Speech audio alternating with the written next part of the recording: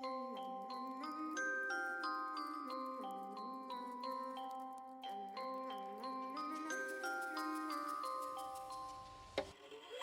a itty bitty spider with a itty bitty ladder and a string jacket round her waist. When she gets a bite, you better run, you better hide, better pray that you're not worth the chase. Yeah, she might be pretty, but I promise it gets scary when she wants your daddy and she finds out where you live. Creeping in the shadows, eating poisoned apples. She's nothing like you ever seen. Her mood goes up and down and round, and ain't no telling what she might do next. Cause she's a itty bitty spider with a itty bitty ladder, and she might just come for you. Should always sleep with one eye open. You better keep in mind to always look over your shoulder. Cause when you think you're safe, just stay awake. She's moving closer. Cause she's an itty bitty spider with an itty bitty ladder, and she might just come for you.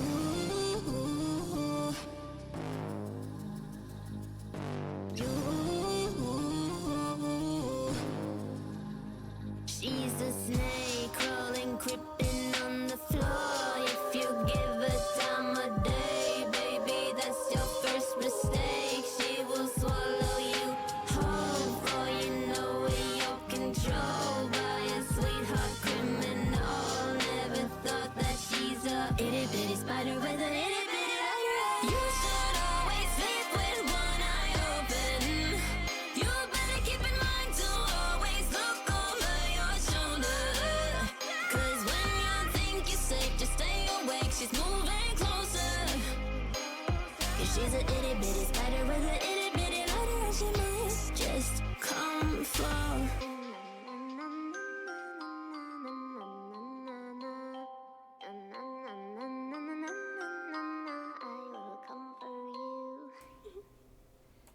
Hello, it's Sunday, and we've got a busy day today. Hope everyone's having a good day. Hope everyone's having a great weekend. But yeah, we got a busy day today. So we got Season of Construct coming up for Diablo 4. We've got Crunchyroll's anime votes. We've got the conspiracy theory tier list, which was no small amount of effort, I will add. And we've got an extra special surprise due to me discovering that Palworld is available on Game Pass. So we're going to play that a bit later if we've got time. But first of all, we're going to start with Season of Construct. Season 3 for Diablo 4. Right, we've got a couple of videos. They're both pretty short. I'm not going to go into the full campfire chat. That's 2 hours. I'm not going to worry about that. But we'll check out these. We've got an announcement trailer and a inside the game. Zeus done pissed off at Island. It seems. Hey, dude, how's it going? You got a big storm then. I'm guessing. Sounds fun. I love stormy weather. Do you want to hear something funny? Storms help me sleep. If there's rain and lightning and all that crap going on, it helps me sleep like a baby. It's absolutely almost assured that I will get a good night's sleep in a storm. Speaking of Game Pass, have you tried Hi-Fi Rush yet? I have. I tried Psychonauts 2. Hi-Fi Rush, and I tried Crackdown 3, and honestly, Crackdown 3's got my attention at the moment, so I'm going to play through that for a bit. It's kind of mindless. There's not a whole lot to it, but it really caught me. But yeah, let's check this out anyway. So this is the Season of Construct announced trailer. Psychonauts 2, really good. Very clean game, extremely well crafted. Everything functions wonderfully. It like the controls are very clean. It works brilliantly. I'm not a huge same with the first game. I'm not a huge fan of the art style, but that's irrelevant. The game itself is solid. I'm going to go and play it properly at some point. Where are you at in the game? I have just gone to the woods. I've just gone to the woods where you have to meet your family and get a brain for the postman.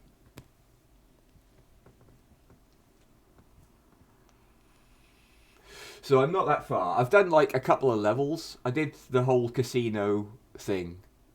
I've done all the casino. Yeah, that was actually legitimately fun. Really well crafted game. Really well crafted game. It drives me a little nuts because it is a platformer, and I have no depth perception in games, so I get aggravated by a lot of the jumpy, puzzly bits. But it is that's a personal problem. That's not an actual problem with the game. The game actually does all that very well. I just have no depth perception in games. So yeah. Right, let's have a look at this anyway.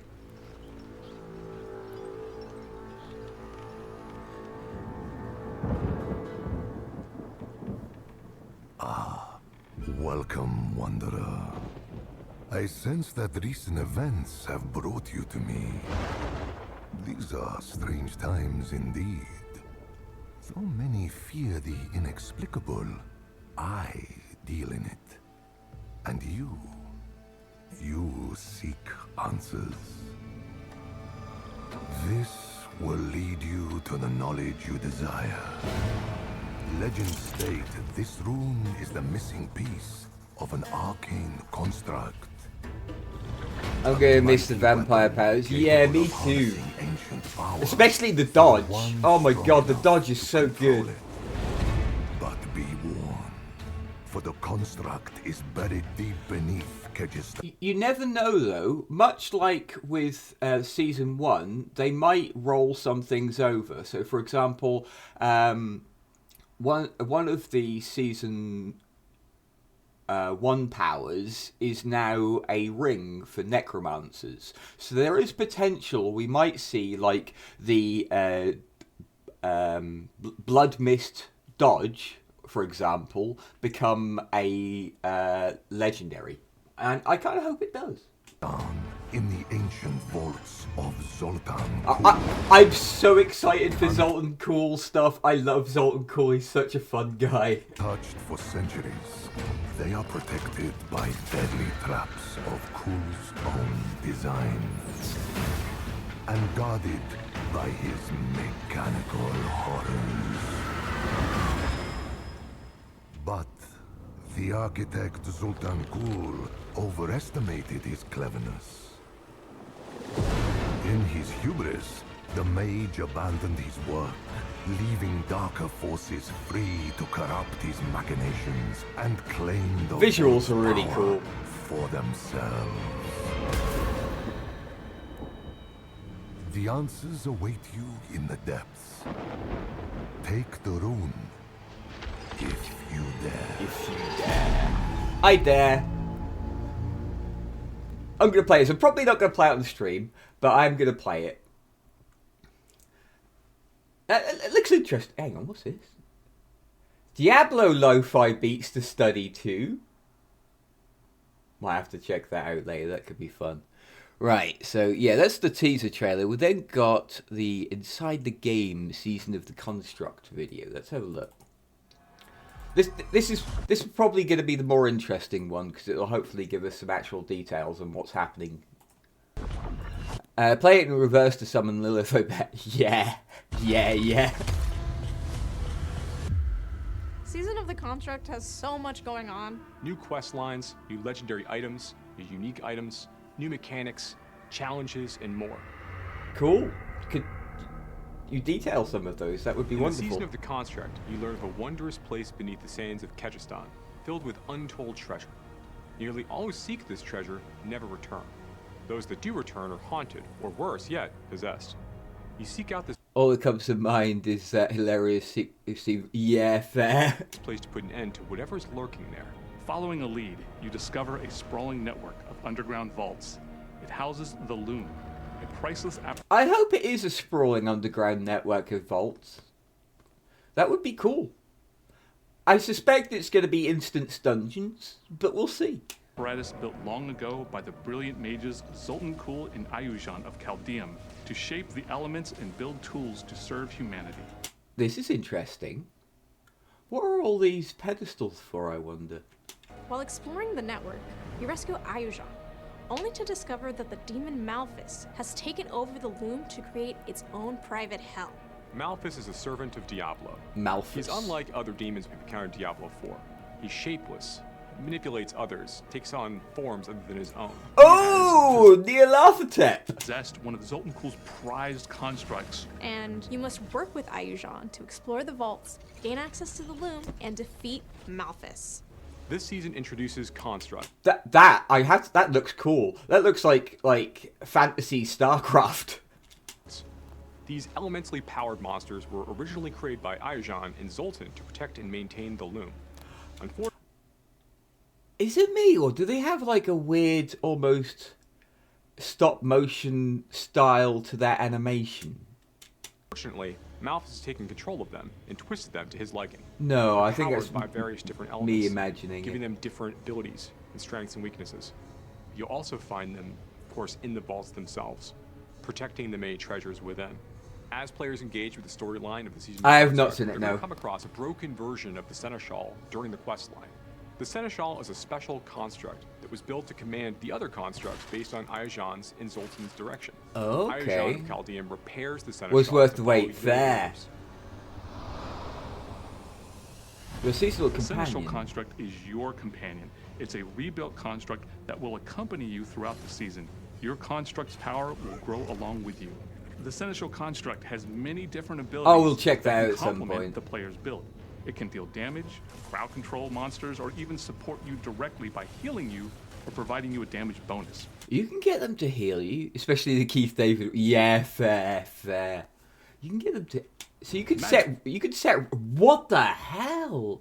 You could set roles for your constructs and stuff. That's really cool. Safeguard support, electrocution support, shield break support. Set it to ranged. Okay, so we're getting a interface a bit like the vampire one. Looks like it's in the same place as the vampire one as well. Everyone forgets the man can sing. A lot of people don't seem to understand that actors don't just train to act. Magical stones are the key to customizing and empowering your construct. They are primarily found in vaults. You get governing stones from the season's quest line, and you get tuning stones from playing through the season's content. Yeah.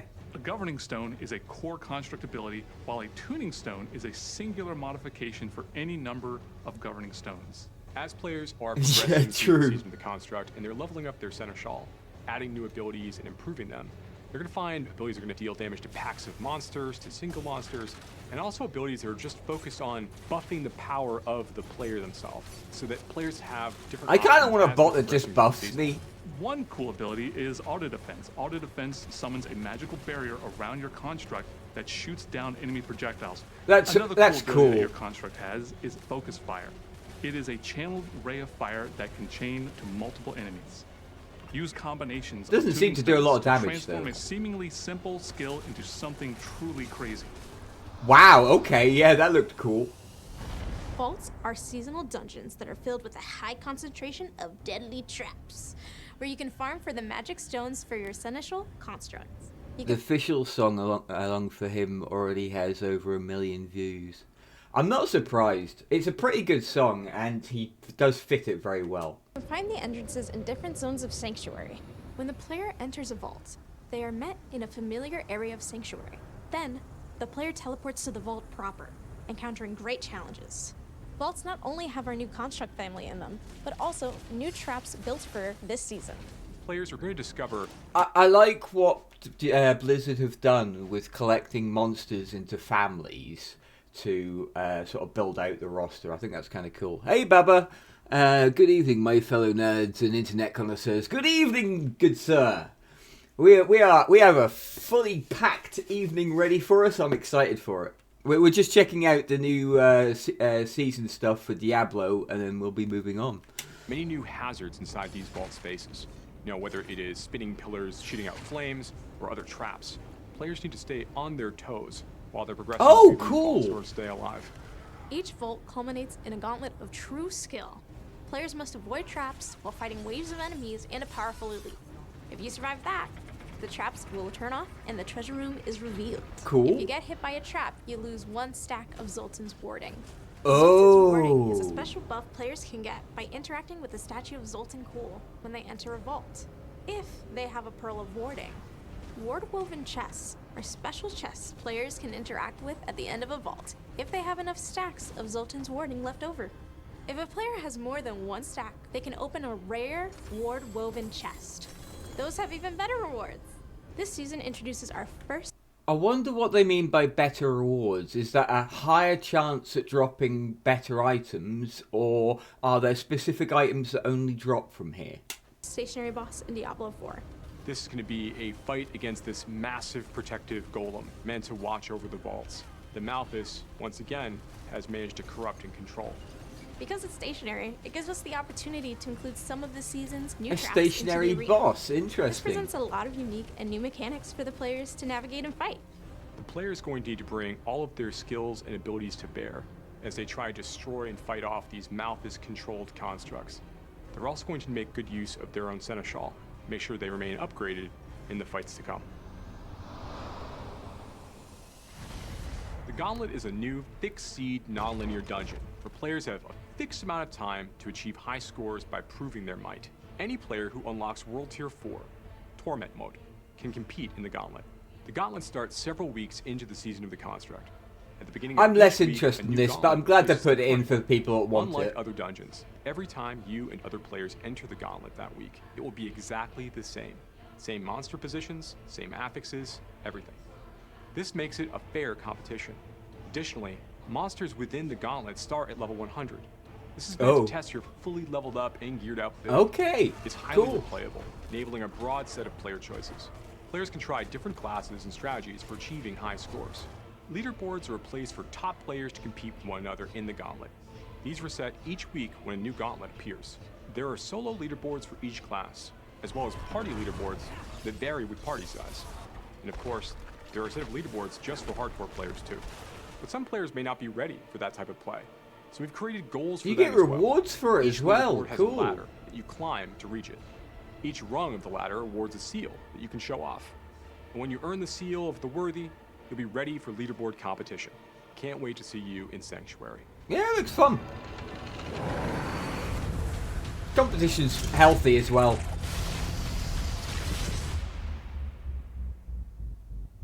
Grimdark theme, brutal design, and nonsensical story. As a Warhammer fan, I can get behind Diablo. Unfortunately, it's a Blizzard IP. Looks good though. It is a fun game. It started off kind of rough. It's gotten better with each season. We're only in season 3, so you know things can only be made so much better. But they have made steadily increasing improvements to the game. They've added another stash tab with this season as well, and I'm not sure how to feel about that. There's a problem with stash tabs in that anytime you're out in the world and you encounter another player, not only does it have to load in that player and their equipment and their build, paragon and everything, it also has to load in all their stash tabs. So adding another stash tab just means it's heavier load on the servers, heavier load on our PCs and stuff. Hopefully at some point they're going to fix that problem, but as far as I'm aware, they haven't fixed it yet. So I'm a little concerned about that. Although having extra stash tabs is also nice. Hopefully it won't be a problem. But that looks interesting. Like this Season 3 looks interesting. I like the look of the bot. Where was the lightning bit again? Another cool ability that your construct I like has the- is Focus Fire. It is a channeled ray of fire that can chain to multiple enemies. You've got this Use laser combinations thing, of tuning stones to transform a seemingly simple skill into something truly. and then you upgrade it to be like mega laser. That's kind of cool. I kind of want to make mine a buff bot. I want mine to just buff the crap out of me. sit behind me, not to really do much offensively or anything, just sit and buff me. That would be cool. But yeah, this looks interesting. I'm wondering what legendaries and stuff they're adding. I guess we'll find out when I play. What? That'll be interesting. I wish they never did two things. Wish they gave us Horde mode, and wish Paragon boards would introduce a new board each season that could flavour up old skills. I wouldn't. I'm not convinced the developers would be able to keep up that pace. I certainly hope that you are using these governing and tuning stones as playtest of a similar system for actual skills. We need this sort of customization for our core skills as a permanent addition to the game. I mean, that would be nice, but I don't know that we need it. So, sounds like you're getting there. Looking forward to the gear overhaul. You also need to start looking at skill tree overhaul as well. I don't know that that's necessary yet. Needs more options for different builds and build diversity with certain build type. I mean, I guess for those that are like die-hard Diablo 4 players, maybe that might be more meaningful. Does Diablo spawn as many enemies as Path of Exile does? I remember my screen getting all blurry because of how particle effects were going on when playing Path of Exile a few years ago. Not really. Path of Exile is still arguably the better game in a lot of ways, but that is a Path of Exile with 10 plus years of development. While I don't think that's an argument against Diablo 4, it is Diablo 4 after all, not Path of Exile 1. It's Diablo 4. We've had 3 previous games in the Diablo. We've actually had 4 previous games in the Diablo series, but I'm not going to count Diablo Immoral. We've had 3 previous games in the series. By this point, Blizzard should be well practiced with making this game, and the release of the game showed that wasn't exactly the truth of the matter, which was a kind of a shame. But yeah, hopefully with a bit of development, maybe. The biggest problem when it comes to spawning in massive amounts of enemies is that the game performance isn't great, mostly because of what I talked about before with the game loading in each and every player's stash every time they load into the world. And so anytime you see a player, you're seeing their particular configuration for that body type of character, plus all their armor on top of it, with all the stats and legendary affixes and everything, plus the visual customization, plus all of their stash tabs as well. Also, Blizzard is handicapping their devs. They are very much doing that. I for the most part, I don't blame the devs. The devs have made some stupid mistakes. One of the devs, for example, one of the Joes, I do not like. Every time there's a problem, it seems to be his fault, and when asked to explain it, he doesn't. I don't like him. But for the most part, it's not the Blizzard's fault. They've got some really, really good developers. Adam Jackson's actually phenomenal. He's one of the class designers, I believe. He really knows what he's talking about. He's actually seems to be very good at his job, and he's very pleasant to watch present the information he's got for us. But yeah, we'll see how it goes. We are still only season 3 of Diablo 4, and while it should be better now, I don't think we're really going to see any mega improvements to the game until like next year. But we'll see though, because we've got the whole expansion coming out, and Blizzard putting out that whole survey on would you be willing to pay $100 for an expansion, and just about everyone going fuck no. But yeah, right, anyway, that's enough of that. We have the Crunchyroll Anime Awards. This is a daily vote. You can vote on a daily basis. But I'm not going to do that. I'm just going to vote the once.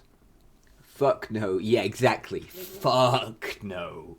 $100 for an expansion is a bit. I understand that the gaming industry is slowly catching up the rest of the world when it comes to inflation, but $100 for an expansion is a bit much. I'd rather donate that money. Getting nothing for my money is better than giving it to a megacorp. Yeah, that's fair.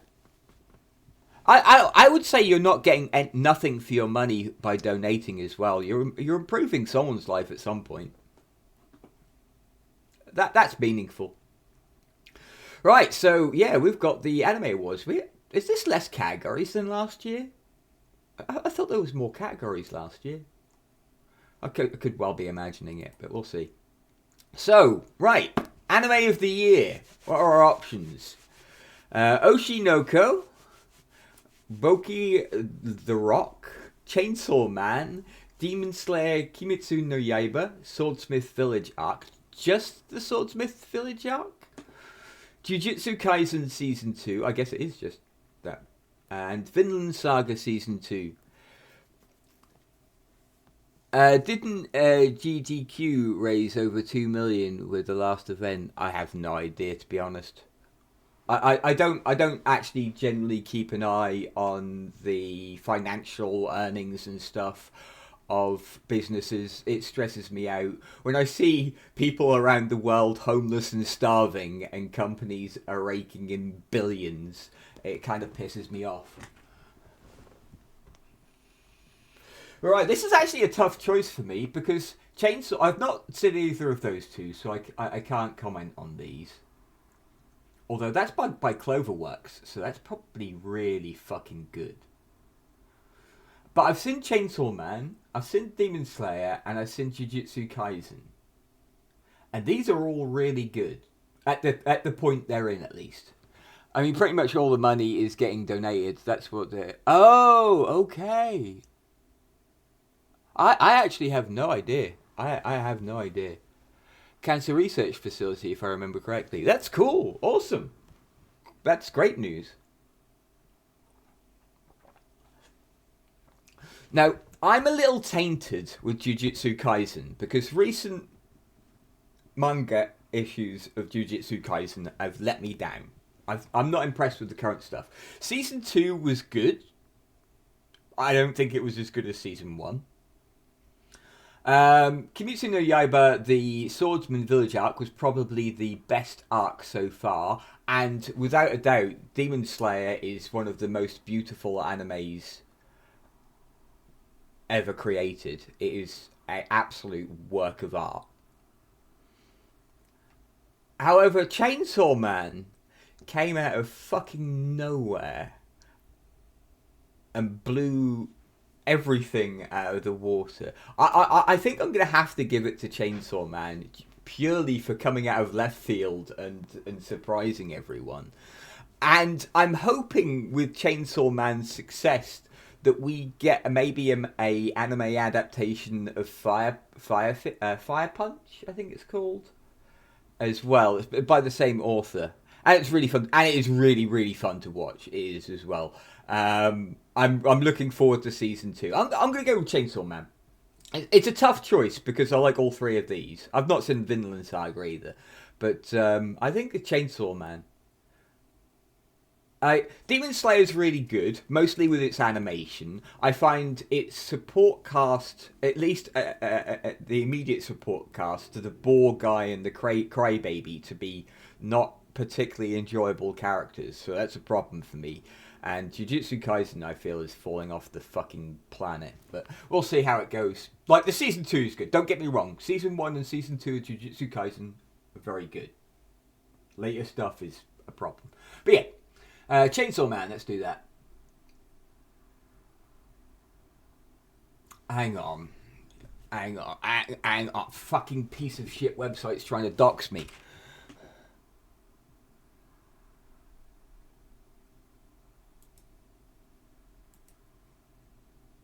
Why would you pop that up? Yes, yes. There we go.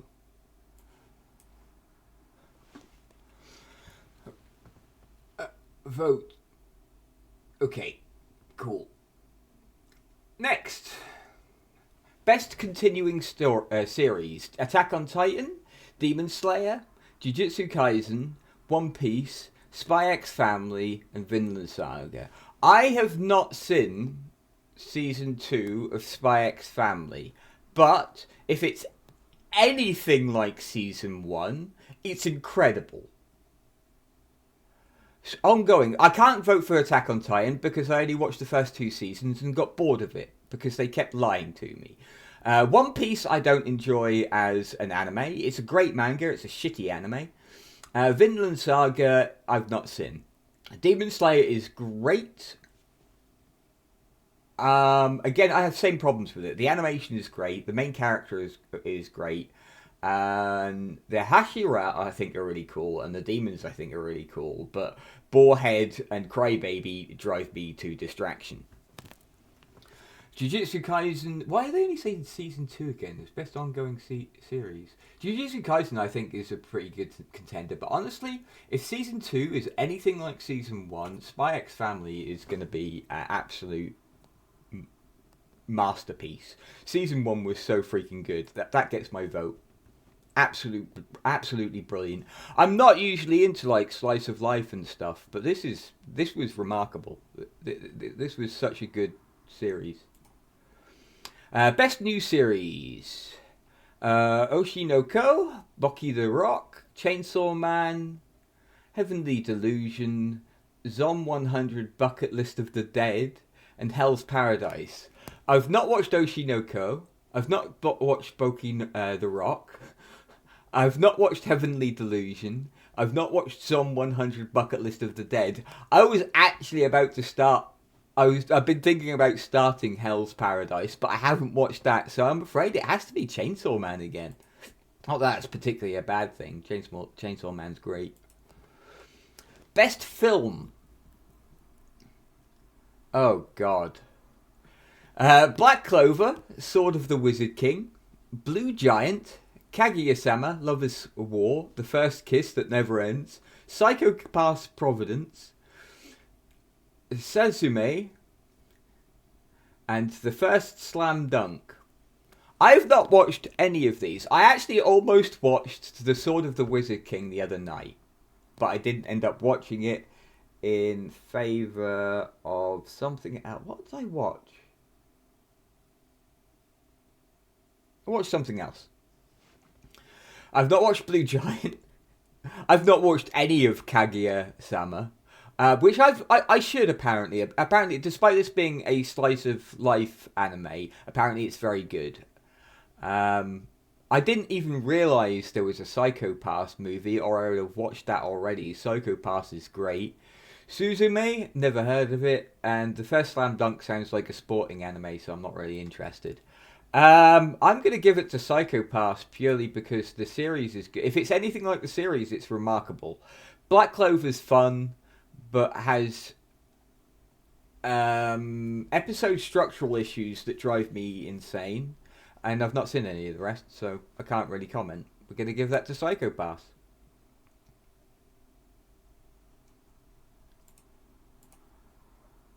Best original anime. I really need to catch up on my anime watching, it would seem. So, Akiba Maid War, Birdie Wing, Golf Girls Story Season 2, the fuck? Buddy Daddies, the fuck? Do It Again, Mobile Suit Gundam, The Witch from Mercury, what the fuck?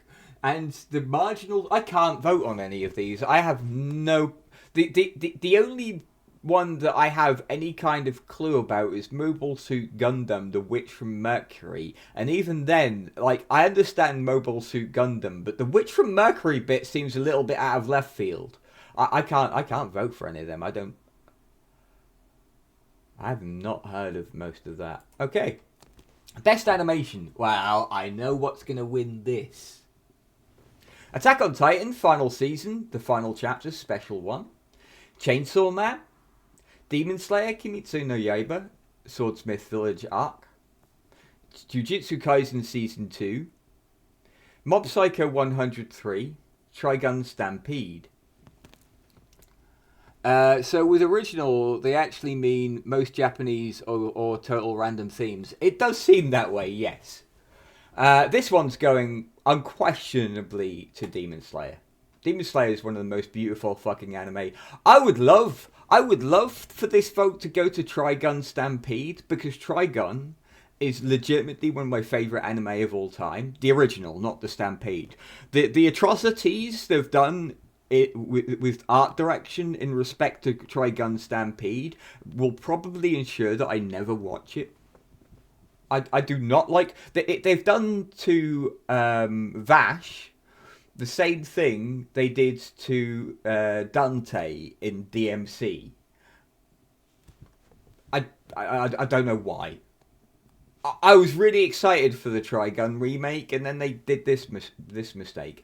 But Demon Slayer is just so beautiful. It is an actual work of art. That's getting my vote. Demon Slayer is absolutely stunning. Best character design: Oshinoko, Chainsaw Man, Demon Slayer Kimetsu no Yaiba, Swordsmith Village arc, Hell's Paradise, Jujutsu Kaisen Season 2, or Trigun Stampede. This is another tough one, because, again, Chainsaw Man, Demon Slayer, and Jujutsu Kaisen are all very cool in this respect. Chainsaw Man, for obviously, like the protagonist, is a great example of general design throughout the entire series. Like, it's completely fucked up, off the wall, messy. It's beautiful. I love it. Great. It's got some great character design. Like, Chainsaw Man himself looks freaking awesome. The hybrids in general, I think, look really freaking awesome. There's a couple coming up that we haven't met yet in the anime that are so fucking cool. I might have to give it to Chainsaw Man, purely based on what's... No, that's unfair. I can't vote for something based on what's going to happen. Are those 6 suggestions, or do you have to vote for one of those? You have to vote for one of them. Demon Slayer also has some great character design, pretty much just in the demons though. The Hashira has some really cool designs to them as well, but they are just humans in clothes. The demons, I feel, especially like the first season, they really caught my interest with the Spider Demon family. I thought they were super freaking cool and was very sad they got taken out so quickly. Jujutsu Kaisen is also really, really good for character design. But honestly, I'm going to give it to Chainsaw Man. Like, look at this. Look at this guy. Also, I have to give it credit for inspiring cosplayers. Like, this is not an easy thing to cosplay. But people achieved it. It's crazy. But yeah, we're going to go for Chainsaw Man.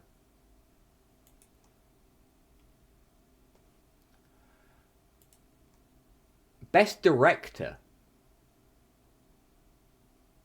I don't know any of these, so I can't say. I don't know the directors of these personally. I think we could say based off the series that Chainsaw Man and Jujutsu Kaisen are coming up way too much. I feel this is going to be a clean sweep for Chainsaw Man for the most part. I don't like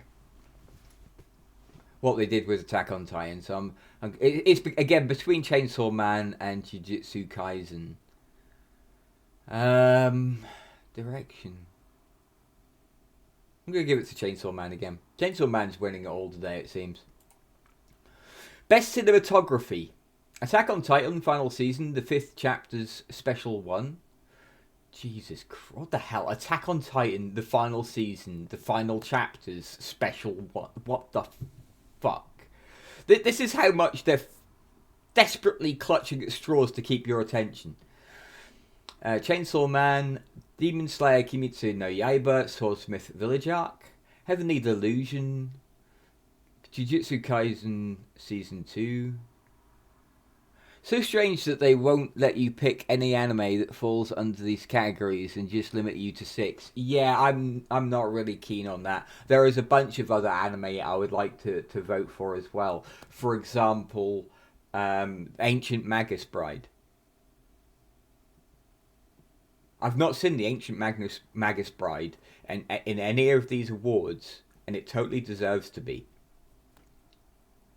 I'm actually going to give best cinematography, though, to Demon Slayer, because, as I've stated a number of times, it is a work of art. It is absolutely beautiful.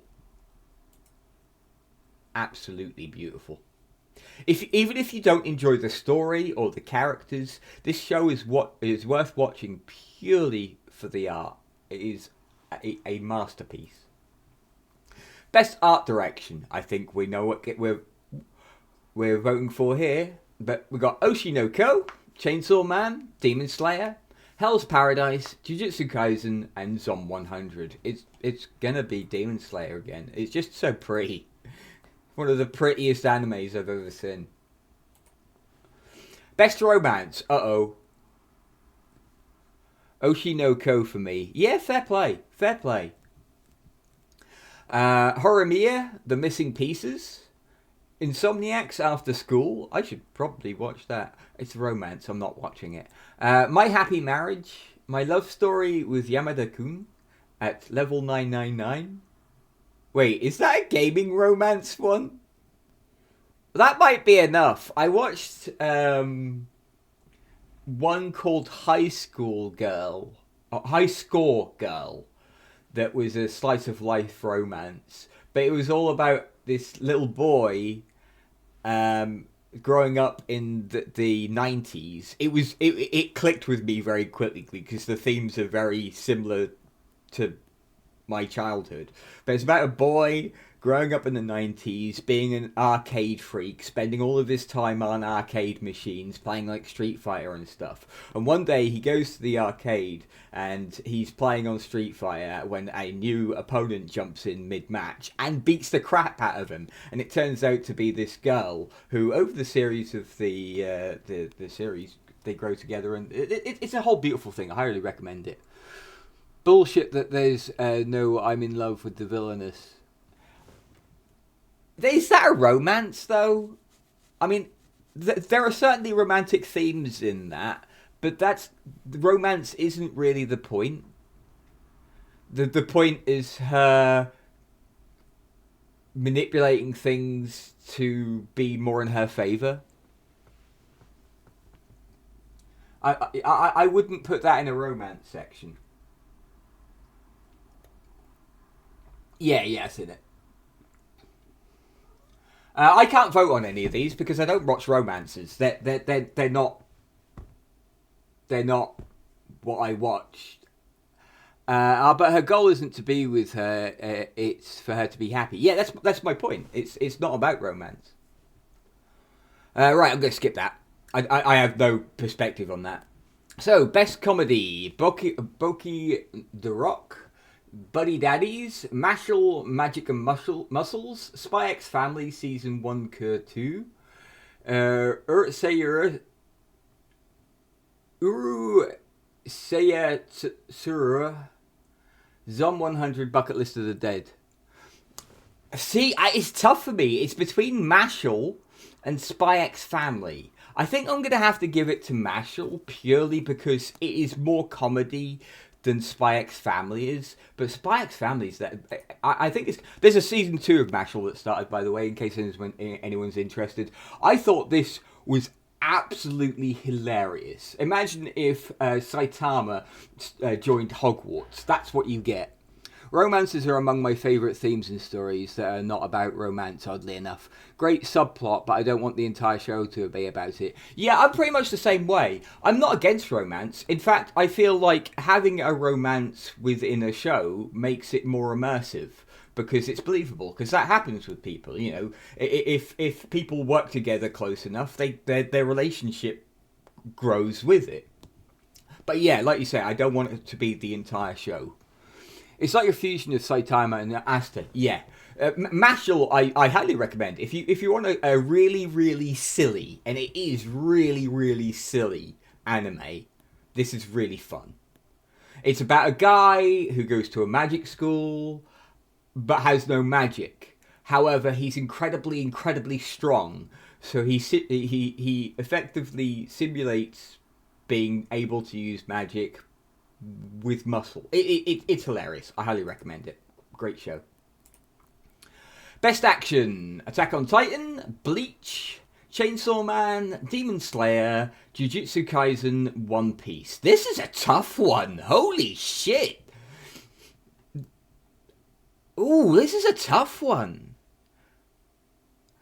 Asta, more like Chadster. Yeah. It's not going to be One Piece. I can tell you that now. I'm not voting One Piece. It is either going to be Bleach, Demon Slayer, Chainsaw Man, or Jujutsu Kaisen. Attack on Titan and One Piece don't even get a look in. This is a tough one, though. I haven't seen most of Thousand Year Blood War arc because it's not been dubbed yet.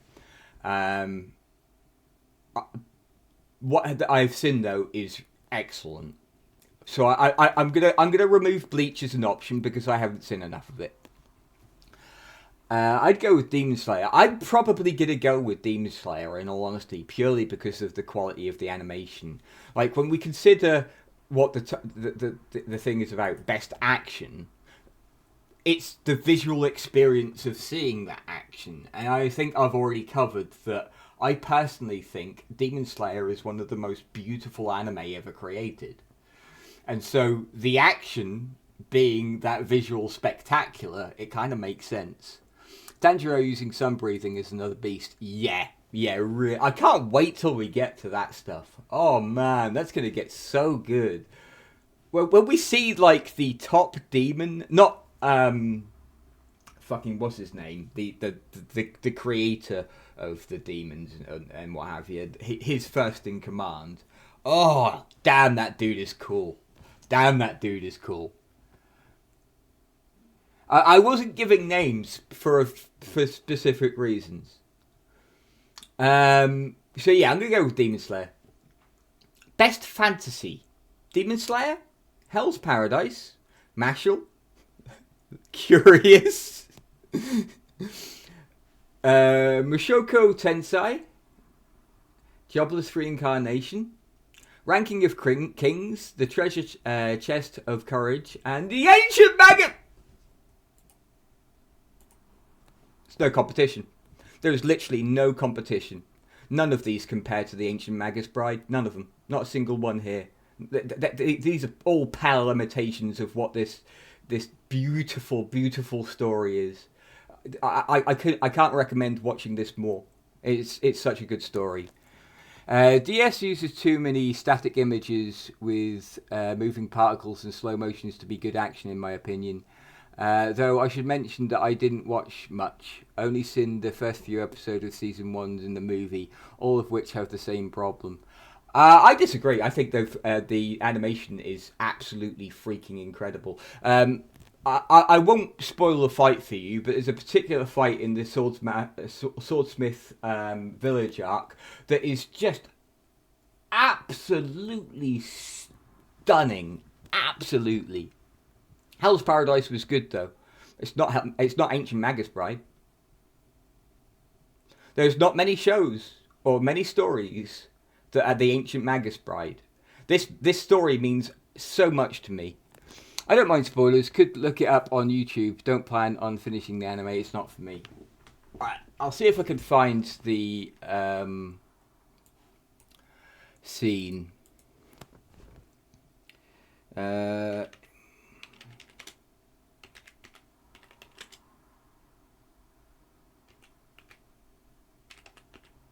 Actually, no, I won't, because I want to put this up on YouTube, and I don't want spoilers. I'll maybe link it into Discord later. I'm going to be putting this up onto YouTube, so that's why I'm avoiding copyrighted music and spoilers and stuff. But yeah, I'll put it on later. But yeah, Ancient Magus Bride is unquestionably one of my favorite like mangas stories of all time, and the setting is beautiful. Like they pay homage to a lot of traditional fantasy, which I really like. Her meeting Chisei meeting Titania and Oberon was absolutely freaking wonderful. I just love Ancient Magus Bride. It's so beautiful. Best drama. Ooh, shit. Oshinoko, Attack on Titan, Heavenly Delusion, My Happy Marriage, To Your Eternity, and Vinland. I've not seen any of these. I can't vote on this. I've not seen any of these, but I'm also not really much of a drama fan. I can't honestly vote. I do intend on watching this. I've seen a lot of good things about this, but I haven't seen it, so I can't honestly vote. It would be a lie, and I'm not lying. Best slice of life. This might be another fail. To Your Eternity, very close second. Fair. I'll have to take your word for it. Same with these, to be honest. Best slice of life. Boki no Rock. Do It Yourself, Horimiya, The Missing Pieces, Insomniacs After School, My Love Story with Yamada-kun at level 999. Again, that one, the title of that one appeals to me. And Sklip and Loafer, Horimiya. Yeah, again, another one where I haven't seen any of these. I don't tend to watch like romances or slice of lives and stuff.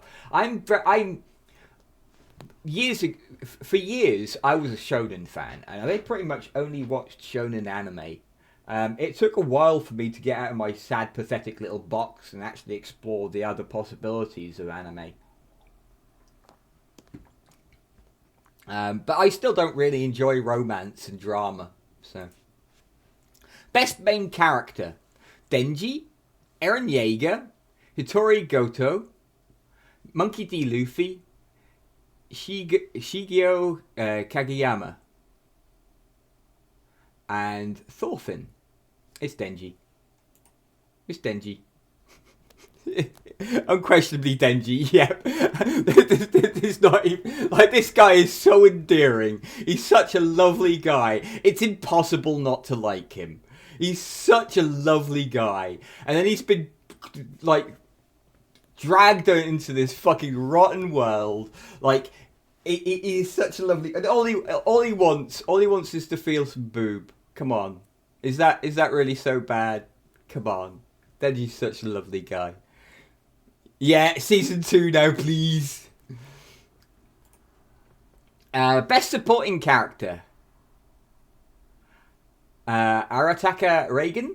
Reagan's cool. Hanga Zoe. That's from Attack on Titan, isn't it? Kana Arima. Power.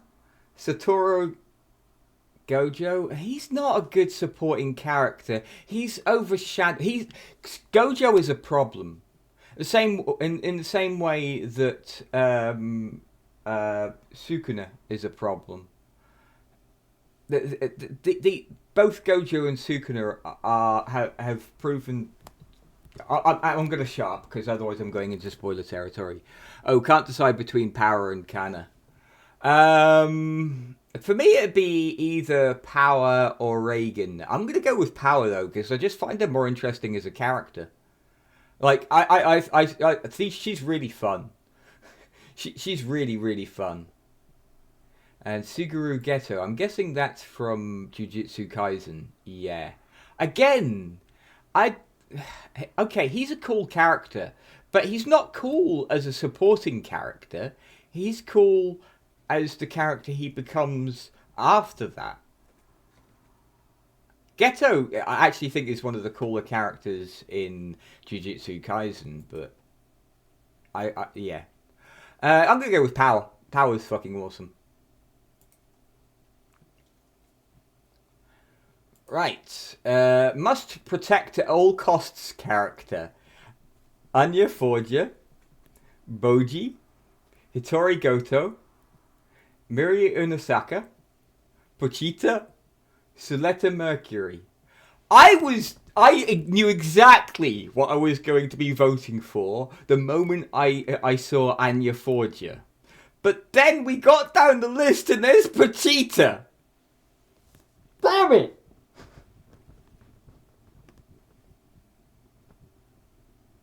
I'm still going with Anya. I'm still going with Anya. But that's because I know what Pachita is. Pachita does not need protecting. Anya does. Best anime song. Oh, shit! None of the ones I would choose are here.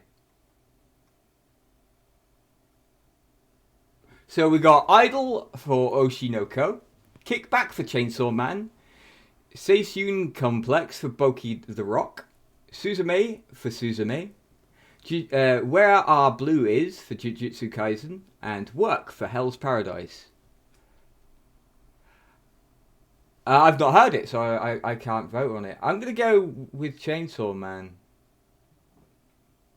I can't remember what they are all are off the top of my head, but I remember the Chainsaw Man being theme tune being a bop.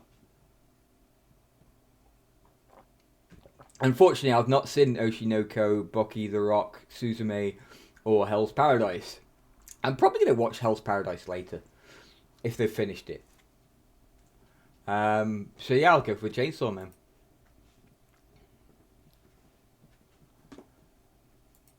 Best score. Oshinoko, Attack on Titan, Boki the Rock, Chainsaw Man, Demon Slayer, or Suzume.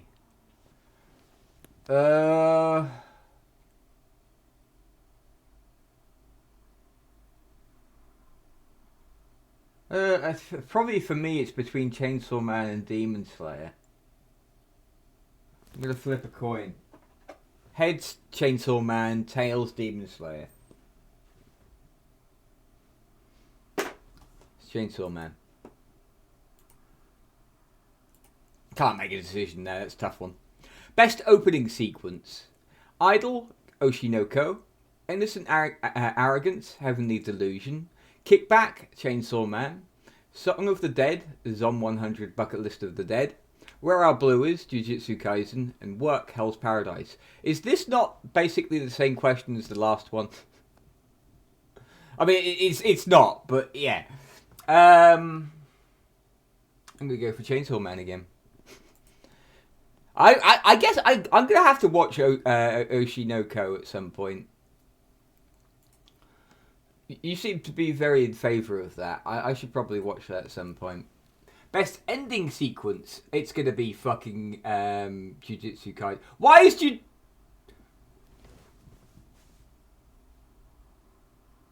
Oh no, it is there. It is there. Akari. Jujutsu Kaisen's ending sequence is fucking awesome. Oshi again. Yeah, fair. I'm actually going to go Akari this time. I'm going to go for Jujutsu Kaisen. I preferred season 1's end credits. I thought the animation there was awesome, but season 2 is also very good.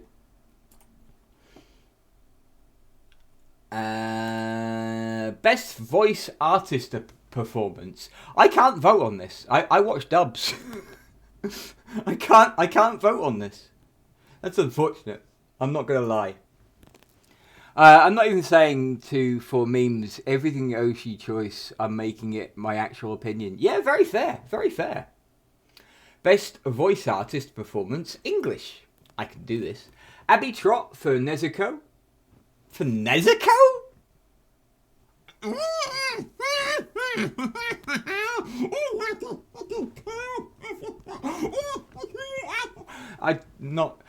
She's a talented actor, but I mean, Nezuko? Austin Tyndall for Millions Knives. Johnny Young Bosch for Ichigo Kurosaki. I really like Johnny Bosch, and I really like his hero voice, but it is literally the only voice he can do. Lexi Nieto for Tomo Aizawa. Marisa Duran by Sigiri Yamada Asaimon. And Ryan Colt Levy for Denji. I think it's got to go to Ryan Colt Levy, honestly.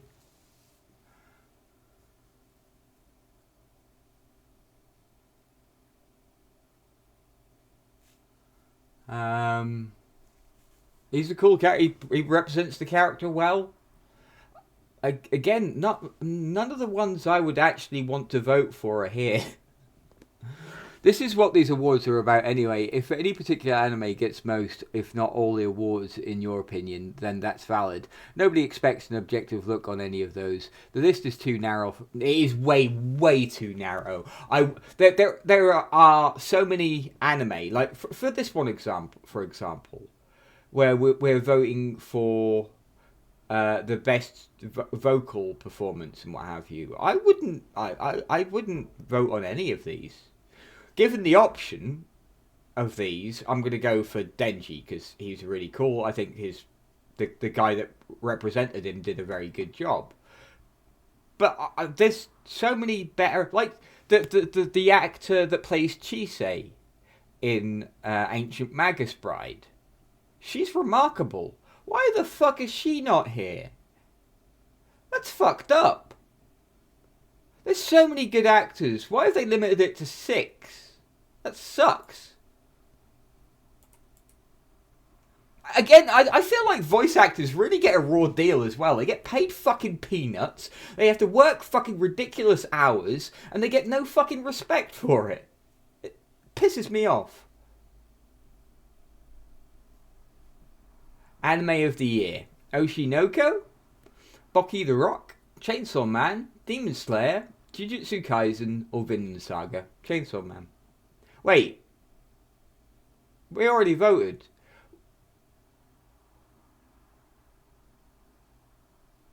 What the fuck?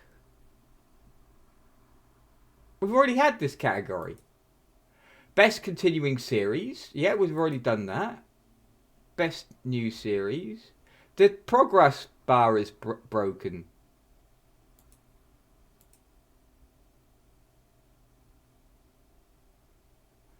Best Original Anime. Wait a minute. No, this is...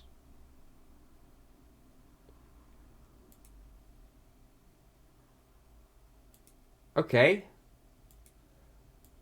This doesn't work.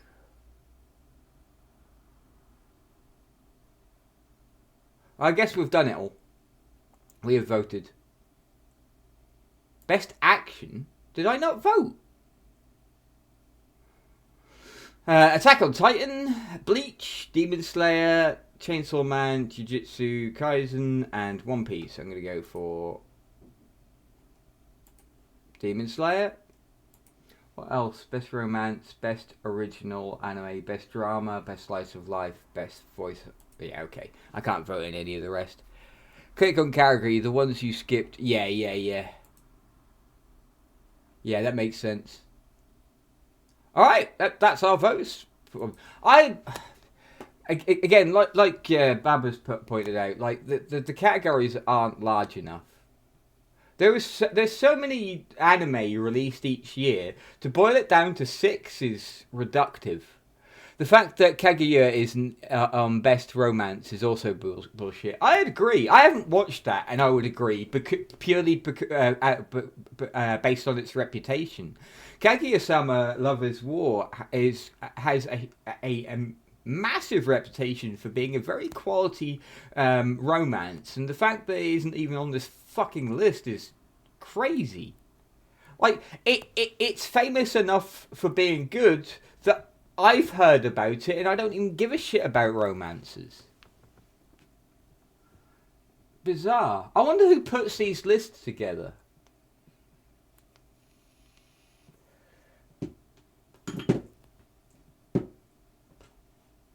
Is there any information? No, I guess there probably isn't any information on that. Then again, Oshinoko is the same author, and he still wins. I guess so, but still. But yeah, there we go. We've voted for the anime awards. That's we did it.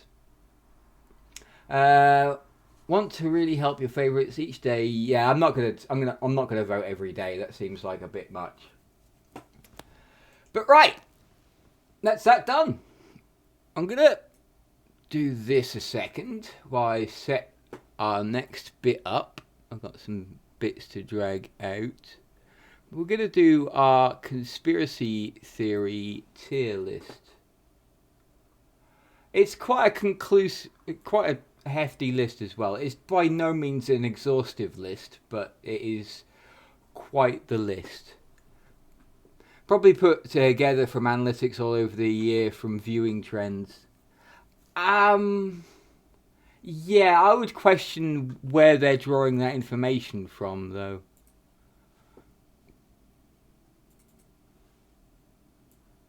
Right. Okay.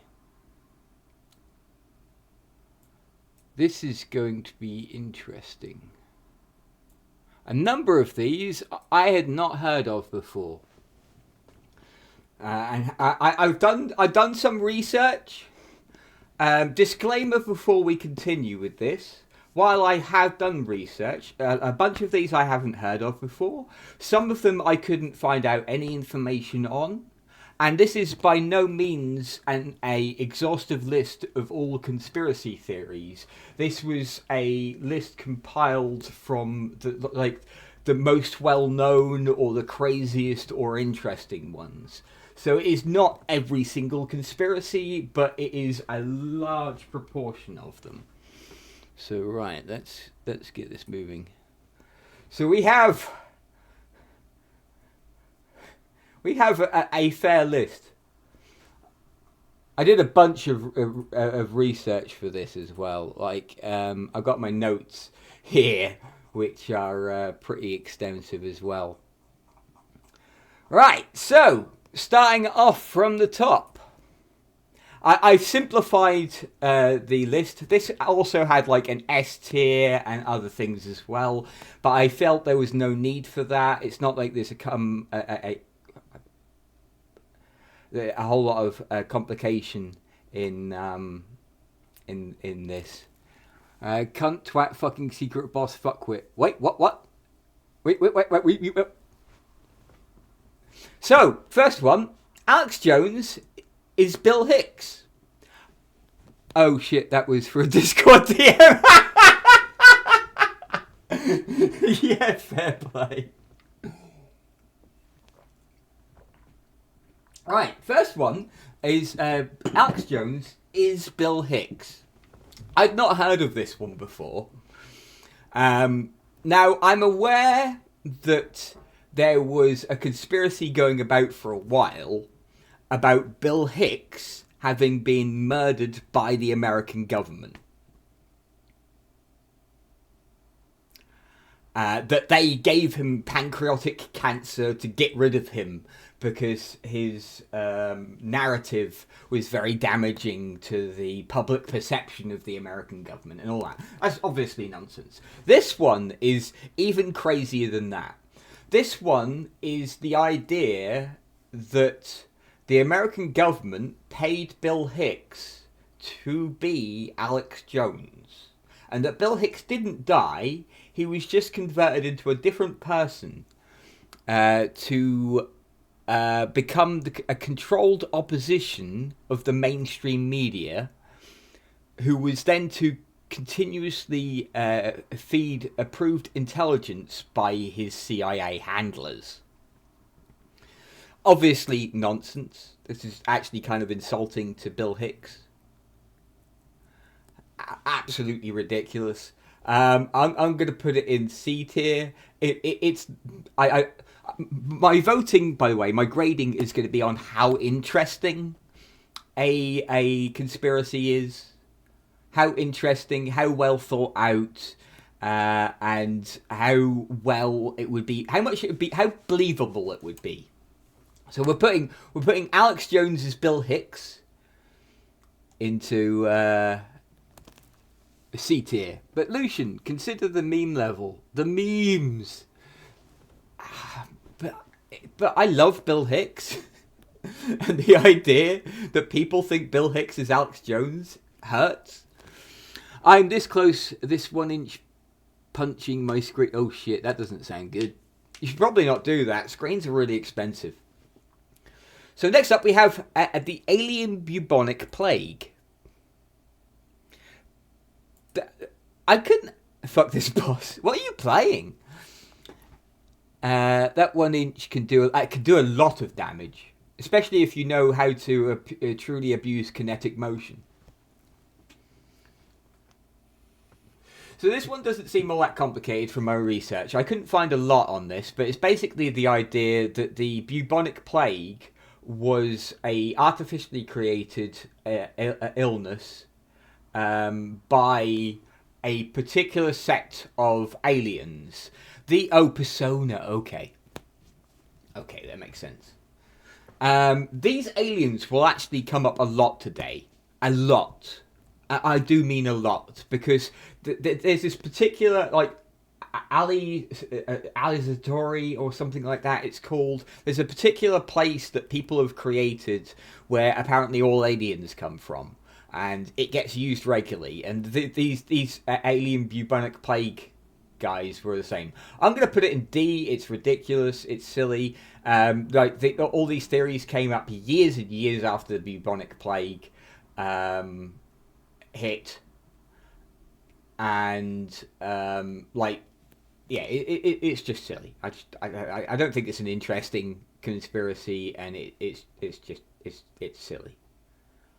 Why would aliens... If aliens were capable of travelling from another planet 2 hours, they could do better than creating a plague. If they wanted us gone, they could just get rid of us. Their technology is sufficiently advanced. Creating a plague is silly.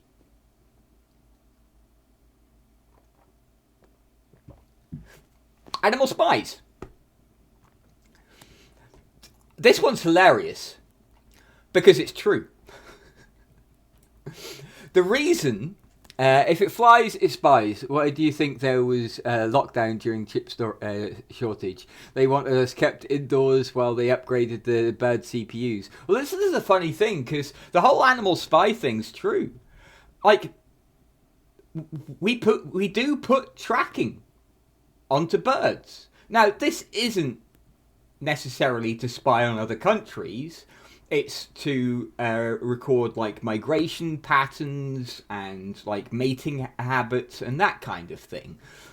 But when you consider, if a person in a country were to find a bird with a tracker on it that was clearly made in, say, like, America, like it's got American engineering or British engineering, then what else are you to think? Of course it looks like countries are using animals to spy on people. And honestly, while there's been relatively little evidence to show that they've actually been used for spies, I'd be surprised to find out if countries hadn't at least tried.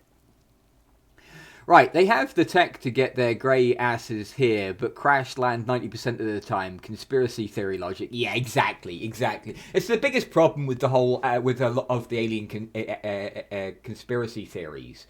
It's assuming that the aliens have sufficiently advanced technology that they can achieve intergalactic or interstellar or intergalactic flight, but can't land for shit. It's silly. But I'm going to put Animal Spies here, purely because I think it's interesting, it's believable, and there's actually, like, you can go out, you can grab a pigeon, and you'll almost certainly find a tracking device on the pigeon, because people do that. Like, it happens. It's not to spy on people, it's to track the pigeons, but still. Right, next up, we've got Anunnaki. Give me a second.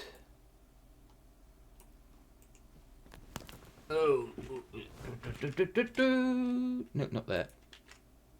No. What are you doing?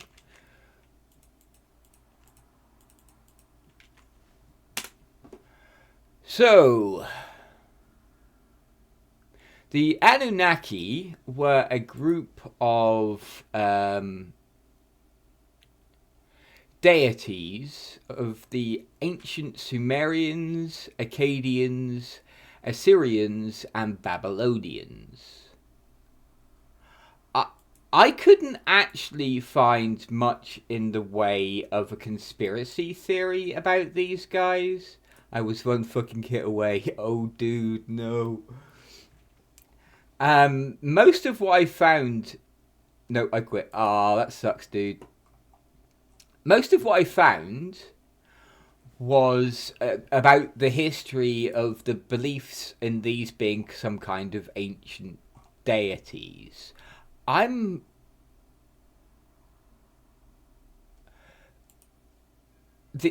only thing I've found that even relates to conspiracy theories is that these guys might be like the original gods, and they created other gods and other beliefs and other belief systems so that they could manipulate humanity from the shadows. But I honestly couldn't find a whole lot on these guys. So I'm going to put them in D because it just seems like they were gods that some people believed in, and then thousands of years later some other people have gone, hey, they might have done some stuff. What I like about this is the idea that there have been deities on Earth, but they were so fed up with our bullshit that they noped out. That, I could believe that. I could definitely believe that. For now, at least, my hand is having trouble not crushing this mouse. Yeah, fair. But yeah, I could very much... Same with the whole alien thing. I can understand aliens coming to investigate us because our growth as a society has been remarkably quick. In the last, couple of 100 years, at least. I can understand aliens coming to look to check us out to make sure we're not a problem, but I don't see why they would want to interact with us. Not in our current state, at least. We're like toddlers. That'll Kratos. Okay, yeah, fair. But yeah, I'm gonna put them in D. Oh, actually, I'm gonna put that in don't know because I'm not entirely sure what the conspiracy theory is supposed to be with them. Appendix denial. I don't think I found... Yeah, I couldn't find any... I don't know what appendix denial is about. I couldn't find any data on that whatsoever. I presume there's people that are trying to claim that the appendix doesn't exist. But, I mean... That's pretty fucking dumb considering it's evidenceable. So yeah. Seems from all the hints we will be visiting Egyptian pantheon next. What, for God of War? So yeah, I'm gonna put put appendix denial in don't know. Aquatic ape hypothesis. Okay, so the aquatic ape hypothesis, also referred to as the aquatic ape theory, or the waterside hypothesis, is a hypothesis on human evolution that postulates that the ancestors of modern humans took a divergent evolutionary pathway from other great apes by becoming adapted to a more aquatic habitat. And while the hypothesis has some popularity with the lay public, it is generally ignored and classified as pseudoscience by anthropologists. And in fact, there was a book written called The Shame of Man. Return to Aquamonkey. Yeah, very much so. There's a book written called The Shame of Man that postulates... it's a good book, by the way. I highly recommend people... I can't remember who read it. I think it was Piers Anthony. Shame of Man. Yeah, it's Piers Anthony. Very good book. It is a work of fiction, but it's Piers Anthony's perspective on the potential early development of man, and his idea. He also follows the idea that part of us moved away to become more aquatically aligned. This is, as we just said, been dismissed by most actual scientists as being pseudoscience, but I actually think this is pretty interesting. I'm going to put it up with B. It's believable. Like, it kind of, there's some logic following there. If we look at like people from different parts of the world, like you come over to Britain, for example, and we're kind of hairy for the most part. Despite living on a bunch of islands, we're quite hairy. You go further into the Mediterranean, and hair starts become like bodily hair starts becoming less and less frequent, and it's presumed in like The Shame of Man and by this theory that the reason for this is that those people spent more time in the water. Hair creates drag in the water, therefore it is a negative survival trait. Therefore they grew out of it, and so on and so forth. But obviously, anthropologists know better, so I'm not going to argue with the experts. That seems utterly foolish, but it's an interesting conspiracy regardless. Next up, we have artificial moon, which this actually alarmed me a lot when I did the research for this, because it turns out China's actually achieving this very thing. This is not a conspiracy now. While it might have been a conspiracy at some point, I found a number of articles, sorry flashbang, that China are actually building a artificial moon research facility in order to simulate low gravitational environments. So, this not conspiracy. But if we go by the old perception of it being that the moon is artificial, it was created by someone or something to keep an eye on us, or to have a facility to have Overwatch. I saw one story that was kind of celestial themed, in that it proposed that the moon was a installation created by an alien race to help our evolution, and that if it hadn't been for them, we'd still be apes. So I'm going to actually put that up in C.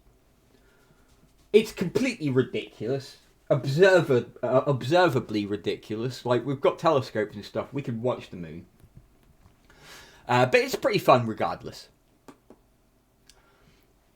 Next up, Atlantis. I think we all know this one.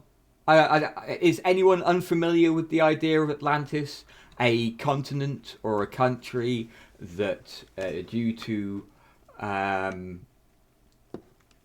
like tectonic shift and the changing world, sunk to the bottom of the sea, to be lost forever, only for it to be proven wrong because of continental drift.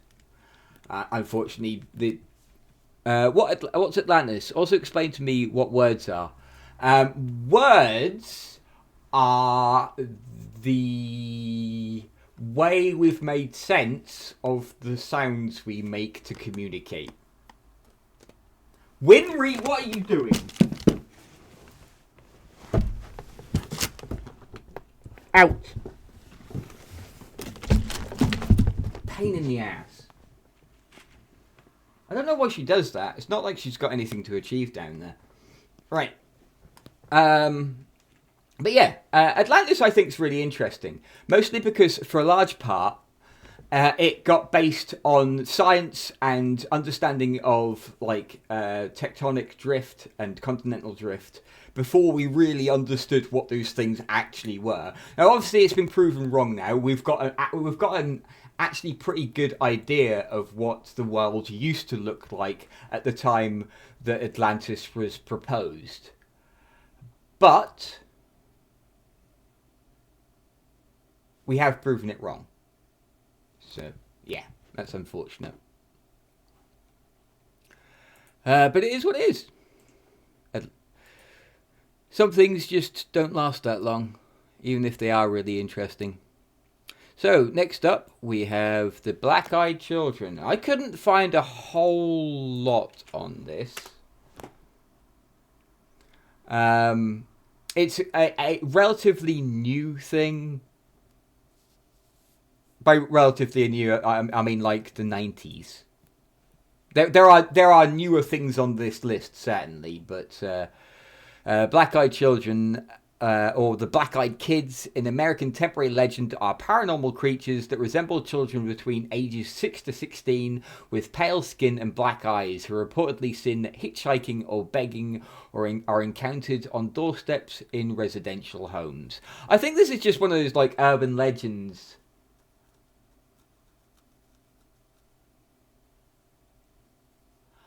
What's that? Interesting site on YouTube. Bright insight with the theory of Atlantis being in Sahara.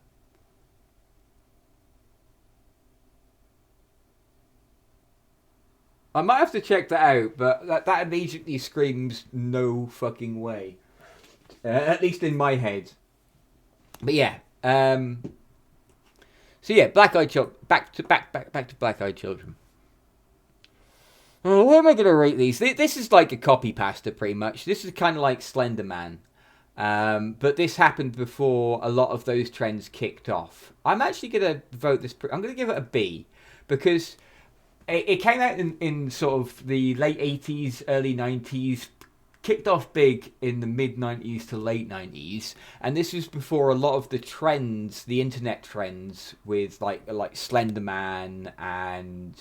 like the Memphis rap and stuff like that came about. I think this was kind of a trendsetter. There's a more believable theory about Atlantis just having been one of the largest settlements of ancient times that was abandoned in the Sahara. Seen a lot of conspiracy theories that use that as a foundation. Okay, I might have to check that out.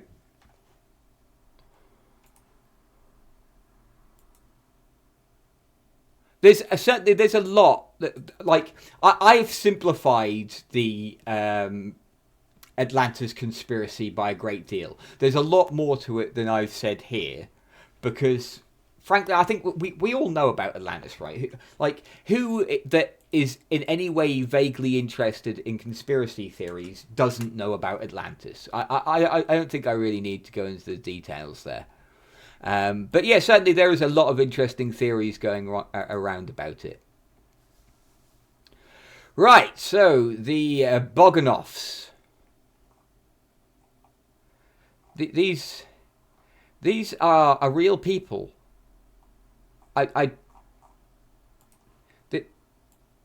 They are not a conspiracy. I don't understand.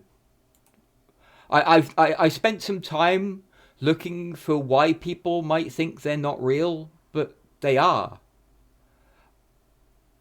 Igor and Grichka Bogdanov.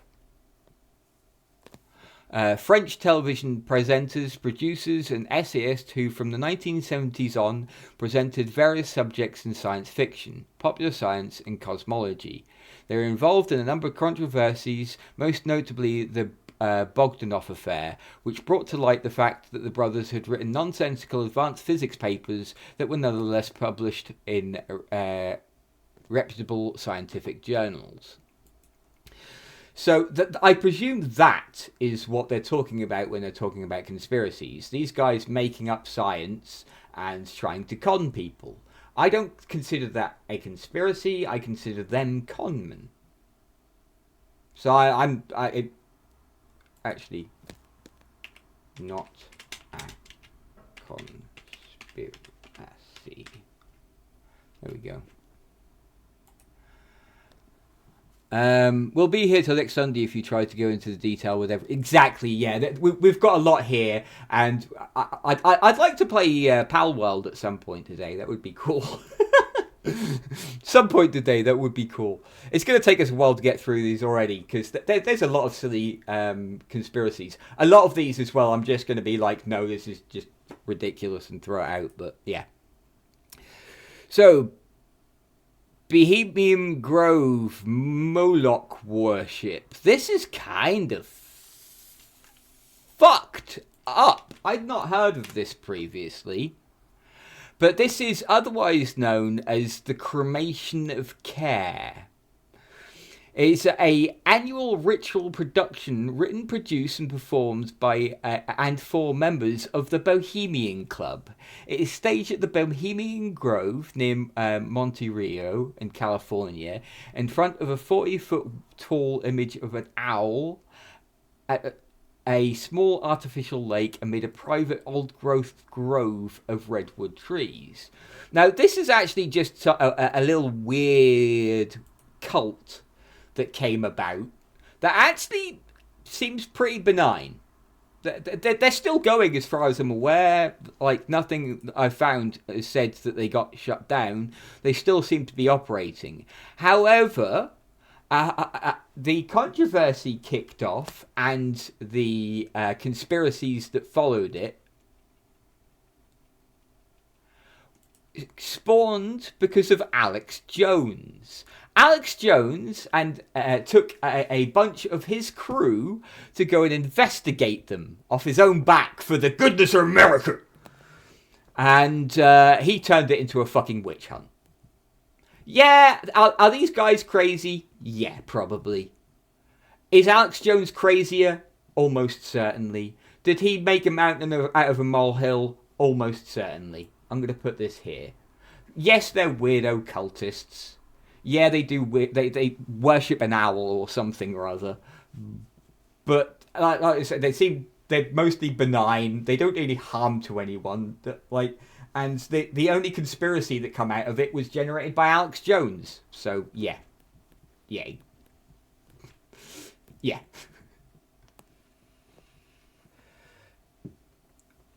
Right, breakaway civilizations. Now, this one I find super interesting. This is the idea that some people or peoples, governments, organizations, whatever, have utilized advanced technology to create breakaway civilizations. The idea being that they live in a higher state of being, whether it be technologically advanced lifestyle or having ascended out of the corporeal form through the technological means. But this is about secret civilizations that are separate from humanity and live apart from humanity, and deliberately keep the technology away from the rest of humanity for a number of different reasons, whether it be they don't trust humanity, or they're greedy, or any number of silly reasons. So basically the ones that built the Stargates. Yeah, basically. Yeah. I'm going to put this as our first A, because I find it really interesting. And this is a conspiracy that's been around for decades and decades. This is a very, very, very old conspiracy. We're going back like potentially hundreds of years with this conspiracy. It's one that's stuck around, and it's kind of believable. I would not dismiss the possibility that there are hidden advanced civilizations on Earth that have kept themselves hidden because they consider us a risk. I think it's a really cool conspiracy. And honestly, I don't think it's really one that we can prove wrong.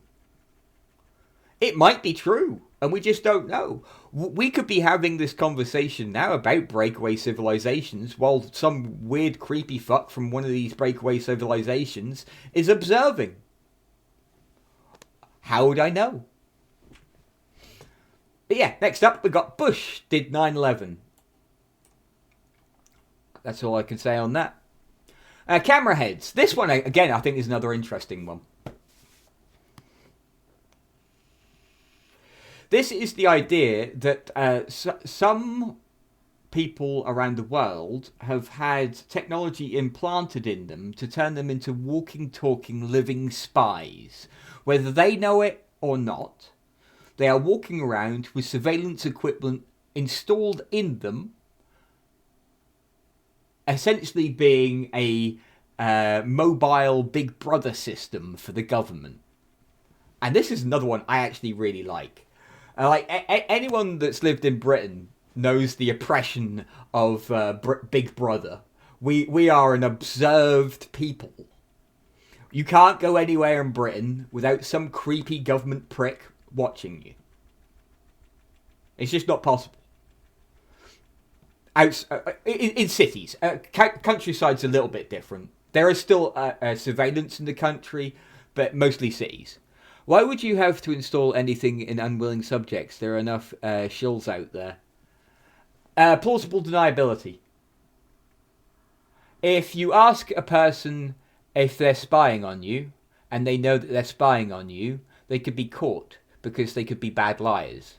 If they don't know, they can't lie. They can only tell what they know to be the truth. That's it. Literally all there is to it.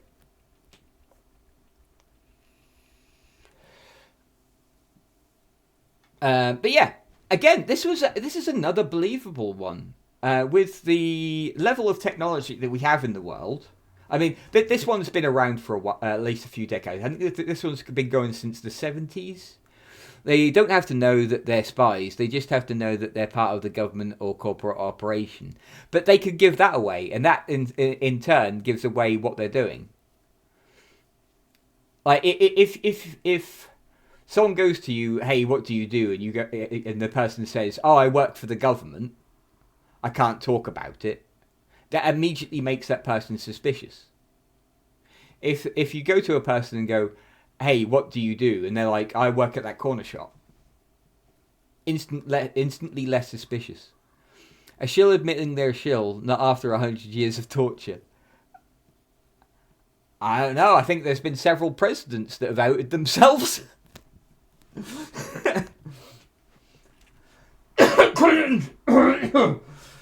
Anyway. Rookies. Yeah, true. But yeah, it's generally safer if you can manipulate people without them knowing about it. It's generally safer than having them know about it. But yeah, camera heads I think is really interesting and somewhat believable. And we're kind of moving in that direction anyway, with the biotech integration becoming more of a thing that companies are looking into. In fact, there's a couple of companies that have delved deeply into it. We have a bunch of chimps that are able to play Pong with their brain, which is interesting. This is going to become more and more likely a reality. But, yeah, is what it is. Right, chaos banking. Chaos, I could not find anything on chaos banking. I don't know what that's about. If you guys have any insight into that, I would be interested.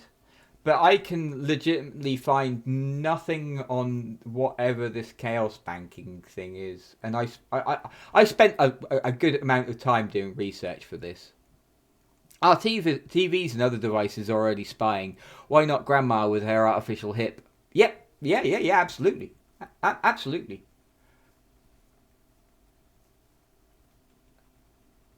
Like, there's no reason why a government official couldn't be spying on me right now. I mean, ignoring the fact that I'm broadcasting myself on a international platform. I'm surrounded by technology all of the time because I love technology. I have technojoy. I am a technophile. I love technology. And it would be very easy for someone in the know to be able to compromise one of my devices and be able to spy on me with it. Like, That's why camera heads is in A, because it's believable. It's very believable. Chemtrails. Yeah, I think we all know.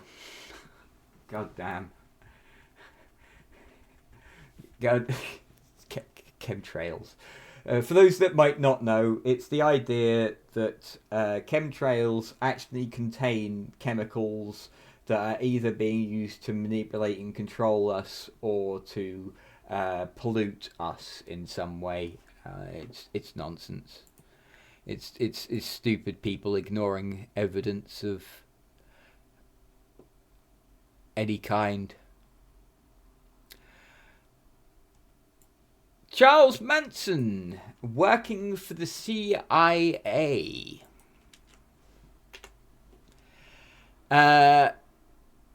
This, I actually think, is based on a book, funnily enough. There was a book written called Chaos, Charles Manson, the CIA, and the Secret History of the 60s. And it's all about how the American government was trying to push a bunch of agendas and crazy shit in the 60s and the 70s. And the idea behind this particular conspiracy is that Charles Manson, the murderer, the helter-skelter guy, was part of it. Least effective method to do the thing that chemtrails are supposed to do. Hey, let's manipulate the environment, people. Waste all the supposed chems by throwing them out out a plane. Yeah, it's daft. People don't think. They don't think logically. It's one of the problems. And if people thought about it, they'd be like, yeah, chemtrails, like, especially since we do like crop dusting and stuff. It's just so freaking daft. It's so daft. But yeah, this is the idea that Charles Manson was a CIA stooge set up to perform a bunch of experiments in the 70s, presumably to do with drugs and the control of people.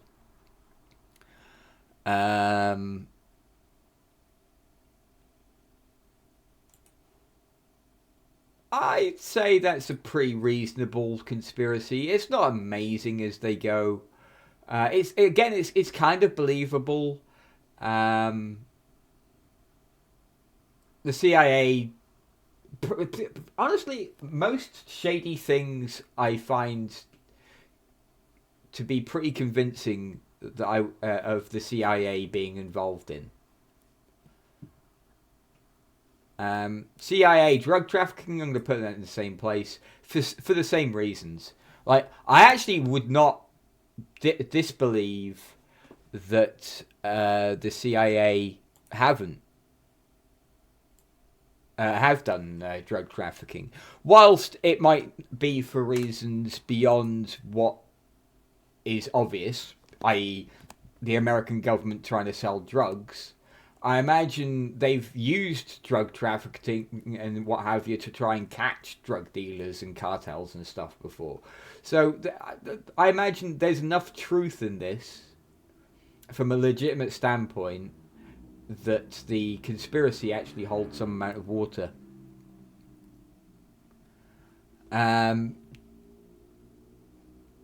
Right. Where's my list? Jim Jones being part of the CIA. Now, this is an interesting one. So, I presume most of you will have heard of the whole Jonestown thing. Well, this is in fact, this is another book that was printed in 1989. Was Jonestown a CIA experiment? This is a work of investigative, oh Jesus, you know the word, journalism that presents the theory that the Central Intelligence Agency employed the Reverend Jim Jones to administer a pharmaceutical field test in mind control and ethnic weapon to a large test group, namely the membership of the People's Temple. Again, was he the Waco? No, that was David Koresh. Another weirdo, but yeah, different kind of weirdo. David Koresh was kind of more weird. His cult was... I'm pretty sure he just wanted to get laid. I'm pretty sure David Koresh was just about getting sex. It was a weird cult. Doesn't excuse the American government's way of dealing with it, pushing a bunch of men, women, and children into a small room and then setting it on fire is not okay in any means. But yeah, Jim Jones being a CIA stooge, I think that's pretty believable and not really outside the realms of expectation when it comes to things that the CIA might do. In all honesty, so yeah, I'm going to put that up there. Stephen Paddock, working for the CIA. This guy was I believe is still attributed with one of the most... one of the largest casualties from a shooting, I believe. Stephen Craig Paddock was an American mass murderer who perpetrated the 2017 Las Vegas shooting. Paddock opened fire into a crowd of about 22,000 concert goers attending a music concert festival in Las Vegas Strip, killing 60 people and injuring approximately 867. The idea behind this is that it's another a government setup. He's working for the CIA, and that those people at the concert were evil or something. This one actually holds less water for me, purely because of the nature of the attack. Like, the dude fired on people that were listening to music. Why would the CIA want that? That seems weird. So I'm going to put that down there. I don't know what the fuck this is. Oh, no, okay. No, climate change denial. Okay, yeah, I'm going to put that there. Because this is not a conspiracy. This is just people willfully ignoring evidence, scientific evidence. This isn't. In fact, I'm going to put it there. It's not a conspiracy. It's just people being stupid. It's stupidity. It's not conspiracy. Cointelepro.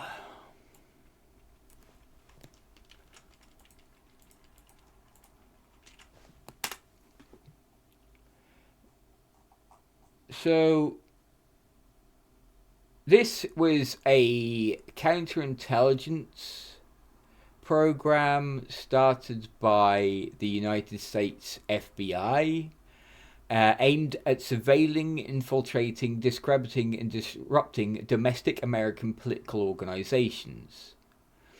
Specifically, ones that were seen as subversive by the American government, including feminist organizations, the Communist Party of the USA, anti-Vietnam War organizers, activists of civil rights and Black Power movements, for example, the Martin Luther King Jr. and the Nation of Islam, the Black Panther Party.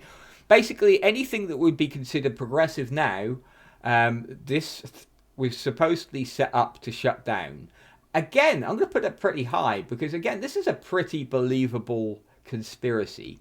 I believe the theory with the climate denial is that the government supposedly gained something out of it, mainly control over the population by increasing taxes and all that. It's just so evidently, obviously not true, though.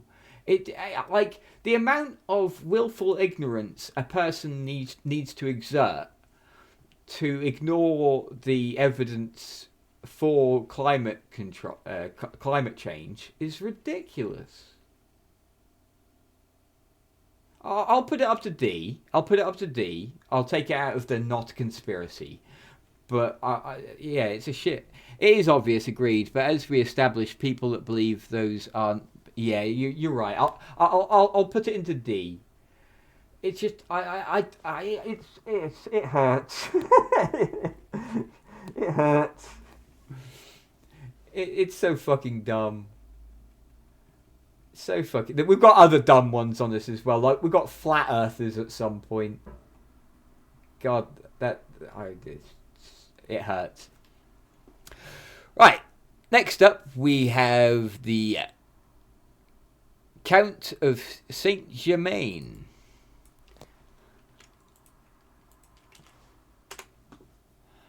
He was an incredible guy. He was at least 500. This has been fun so far. I'm glad to hear that. The Count of Saint Germain was a remarkable guy. He was around for a long time. He was nicknamed the Wonder Man because, as he explained to others, his experience throughout the world was extremely comprehensive. He'd lived for at least 500 years, and he'd started all kinds of different nations. He'd ruled over various different people. I actually love all the craziness that surrounds this guy. He's going into A tier. And this was conspiracies that happened while he was alive. It kind of reminds me of the whole Baron Munchausen stories. Like a guy that's crazy and tells these wild frickin' stories, and none of them are true, but people believe them because they want to, because it's cool. And I think that was part of the thing with him. Yeah, a lot of the things he claimed obviously were unbelievable, but they were really cool. And I can understand people wanting to believe them because they're cool. So yeah, I'm gonna put him in A tier because he's fun. It's a really fun conspiracy. Right, next up, oh god, concave Earth. There is. I'm gonna put this in. Where is it? Where's H? I'm gonna put concave Earth and hollow Earth in the same, because they kind of piggyback each other. They are different. One is saying that there are things inside the Earth, and the other one is saying that we live inside the Earth. But they essentially achieve the same thing. And I don't think either of them are great. They're really cool as like sci-fi fantasy stories. The idea of like the Earth being hollow and there being secret worlds in there that we haven't discovered. A whole like ecosystem, biomes and all different things going on. Really cool idea. And there's some amount of, well, we don't know exactly what is there. Enough, certainly, to make people's imaginations run rampant. But earthquakes. Earthquakes kind of fuck it all up. Earthquakes make a mess of all of this. I'm going to put these up to B actually, because it is interesting. It's just it's too hard to believe. It's a nice fantasy. Okay. So, next up we have American COVID bioweapon. Chinese COVID bioweapon. This is the idea. I'm not going to go too much into these. This is the idea that, respectively, America and China created COVID as a means of attacking people, a weapon specifically. For what purposes, they vary depending on who you ask. Obviously, America wants to control the world because they can sell more TVs to people. And China wants to control the world because that gives them a larger workforce. Or something or that. Whatever. But yeah, these kind of things were inevitably going to come about. Anytime it happened, like SARS and bird flu and all that, anytime there's a big illness about, people start throwing the blame everywhere. It's ridiculous. Right, next up we have the Cult of Saturn.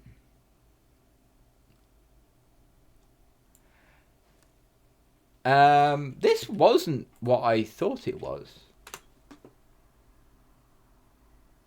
So I presumed, because I'd not heard of this, that's kind of been proven true, so maybe not a conspiracy. Has it? I've not seen anything that shows that either China or America created COVID. There's plenty of evidence to show that it is a naturally evolving virus.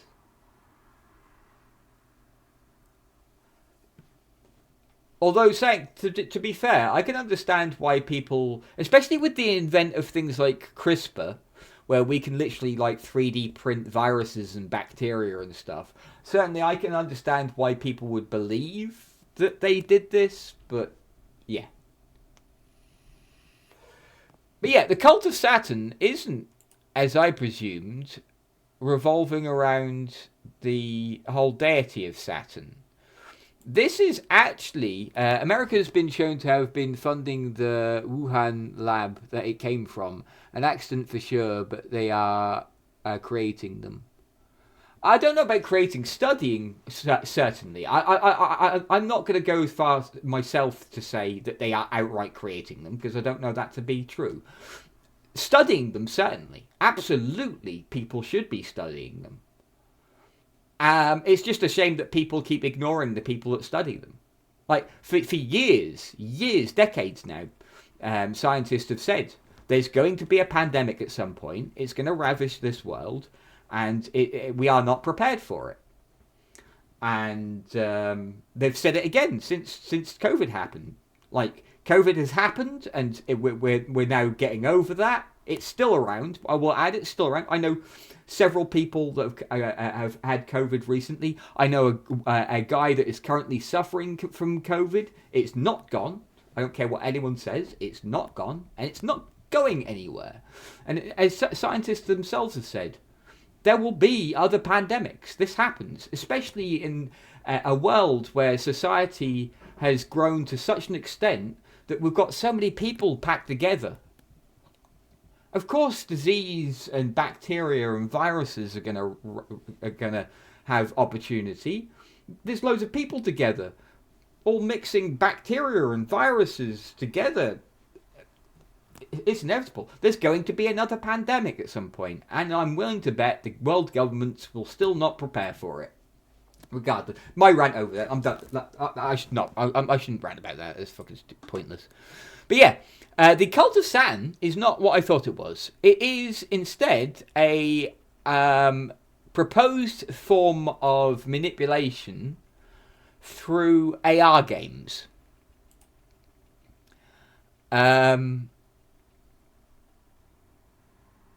I don't know what the purpose is of it for. I couldn't find a huge amount of information on it.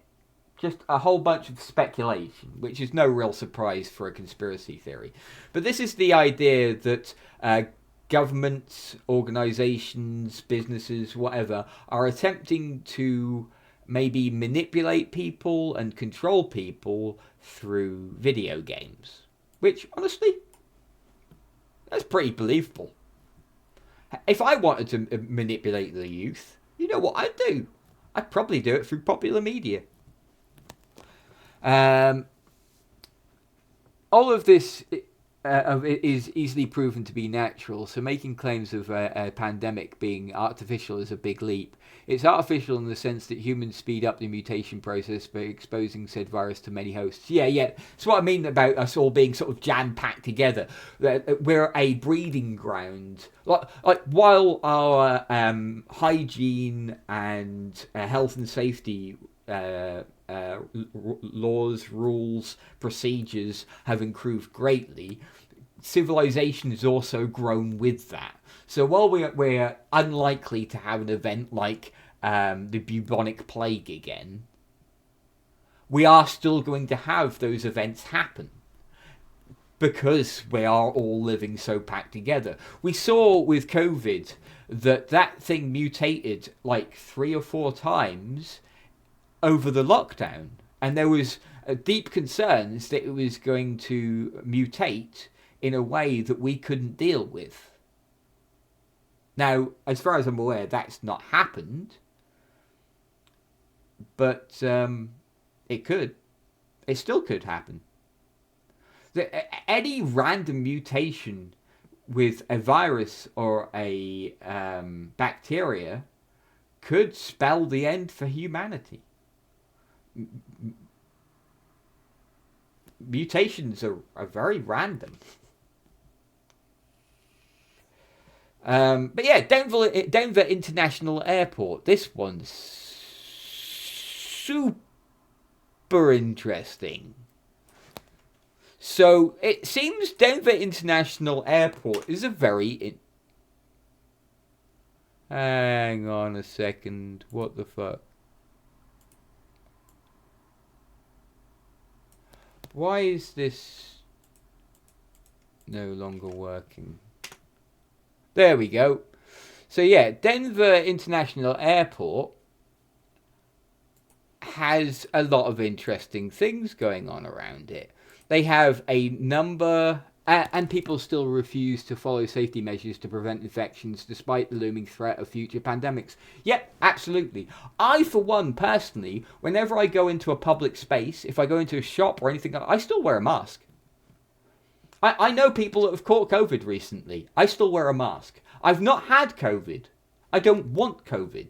It looks horrible. I've seen people desperately trying to breathe while having COVID. I don't want to experience that. It looks fucking horrible. Why are people so stupid that they wouldn't take all necessary precautions? It just seems like utter stupidity to me. That's again, willful ignorance to spite yourself. Crazy. People are crazy. It's horrible. I don't doubt it. It looks horrible. I don't want to have it. I've taken every precaution not to have it. I used to have asthma. I'm potentially a high risk. I don't know that that is actually the case. I've taken every precaution I can to not get COVID. If everyone did that, we'd have a lot more people still alive. But yeah, Denver International Airport is very interesting. They have a number of unique statues, as well as architecture, and some underground bunkers and tunnels and stuff that have led to a number of varying different conspiracy theories over the year. And I'm going to post this up because I'm not going to go into great detail over what is actually involved with Denver International Airport, but I'm going to post a link into my Discord. If you want to check it out, I highly recommend doing so. It's interesting. I kind of want to go there just to see what it's like. I'm putting this up an A because it's super interesting, and there's a whole bunch of evidence to show that there might be something there. There's not shown to be so far, but there might be something weird going on there.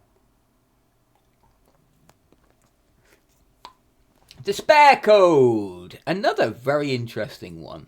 This is kinda like part of it is kinda like the real life version of the anti-life equation from DC Comics.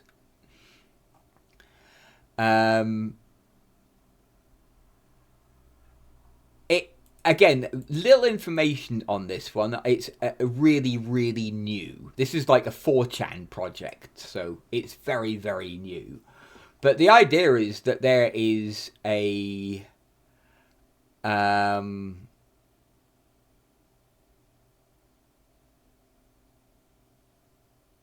organization or people that have found a way to manipulate people to give up, to stop caring, to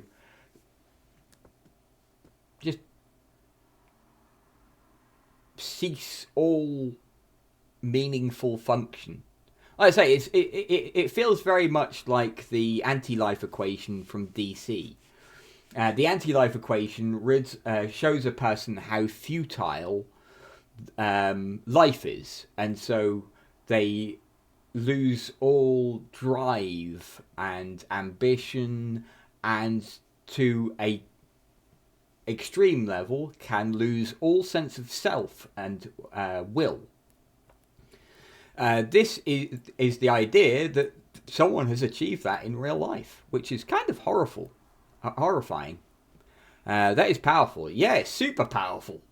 If someone actually figured out how to achieve this, that would be terrifying. So, Doveland, Wisconsin.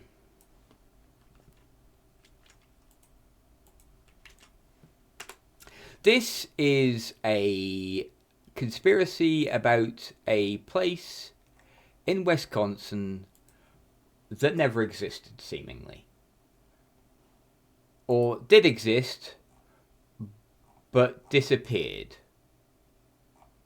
Again, I'm going to put an article into the Discord for those that want to look into more detail of it. But this is about a disappearing town in America. And honestly, considering the evidence provided for it, it's quite compelling. Why isn't that link working properly? Oh well. That is a legitimate link, by the way. It is safe for anyone wondering. It is a safe link. But yeah, I'm going to put this up in B tier. It's interesting. There's unfortunately enough evidence to show that the place never existed. But an interesting conspiracy regardless. I always like the missing towns theories, because the amount of effort people put into creating these is crazy. They'll go out into fields and do like crop circles and stuff to make it look like there's a town layout and things. Like, people put a lot of effort into creating some of these conspiracies. I've got a lot of respect for someone that's willing to put this much effort into conning people for no reason. for the lols. Dark Utopia. I haven't got a clue. I couldn't find anything on it. I don't know. Or DPRK Utopia. I presume it was supposed to be Dark Utopia, but yeah, I couldn't find anything on this. I don't know what it is. Dumbs. This I actually didn't expect to find anything for either, and was kind of surprised.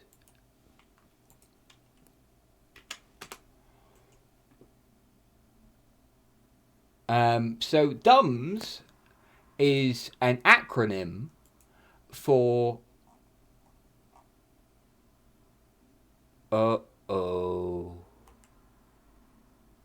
hang on. Hang on. Why is that doing that? Okay, anyway, it's an acronym for Deep Underground Military Bases, and refers to a conspiracy theory that children are being trafficked by the deep state and are being held in secret military bases underground. Again, another one that's actually pretty believable, but in all honesty, I wouldn't be surprised if we were to find out that this was true.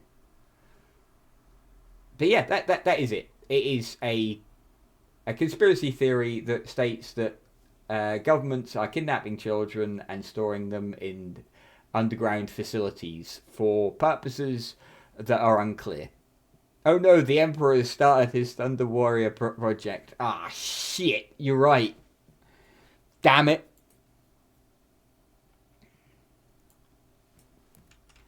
Right, Elders of Hibernia.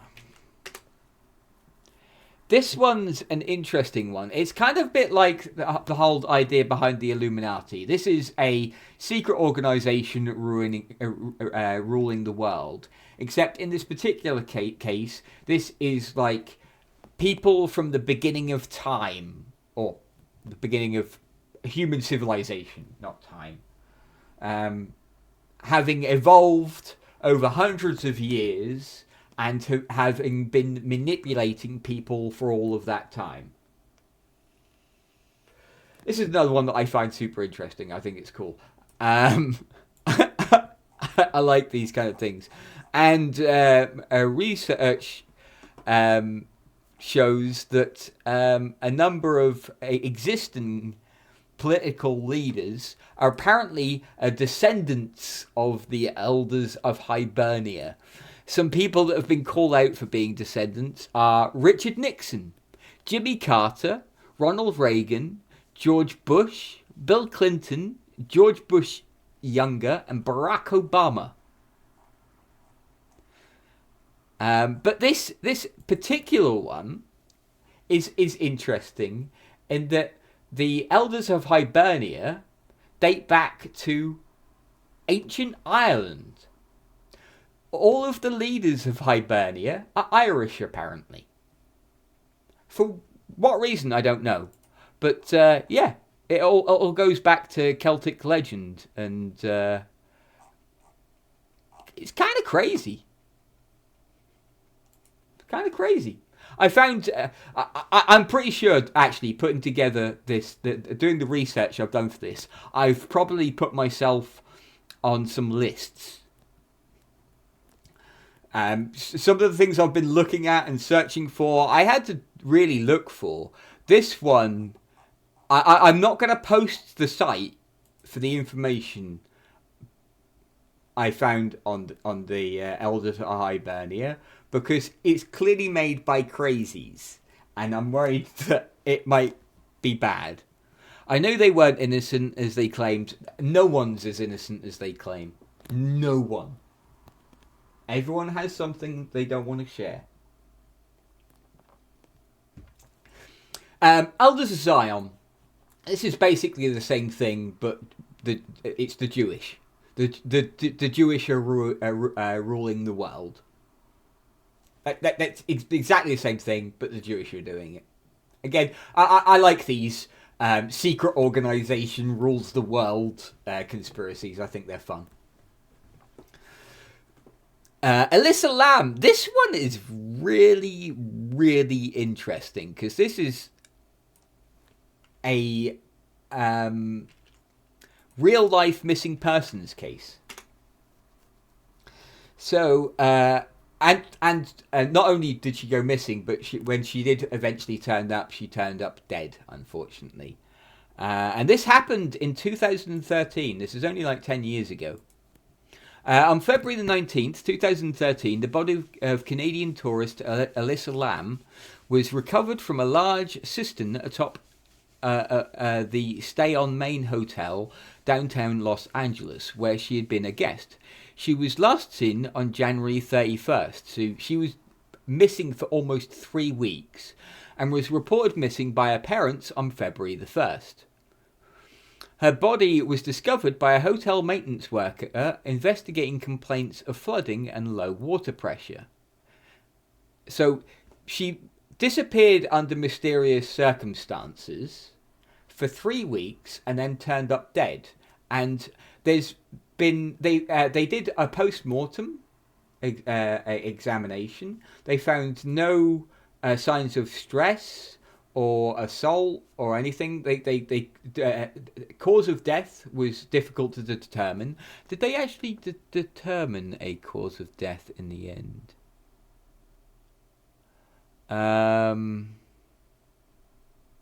Yeah, while an autopsy performed on February 21st was inconclusive in determining the manner of Lamb's death, they weren't able to determine a manner of death. But one of the things that stood out to people as being most unusual, is the last time she was seen. Can I get this video in another window? Yeah, cool.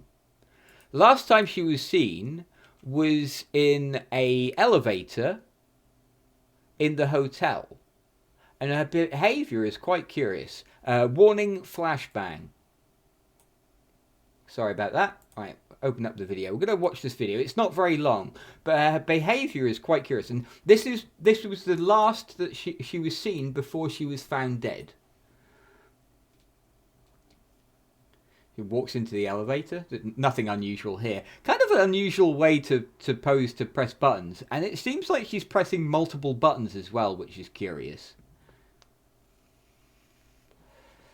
And she kind of stands there. Doors don't close, which is weird. And a bunch of very...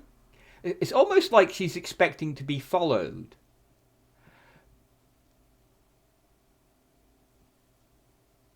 Very curious behaviour. Like, she doesn't seem stressed or panicky. Almost like she's playing a game with someone. Yeah, I've seen this one. Yeah, it's very curious.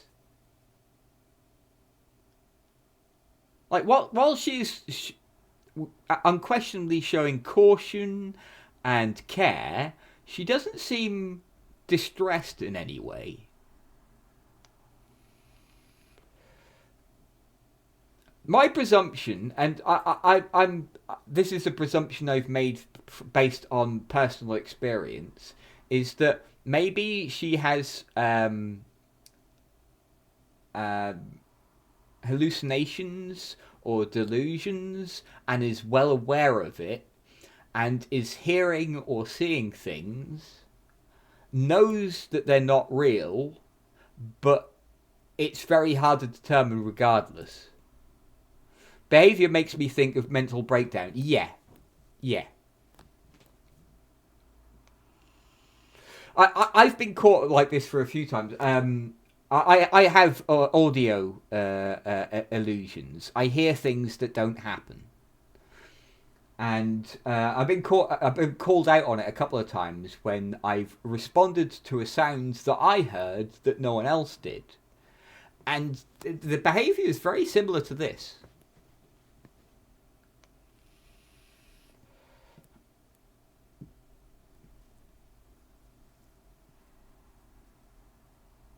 But yeah, she stands out there for a while and then comes back in and then presses all the buttons again.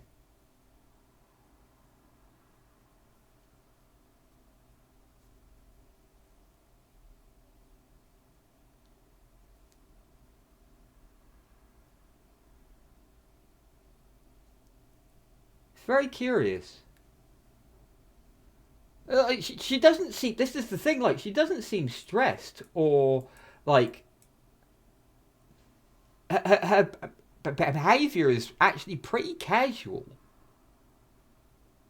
Obviously, she's probably irritated that the lift isn't working, but what's this about?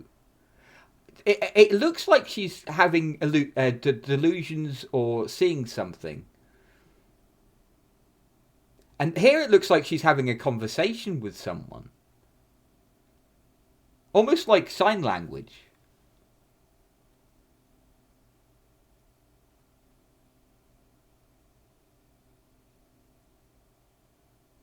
And that was the last she was seen before she was found dead. Apparently, just after the end of this video, the doors in the lift close and she doesn't re-enter. But yeah, very, very curious. And that's one I think is very interesting. It's very sad that what happened to her. It's very unfortunate, but it's very curious. Okay, now we go into a bit more crazy again. Enron still exists. So, Enron was a energy provider, I think. Were they an energy? Hang on, let me just check that.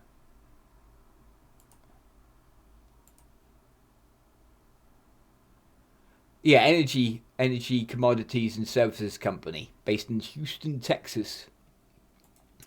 It was like one of the biggest like bankruptcies of all time. Was she anyone special or just some normal random? She was just some normal random person Just a person that was on holiday, was staying in the hotel, had a bunch of weird behavioural things that were caught on camera, and then turned up 3 weeks later after she'd gone missing, dead. It's very, very curious. Very, very curious. But yeah, Enron was a company that went bankrupt in the early 2000s. It was like one of the biggest bankruptings of all times. Like it was massive, and due to a bunch of things that followed it, most notably, where is it? A bunch of their assets being moved about, and they took themselves out of bankruptcy, put themselves under a different name, and then that company then liquidated all of Enron's assets. This was clearly a collection thing and not a revitalization of the company. I think this is a kind of a meh conspiracy theory. It's kind of fucked up what happened to the company, but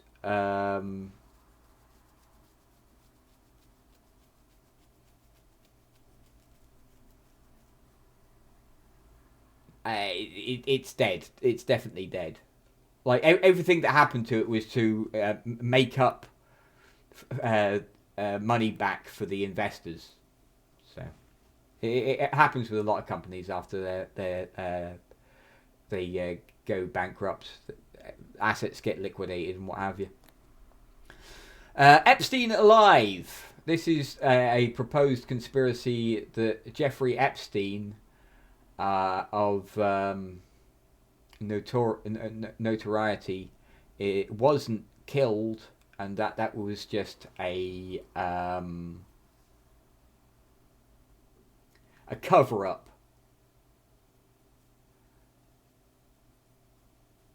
But it's kind of a boring conspiracy.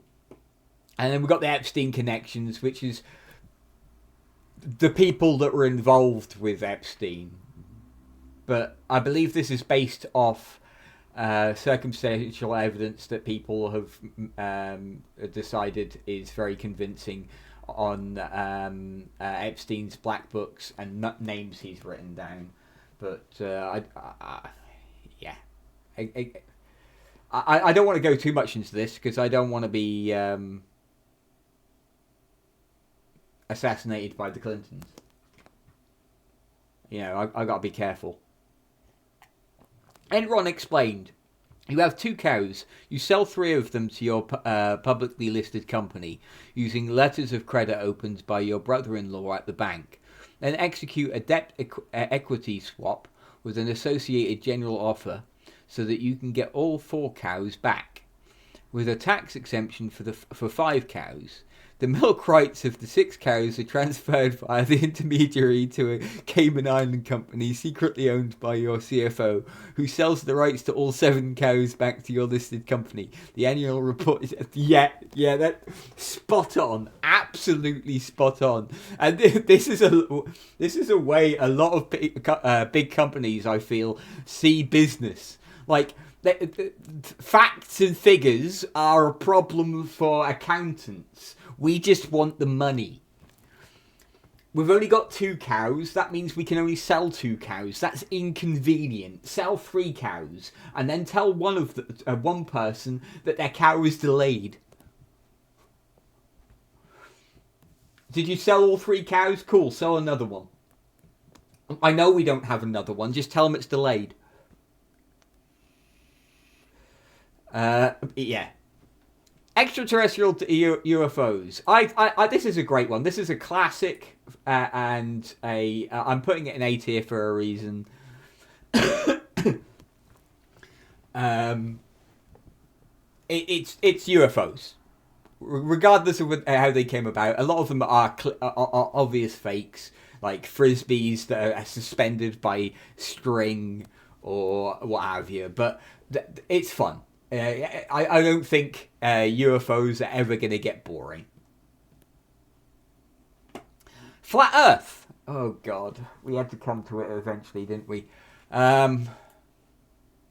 Flat Earth, is not one I would personally consider a conspiracy, more a deliberate ignoring of the facts.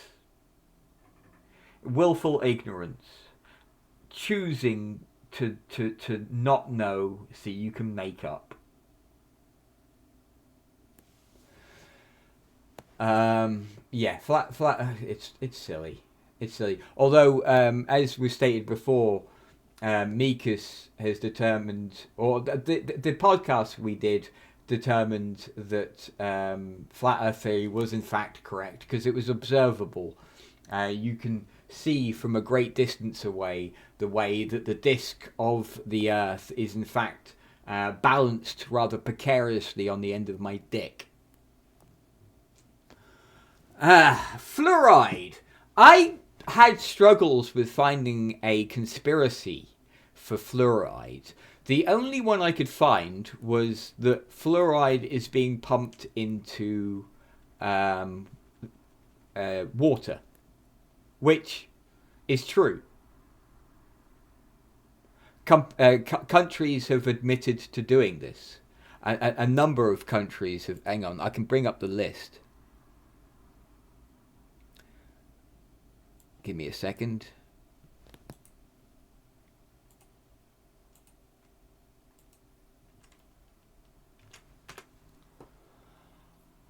Where is it? So the countries that admitted to putting fluoride in treated water are the Federal Republic of Germany from 1952 to 1971, Sweden from 1952 to 1971, Netherlands from 1953 to 1976, Czechoslovakia from 1955 to 1990, the German Democratic Republic from 1959 to 1990, the Soviet Union from 1960 to 1990, Finland from 1959 to 1993, Japan from 1952 to 1972, and Israel 1981 to 2014 or 2016, questionable. So yeah, I'm not entirely sure what the conspiracy theory is here, so I'm just going to put that in don't know or not a conspiracy. Right, Franklin Credit Union. This was a legal case that was fought in that the owners or the holders of the shares, the shareholders for the Franklin Credit Union, were accused of running a child prostitution ring.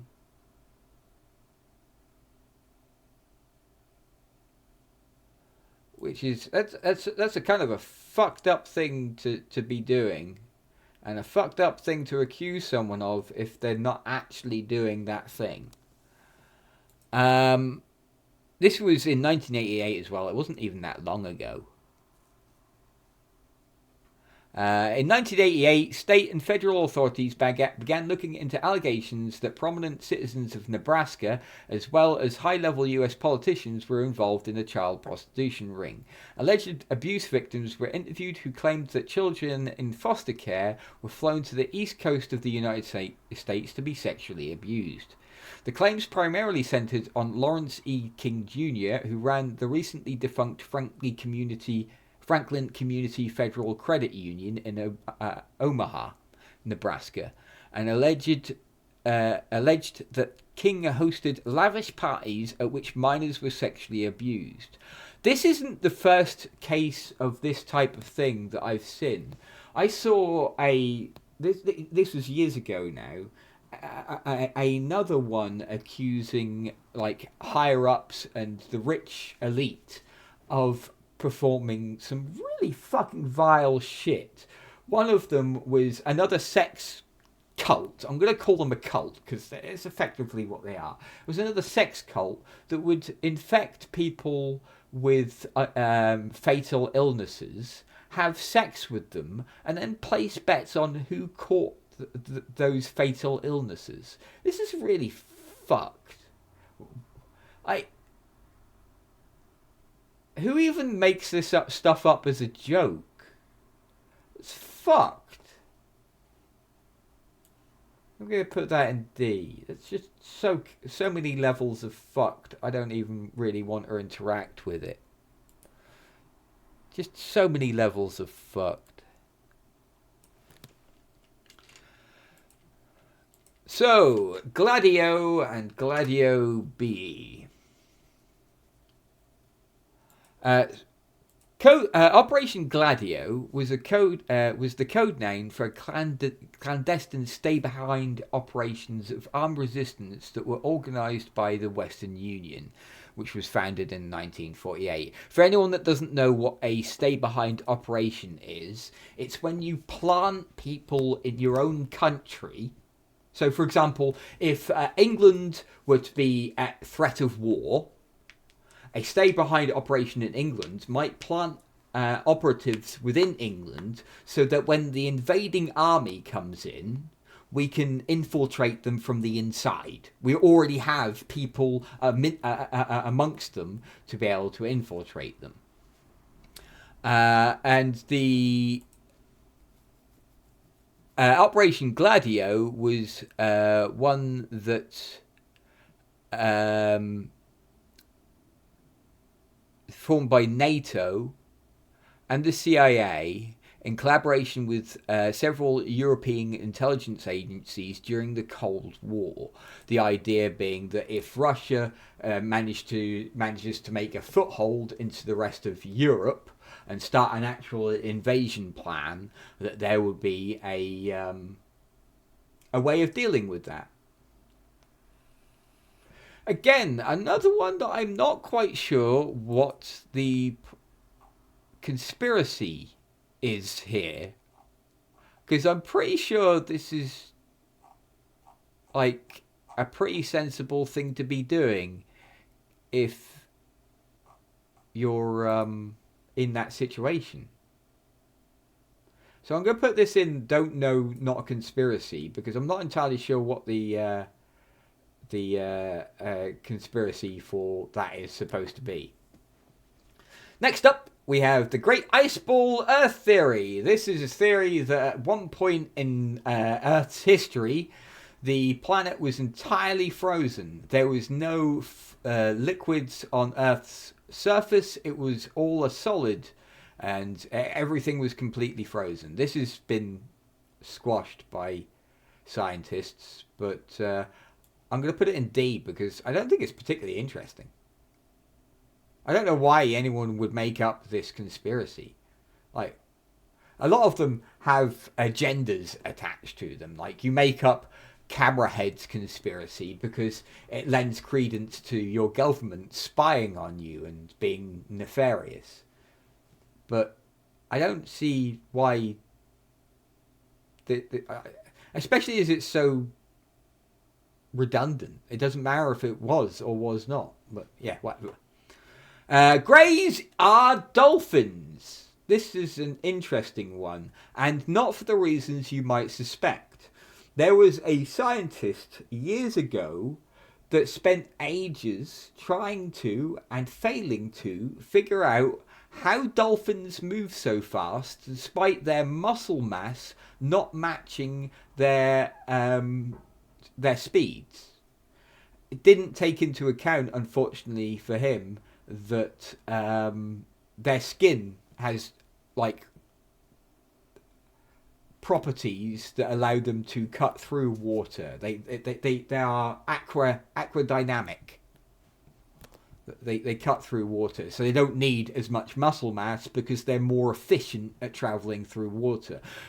But this in itself spawned a bunch of conspiracies that dolphins were in fact aliens, and that the reason they're able to travel through water so fast, despite not having the mass in order to propel themselves so fast, is because they're using advanced technology, because they're aliens. I think this is actually kind of cool, so I'm going to put that in C. Maybe B. I'm going to put it in B. I think it's cool.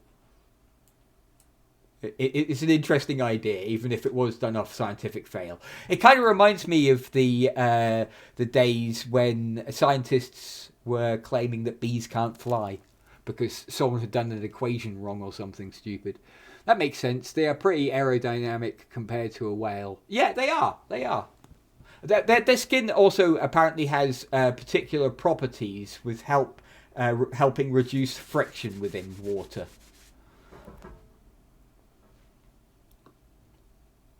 Another one that is quite interesting, greys, as in the alien greys, much like the alien greys we talked about with the dolphins, are in fact future humans, and that they are our evolutionary result.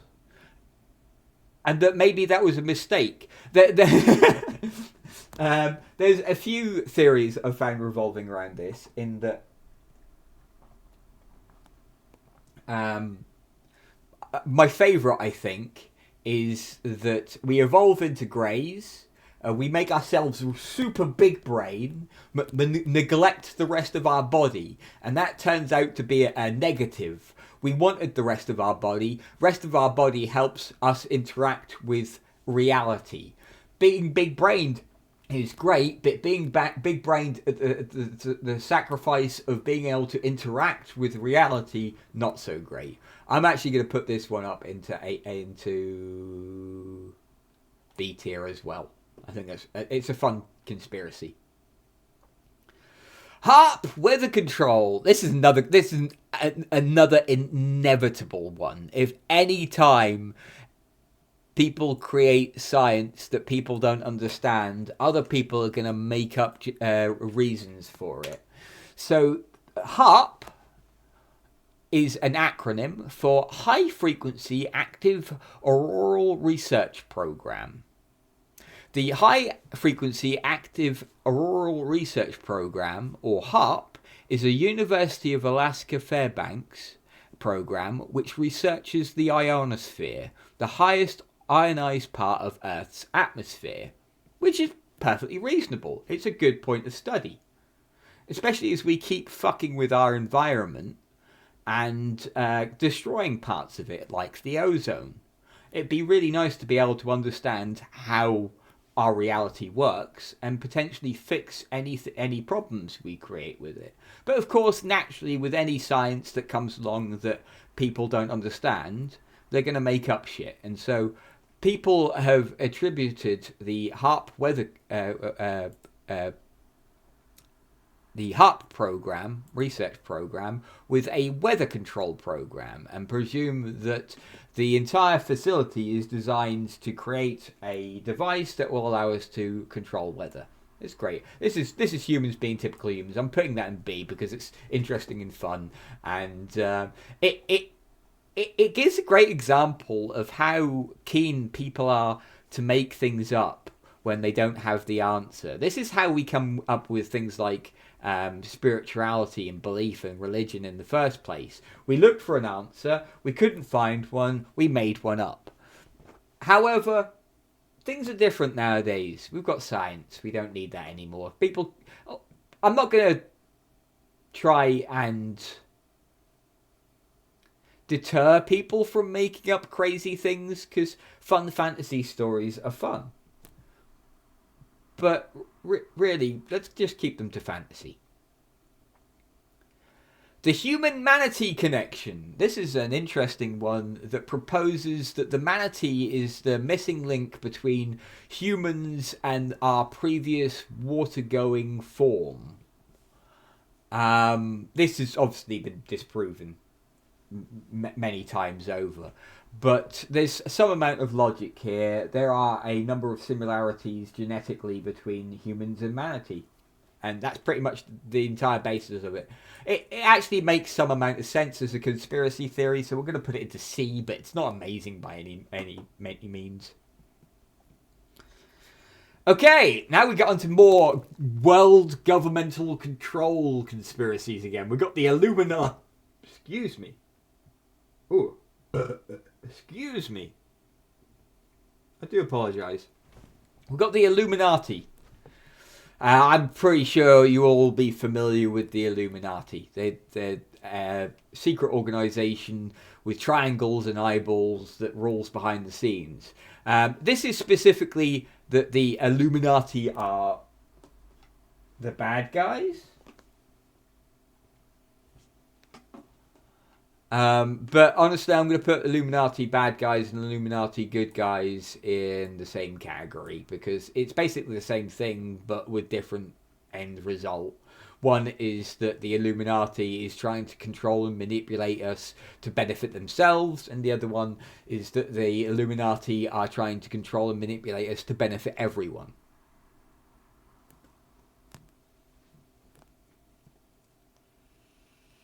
It's pretty self-explanatory. Iraqi Stargate. This is a conspiracy that proposes that the reason the Americans invaded Iraq was because that Iraq had a portal or a gate or a means of transportation to another planet where they were getting assistance from an alien culture.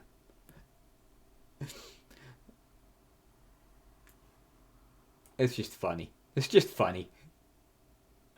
It is actually just, it's just funny. JFK assassination was an accident. This is actually an interesting conspiracy as well. Let me bring this up quickly.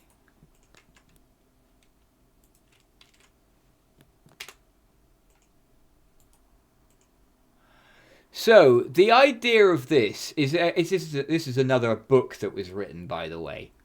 So, again, I'm not entirely sure it can be put in conspiracy theory, but it was another a book that was written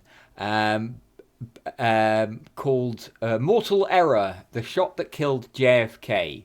It's written in 1992 as a non-fiction book by Bona Menninger, outlining a theory by sharpshooter, gunsmith, and ballistics expert Howard Donahue that a Secret Service agent accidentally fired the shot that actually killed President John F. Kennedy. The idea was that the car that was behind Kennedy had a bunch of Secret Service agents in it. When Lee Harvey Oswald fired the first shot, he missed. When he fired the second shot, he missed, or he caught an agent's neck. We saw that. That is also documented, and that the third shot that killed JFK was because the car behind, one of the agents in the car had picked up his rifle to turn to face the direction that Lee Harvey Oswald was firing from. At the same time that car accelerated. This is also documented. Like, so far, this is all actually what happened. This caused the agent who was readying his rifle to accidentally squeeze the trigger of his rifle and accidentally kill JFK. Now, I quite like this as a conspiracy because it follows a bunch of logical steps. It has a bunch of factual things that happened, and while the result is questionable, it's well thought through. It's an interesting theory, or an interesting conspiracy. Then we have JFK assassination is a CIA plot. He was inconvenient for the CIA, so they got rid of him. Is this the assumption? Lee Harvey Oswald was a stooge to take attention away from the real killer. This is a pretty typical one, and I find it less interesting personally. Right, John Titor.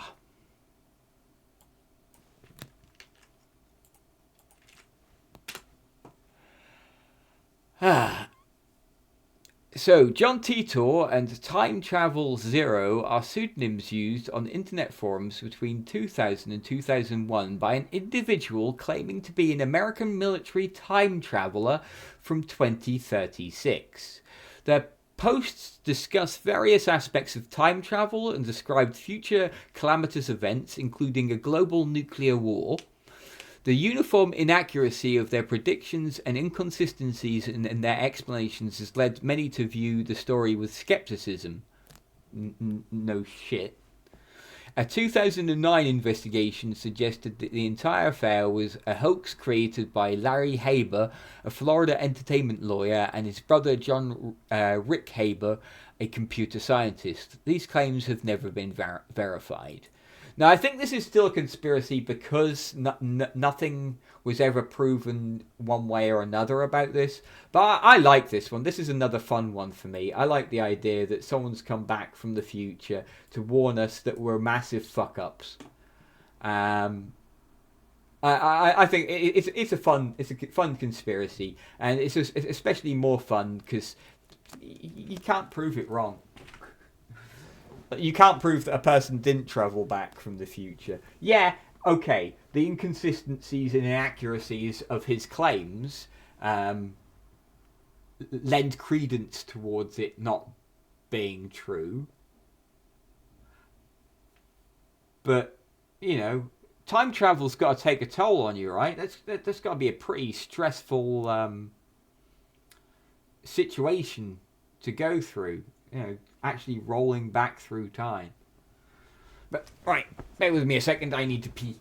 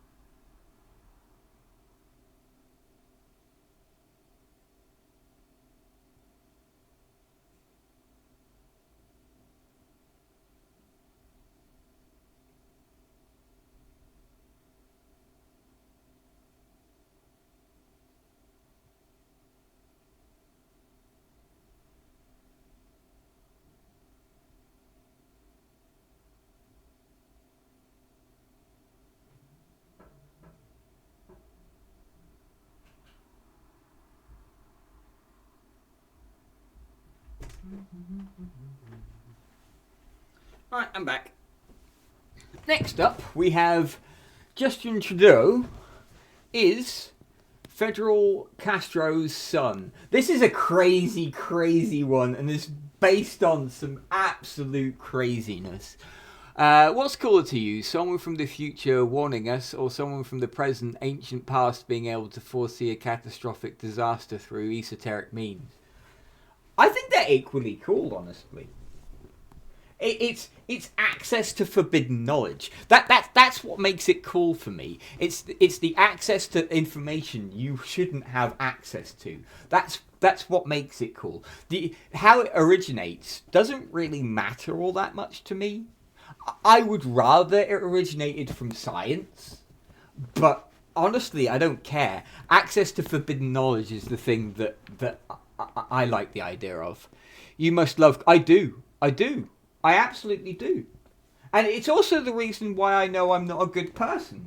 Because were I to be offered the chance of knowing things, I would not turn it down. Where someone to come along and go, here is the Book of Vile Darkness, you can learn untold horrors and nastiness, I would read the shit out of that. If Abdul Al-Hazred walked up to me with the translated version of the Necronomicon and were like, read this book, I would read that fucking book. I am obsessive know-it-all. I understand that to be a flaw in my character, but I am an obsessive know-it-all. It's the result of what would come from that would make me a bad person. Like, for the Book of Vile Darkness as an example, that literally corrupts you. And I know it corrupts a person. I would still read it.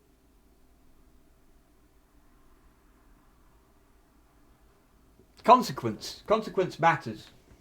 But Not as much as me learning matters. I'm very selfish in that respect. That's why I know I'm not a good person.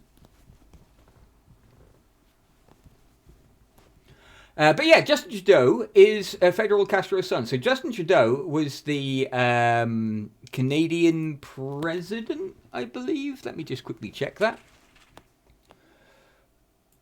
I think he was the Canadian president. And due to Fidel Castro's son, something that Fidel Castro's son said while he was dying, it led to a bunch of people concluding that Justin Trudeau is his... There we go. A story claiming that Fidel Castro was the father of Canadian Prime Minister Justin Trudeau is not true. The Canadian government denied it. Cuba has never claimed it, and Trudeau's parents never visited Cuba until several years after Justin Trudeau was born. The February 1st suicide of Castro's oldest son, Fidelito, spurred the most recent report on several sites, claiming that Fidelito left a suicide note referring to Justin Trudeau as his half-brother. And that's it. That's literally all that conspiracy has spawned from. Fidel Castro's son said something that made people think that he was referring to Justin Trudeau being his half-brother, and so now Justin Trudeau is the son of Fidel Castro. That's all it takes. I'm putting it in C just for it being funny in that respect. Like, yeah, C. I think C is fair.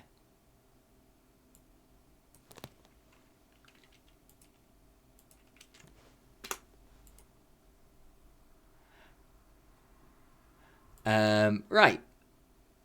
So, Kroll did 9/11. So, Jules Kroll is been attributed and credited as being the founder of modern corporate investigations industry. He built a whole bunch of different organizations with which to investigate businesses and agencies and stuff. And I think purely because of his involvement with interfering with that kind of thing, doing internal investigations and stuff, that he's been attributed with this, because he seems like a shady bastard. Which he probably is, in all fairness, but yeah. Because of that, they've attributed him with doing 9/11. I'm going to put it in D because it's kind of boring. I find a lot of the 9/11 conspiracies kind of boring because it's just mostly that guy works for the government, it must be him. That's boring. I couldn't find much else that would give reason for them thinking it was him specifically, though. So, Lemuria. Lemuria was a continent proposed in 1864 by zoologist Philip Scalter, theorized to have sunk beneath the Indian Ocean, last appropriated by occultists in supposed accounts of human origins. The theory was discredited with the discovery of plate tectonics and continental drift. This is much like the Atlantis thing, in that it was a massive lump of land that supposedly disappeared, and we've discovered through science that that's probably not actually the case. We can see by plate tectonics and continental drift what the world used to look like, and I will add what it may look like in the future. So I'm going to put this into D because, again, kind of Mandela effect. Now, this isn't the Mandela effect is actually a thing. Land does that, though. We used to be part of France and extended out to the North Sea. Yeah, we did. There used to be a much larger landmass. Like this is why I talk about continental drift, because the world as it is now is nothing like it used to be, and it will be nothing like it is now several thousand years in the future, if it lasts that long. I hope it lasts that long. I guess I'm never going to find out, but yeah. Well, our ancestors or our descendants will see, I guess. But yeah, the Mandela effect. That's why Australia has opal jewels. It's made from fish, and ours used to be at the ocean bottom. Yep. Yeah, there's a number of islands that rose up from the sea floor. A number of islands. I think Bikini Atoll was originally on the sea floor before it rose up into the... Is Bikini Atoll an archipelago? I'm not entirely sure. Either way, we ruined it anyway by nuking the shit out of it, so yeah, it is what it is. But yeah, Mandela effect is an actual thing. I don't know how aware you guys are of this, but this is the idea that we remember things differently to how they are. Lol, Castle Bravo tried really hard to send it back there. Ooh?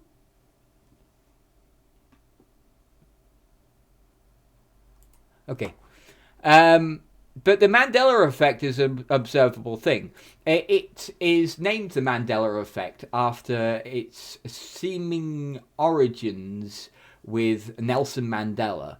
A lot of people claim to have read or witnessed or through various means been put under the understanding that Nelson Mandela had died in the 80s in captivity, which is not true. He died in like 2017 or something. What was it? When did he die? 2013. He died in 2013. However, countless people distinctly remember him dying in prison in the 1980s. But this isn't the only thing. I found an article that actually lists a whole bunch. Castle Bravo is a nuke that went wrong. It used lithium as part of the reaction. You can see the crater. Oh, yeah.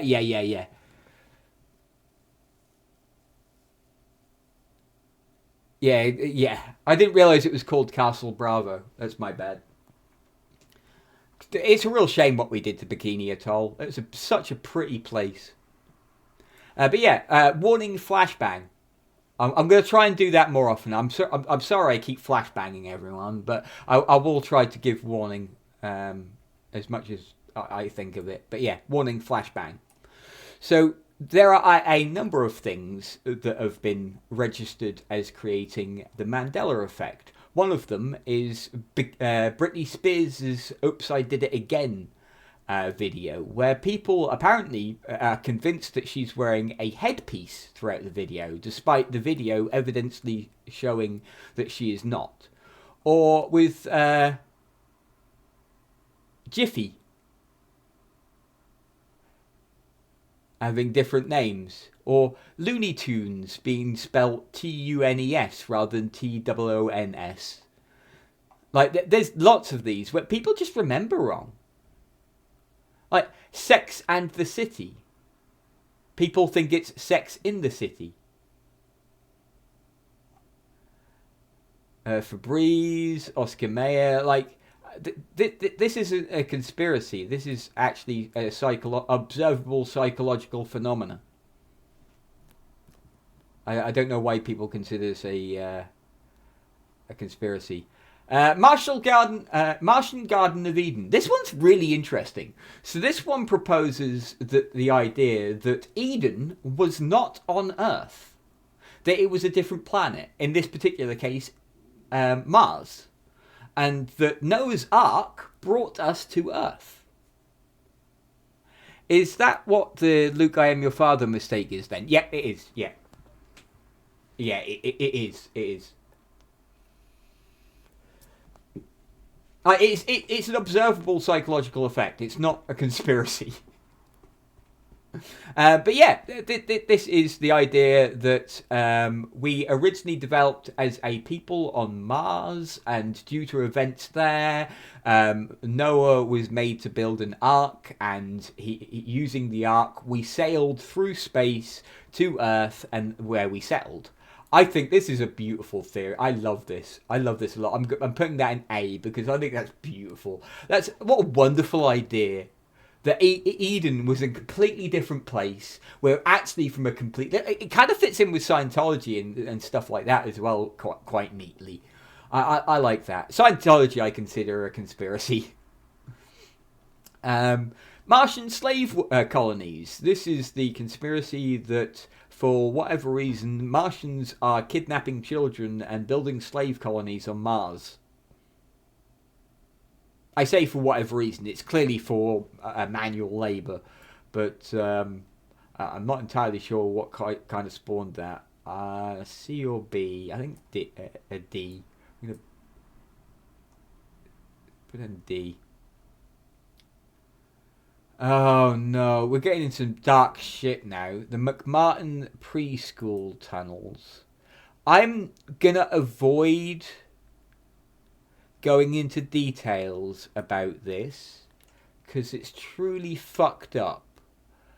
But a bunch of conspiracies formed around a truly horrific set of events that I can only presume were designed to take attention away from these truly fucking horrific events.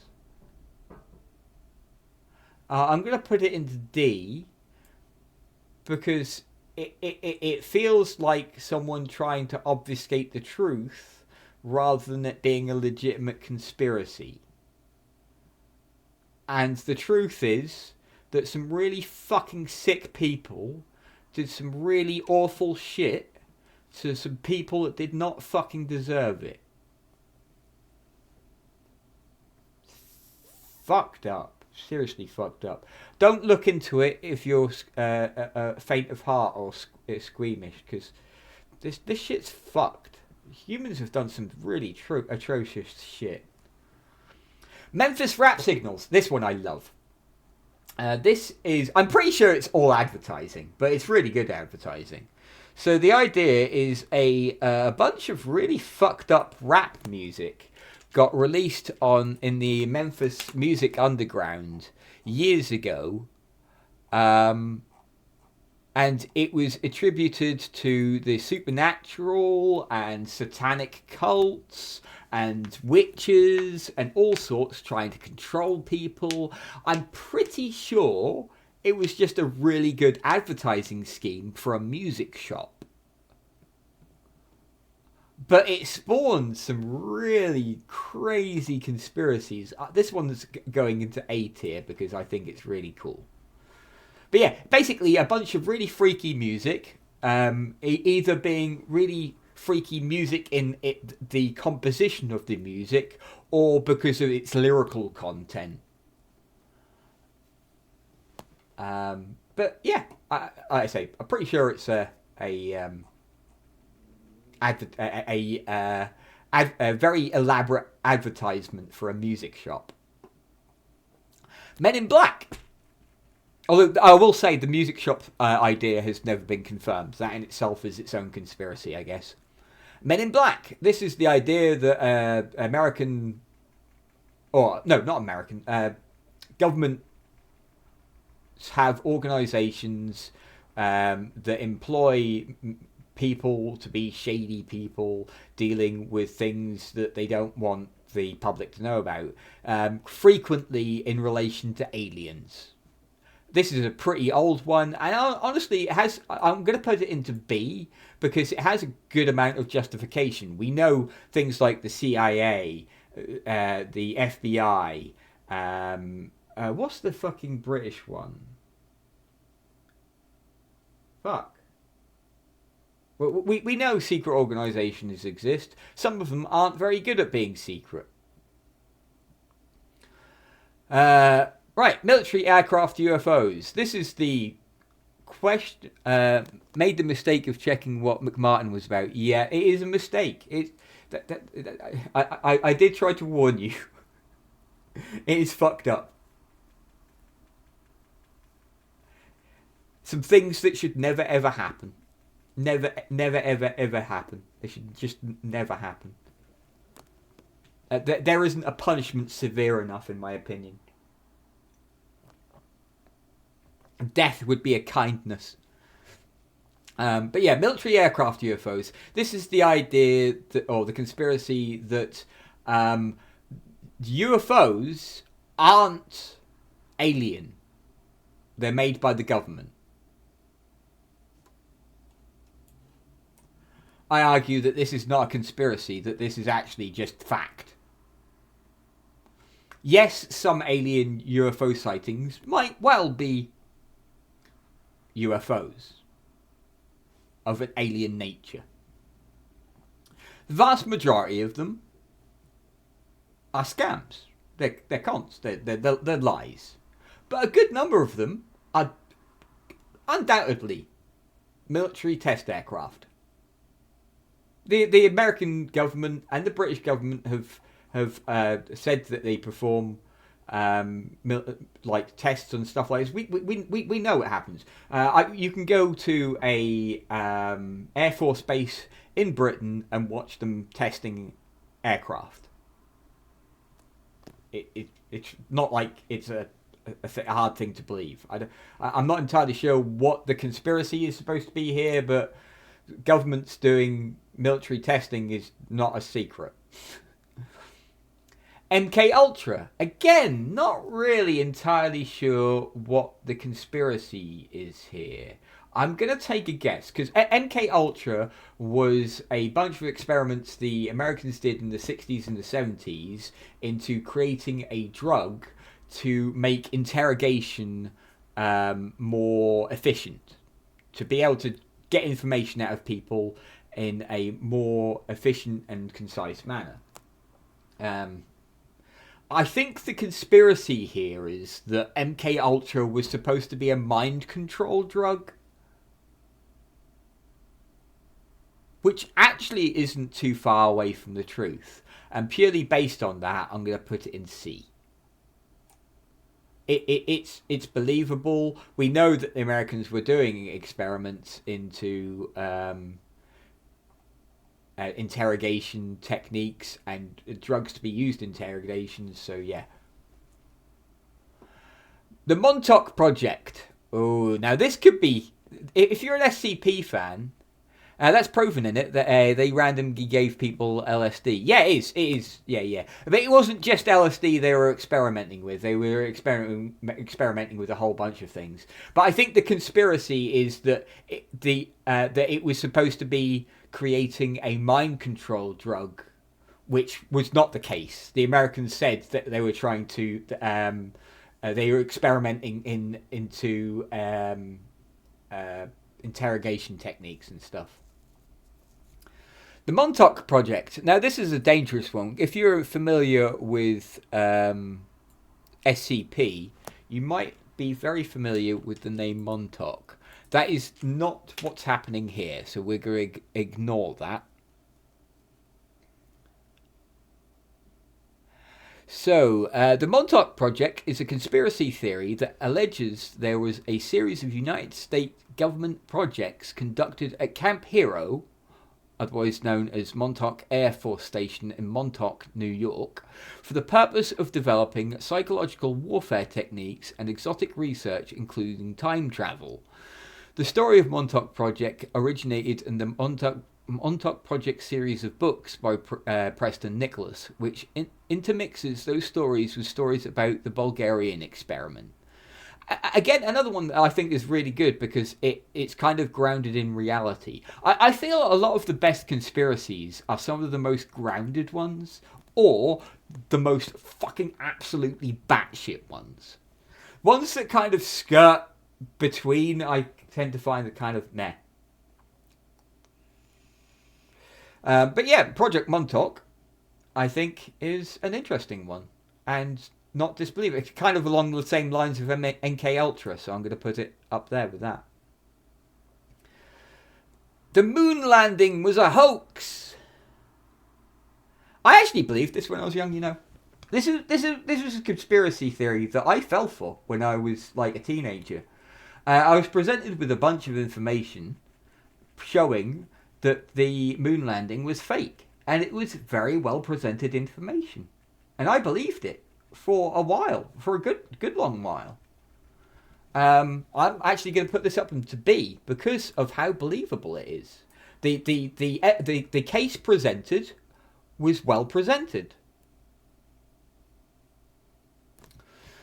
Nazi moon bases.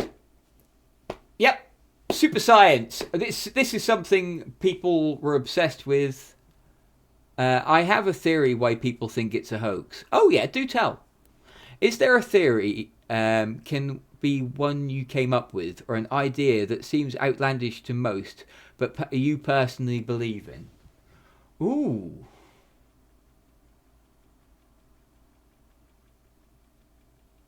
I actually do think that there is a secret society of, like, Ubermensch, to use Nietzsche's term. I think there could well be a secret society of better humans that are trying to aim things in a specific way, whether it be for the greater benefit of everyone or just themselves. It's not really that great. I'm pretty skeptical when it comes to a lot of things, so I don't. I approach things with a healthy dose of skepticism, and if the more I believe something, the more inclined I am to make an effort to see what I'm not seeing.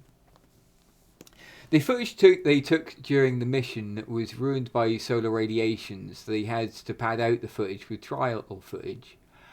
Oh, that makes sense.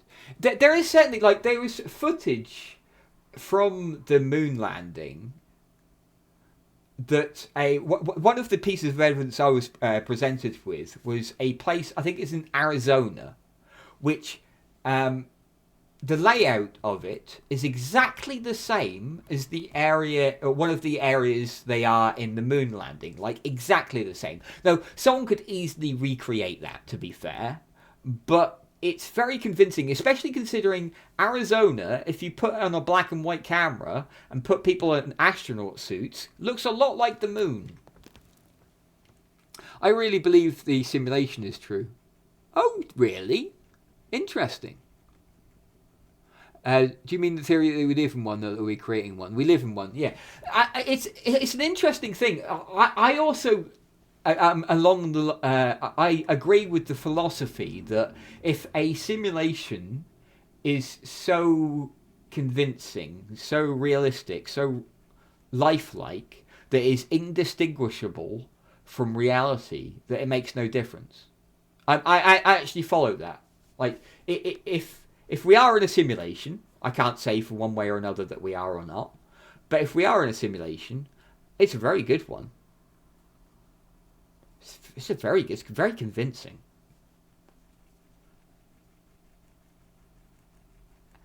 It's so convincing, in fact, that does it matter? I'm not sure it does. Our reality is very subjective anyway. Not judging any of you, by the way. I believe everyone has something that they personally believe in that is either false or seems outlandish to others. I'm just curious, as I find these topics interesting. Me too. Me too. The story of No Man's Sky goes that route. I find it fun to consider. Wait, did you mean No Man's Sky? Probably not, right? NMS. What's NMS? Oh, you did? Okay, cool.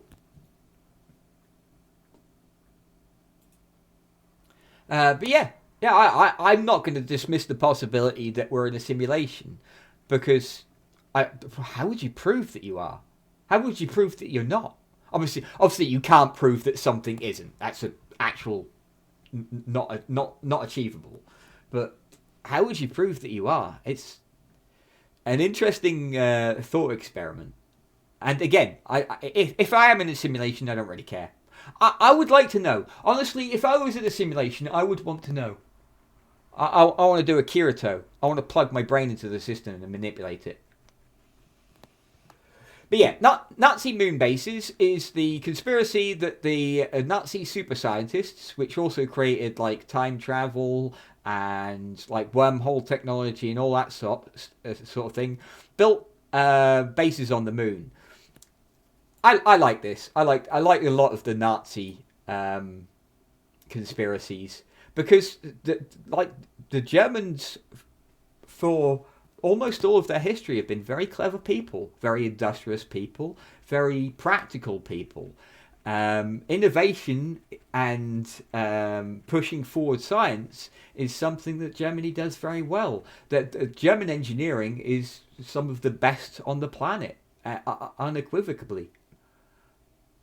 If I can't disprove a philosophical concept, I'm not going to dismiss it, even if I disagree.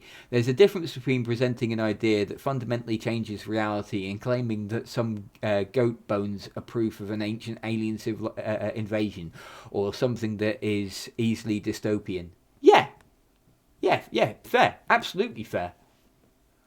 I'm 100% with you there.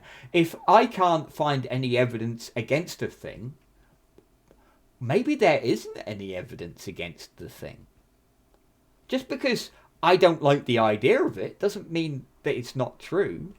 I don't like the idea of what was it?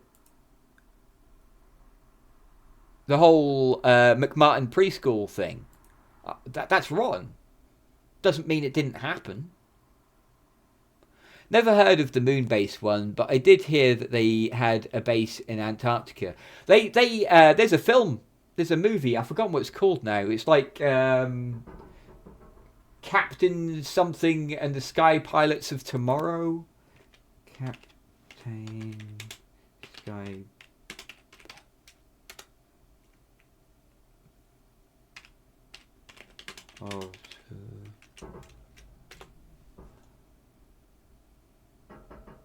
Sky Captain and the World of Tomorrow. There we go.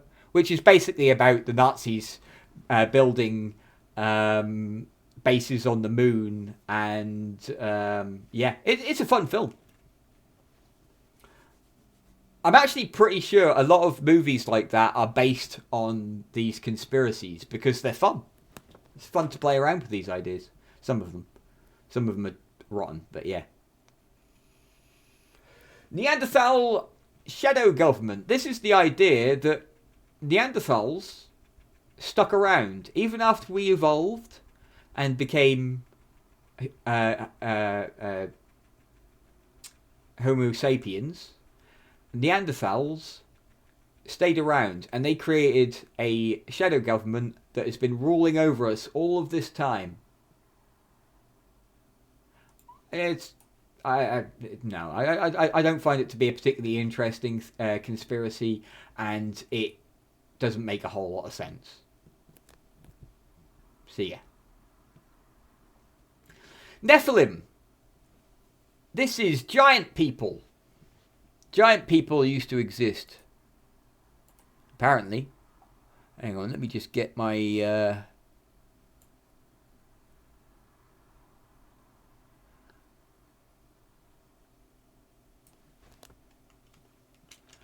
thing up.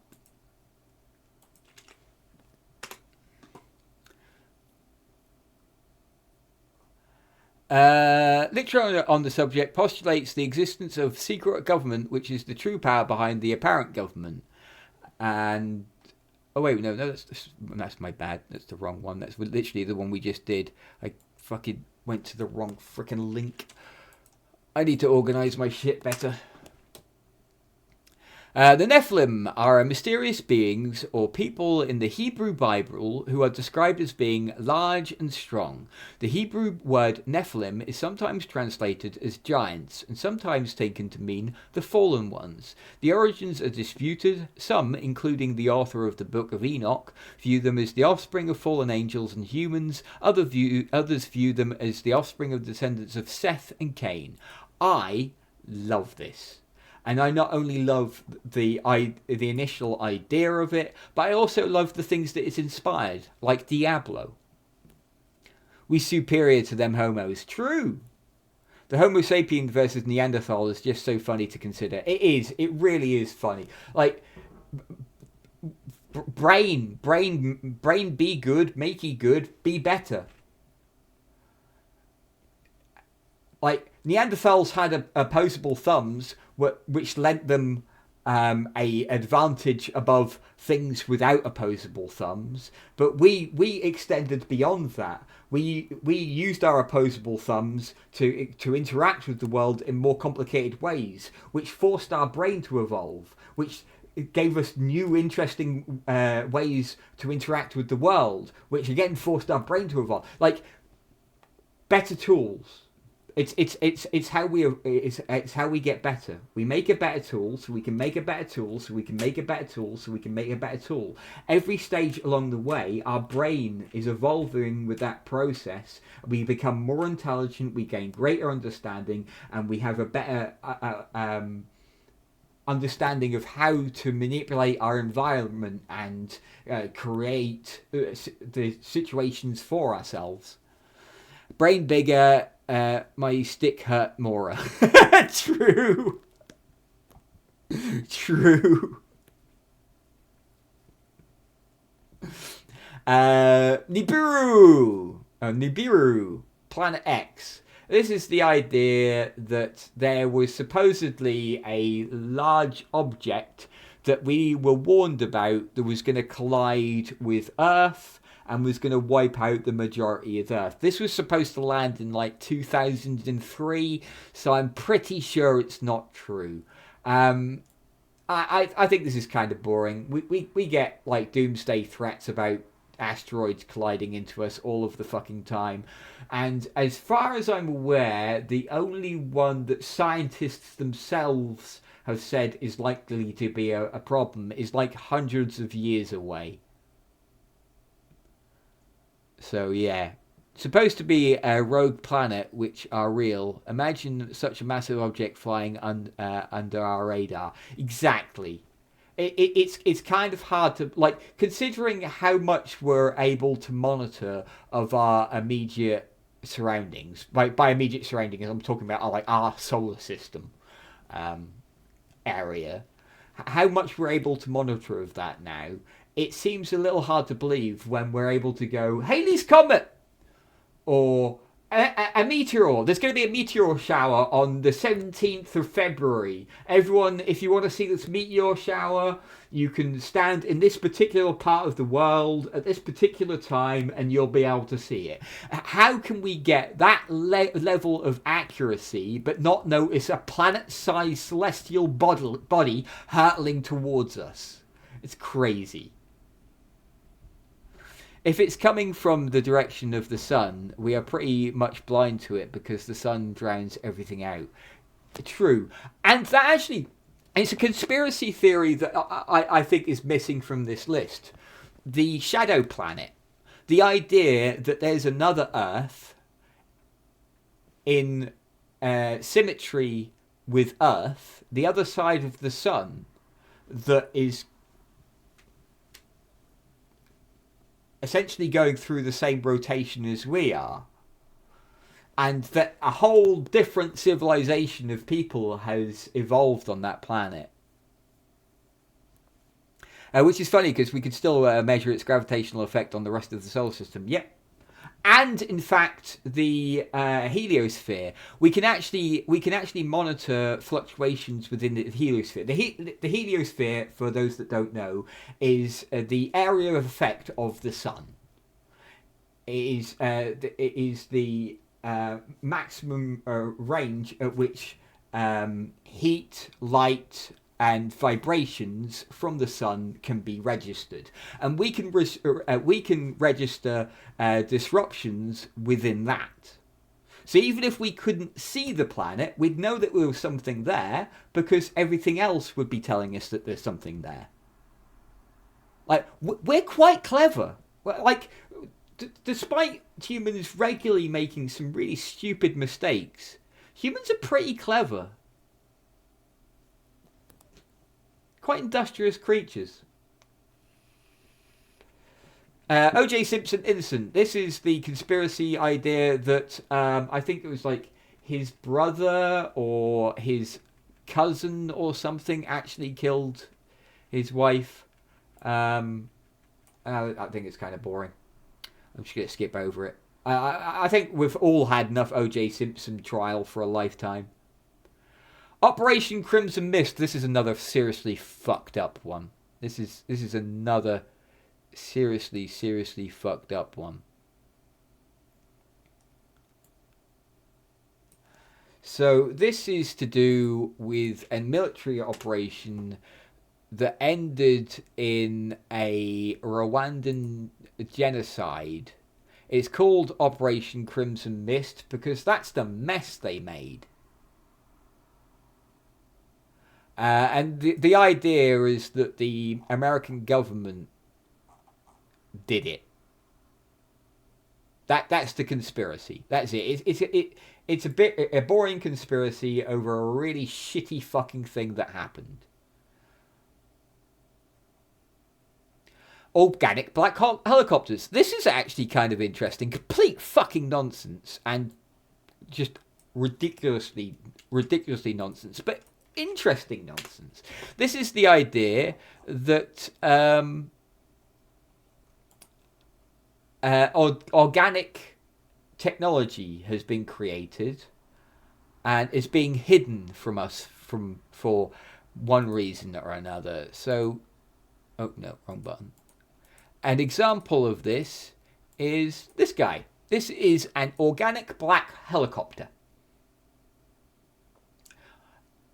Looks like something straight out of like a sci-fi, like Dune or something like that. Really cool idea, obviously nonsense. I'm going to put it in C because it is kind of a cool idea. Phantom time hypothesis. Okay, so this is the idea that, is it the Romans? I think it's the Romans created a false period of time.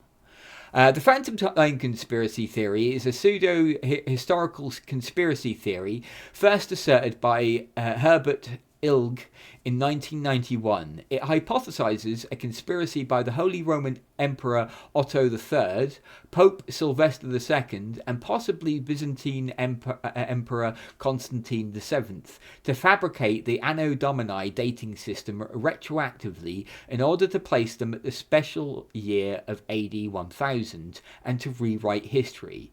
To legitimize Otto's claim to the Holy Roman Empire, Ilg believed that this was achieved through the alteration, misrepresentation, and forgery of documentation and physical evidence. According to the scenario, the entire Carolingian period, including the figure of Charlemagne, is a fabrication with a phantom time of 297 years between AD 1614 to 911 added to the early Middle Ages. Evidence contradicts this hypothesis, and it failed to gain the support of historians, and calendars in other European countries, most of Asia, and parts of pre-Columbian America contradict this.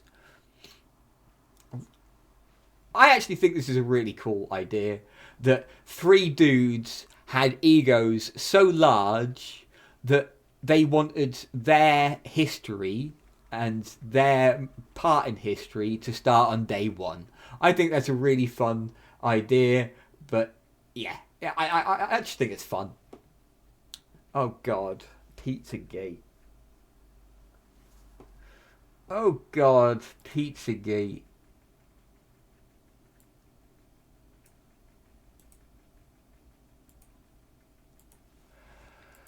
Okay. So, God damn. Pizzagate. Oh God, I can't believe I'm dirtying myself with this trash. Pizzagate is a conspiracy theory that went viral during the 2016 United States presidential election cycle, falsely claiming that the New York City Police Department had discovered a pedophilia ring linked to members of the Democratic Party while searching through Anthony Weiner's emails. It has been extensively decredited by a wide range of organisations, including the DC Police. I'm just going to put this in D, where it fucking belongs, for the dickholes that created it. And the Pizzagate PSYOP. Although I will say, the Pizzagate PSYOP idea is a great example of like social influencing on a really fucked up way. In a really, really fucked up way. If you're interested in manipulation and control, it's a interesting piece, but otherwise I would avoid it. It's just fucking awful. Polybius. This is a really old urban legend, let alone a conspiracy theory. This is a conspiracy about an old video game called Polybius that never existed, that was supposedly put out by a governmental organisation or the government itself for psychological research. That some people have even gone to the point where they've made mock-ups of what the arcade machine would look like. Like a single stick, a single button, coin slots, and the title. Like, yeah. Interesting-ish. I also think it might have been the inspiration for The Last Starfighter, which is a cool movie. But, yeah, it's kind of meh. I'm going to put it in C, because it's better than most of these. Project Bluebeam. This is some crazy shit. This is the idea that a group or organisation or government was trying to artificially... Hang on, what the fuck?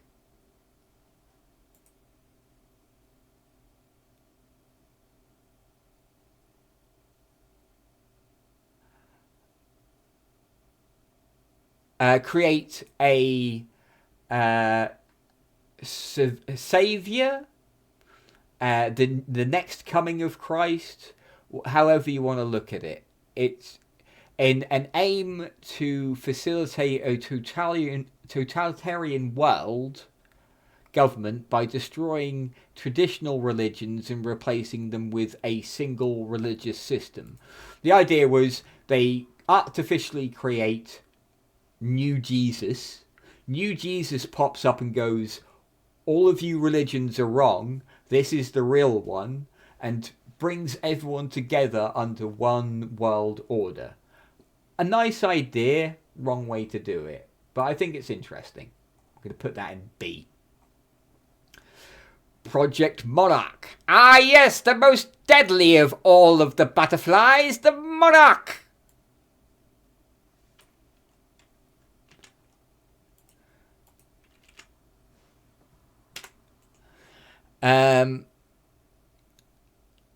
This is a conspiracy theory created by a theorist known and author known as Kathy O'Brien, suggesting that she had been a victim of a governmental mind control product called Project Monarch.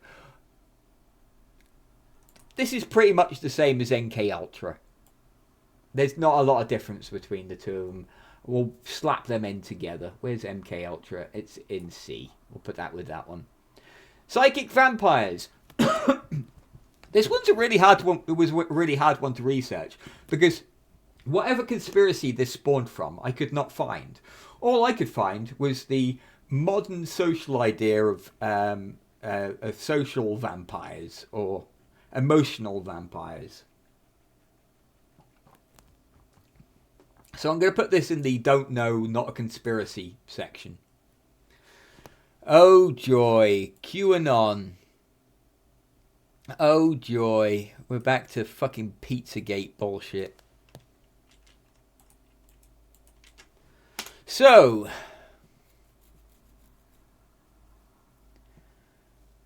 QAnon is a far-right American political conspiracy theory and political movement which originated in 2017. QAnon centers on the fabricated claims made by an anonymous individual or individuals known as Q. Those claims have been relayed and developed by online communities and influencers. Their core belief is that a cabal of satanic, cannibalistic child molesters are operating a global child sex trafficking ring which conspired against Donald Trump. Yes, Donald Trump is leading a one-man revolution against nonsense. It's Pizzagate. It's a whole. This is all connected. This is all the same fucking trash. I'm a psychic vampire for sure. I think I might be as well, but not intentionally. And the QAnon psyop with it as well. Reptilians. This is more interesting. This is the idea that there is a race of or species of creature that are reptilian in nature. I did the wrong thing, hang on. That have been living with us for, like, ever. And honestly, can we, at this point, with people like Mark Zuckerberg and Jeff Bezos, can we really say that these aren't true?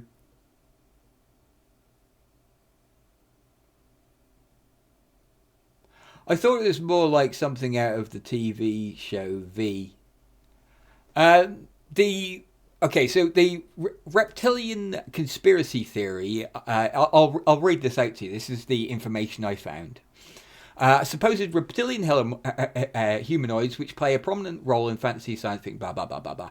The idea of reptilians was popularized by David Icke, a conspiracy theorist who claims shape-shifting reptilian aliens control Earth by taking on human form and gaining political power to manipulate human societies. Icke has stated on multiple occasions that many world leaders are or are possessed by so-called reptilians. Honestly, I think we've got enough evidence to show this is not a conspiracy. Jeff Bezos exists. Mark Zuckerberg exists. I'm going to put it in D because it... Oh, no, I'll put it in C. It's interesting. It's just way too on the nose. But yeah, there are a various different things. Like, this is the origin of the conspiracy. I expect it's had many, many branches. Like, this has been going on for decades now. Since 1929. Oh, wait, no, there's an earlier example of the secret doctrine written in 1888. With a reference to dragon men who once had mighty civilization on a Lemurian continent. Like, the whole reptilian people goes back long way. Long way. Rigged Super Bowls. There was actually 3 specific examples I found of this, which are kind of interesting. So, we've got... As soon as the thing loads. Super Bowl 3, the New York Jets versus the Baltimore Colts. Super Bowl 37, Tampa Buccaneers versus Oakland Raiders. And Super Bowl XL, which is Pittsburgh Steelers versus the Seattle Seahawks. I believe these are all... I'm not going to go into details. Again, I'm going to put this up in Discord for anyone that wants to read it. But yeah, I believe this has all been, for the most part, debunked. But honestly, I don't see things like rigged Super Bowls and other sporting events, conspiracies going anywhere. Whenever anyone supports a team that loses, they're going to try and come up with reasons as to why that team lost. Some people go crazier than others. That's it. That's frankly all I think about it. Roman Empire never ended. This is much along the lines of the whole Zionist and Illuminati idea that there is a secret organization ruling over. In this particular one, the idea is that the Romans never stopped being. They just went underground and decided to slink back into the shadows, manipulate things from the background, and that there's a traceable line of inheritance from the ancient Romans right up to modern day. Could be. I doubt we'd ever know. Big NFL fan here, and there are too many moving pieces to fix it, in my opinion. I think that's the problem with a lot of like sports and stuff. Certainly, it's a problem with esports.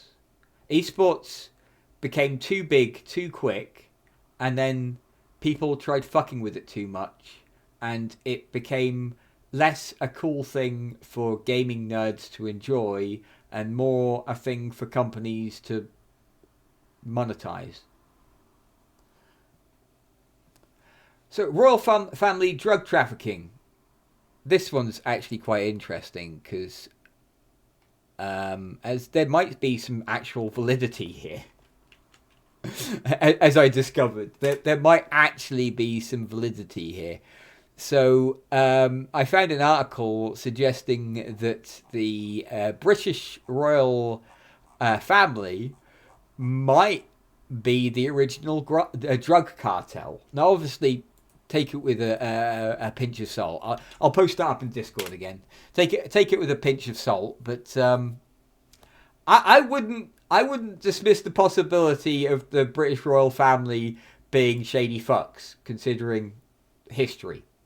So I'm going to put this in C because it's really quite believable. Russiagate. This is the idea that you can simplify that to Prince Andrew does something else wrong. Yeah, absolutely. Yep. I will say, though, that whilst they have a picture of Lizzie here, this is going back like a few hundred years. This isn't a modern conspiracy. This is an old conspiracy. Way before Prince Andrew even was a stain in his daddy's pants. But Russiagate. This is the idea that Trump worked together with Putin and Russia to sabotage... what's her name? Hillary Clinton. Political conspiracies. Boring. Sanguine vampires. This is exactly what it sounds like. This is the suggestion that vampires are actually real. And something that I found kind of interesting is that I found a person's story on them living in a community of people that actually think they're vampires. Again, I'm going to post this up on the Discord for anyone that's interested in reading. It's a whole Reddit post with links and stuff. This is a person that they recognise that they were deluded and living a lie, and this is them telling their story. It's an interesting read. But yeah, this is the idea that Vampiris Sanguinis exists. I'm going to put it up there because it's fun. Sasquatch! I'm going to do all of the Sasquatches at once because the origin of the Sasquatch really doesn't matter that much. But we've got three origins for the Sasquatch here. We've got biological, which is the traditional. Sasquatch is a ancient creature or the descendant of an ancient species that has somehow survived. The Tulpa Sasquatch is the idea that Sasquatch is a creature that was originally a thought form given physicality. The tulpa idea is the idea of creating corporeal entities from a non-corporeal origin, or imbuing things with thought and personality. A good example of this is shikigami, a Japanese phenomena whereby a person that invests a lot of emotion into something they value or treasure causes that thing to come to life. For example, if a family heirloom, say a watch, is handed down over years in a Japanese family, and the person that's holding on to that has great sentimental and emotional attachment to that watch because of the history it has within that family. A shikigami could form from that watch, which essentially turns the watch into a thinking, living entity. But regardless, and a ultra-terrestrial, this is a relatively new concept, ultra-terrestrial, but it's beings from an alternate dimension. But I'm going to put all 4 versions of Sasquatch into B, because I think Sasquatch is generally pretty cool. There's a good amount of believability with the conspiracy itself. There's enough circumstantial evidence to show that maybe there is some amount of truth to it. And it'd be nice to believe that there is other intelligent life. So basically spirits created through strong emotion. Yeah, basically. Yeah. At least in terms of shikigami, specifically. Satanic ritual abuse. Right. This is otherwise known, and most people I think will be more familiar with this term, as the Satanic Panic. Something that happened when I was a child. D&D is bad. If you play D&D, you're part of a cult and you're actually learning spells. You're learning to worship the devil. You're doing the devil's job. You're helping. You're making evil prosper. Stop having fun. It's evil. Yeah. I think we're all familiar. At least the older of us. Like, this happened during the 80s. Like late 70s and going into the 80s. The Satanic Panic is a moral panic consisting of over 12,000 unsubstantiated cases of satanic ritual abuse, known as ritualistic abuse, organized abuse, or satanic ritual abuse, starting in the United States in the 1980s. Actually, no, it started before that, but regardless. Spreading throughout many parts of the world by the late 1990s and persisting today. The panic originated in 1980 with the publication of Michelle Remembers, a book co-written by Canadian psychiatrist. I'm pretty sure it started before this. We'll go with this narrative, though. A Canadian psychiatrist, Lawrence Pesda, and his patient and future wife, Michelle Smith, which used the discredited practice of recovered memory therapy to make sweeping lurid claims about satanic ritual abuse involving Smith. The allegations, which afterwards arose throughout much of the United States, involved reports of physical and sexual abuse of people in the context of occult and satanic rituals. In its most extreme form, allegations involve conspiracy of a global satanic cult that includes the wealthy and elite, in which children were adopted or bred for human sacrifices, pornography, and prostitution. And it still goes on today. It's fucking crazy. That's the worst thing about it. People still believe this shit. I watched a JonTron video on a Christian anti-D&D movie. There was actually, when I was a kid, I'll see if I can find this. D&D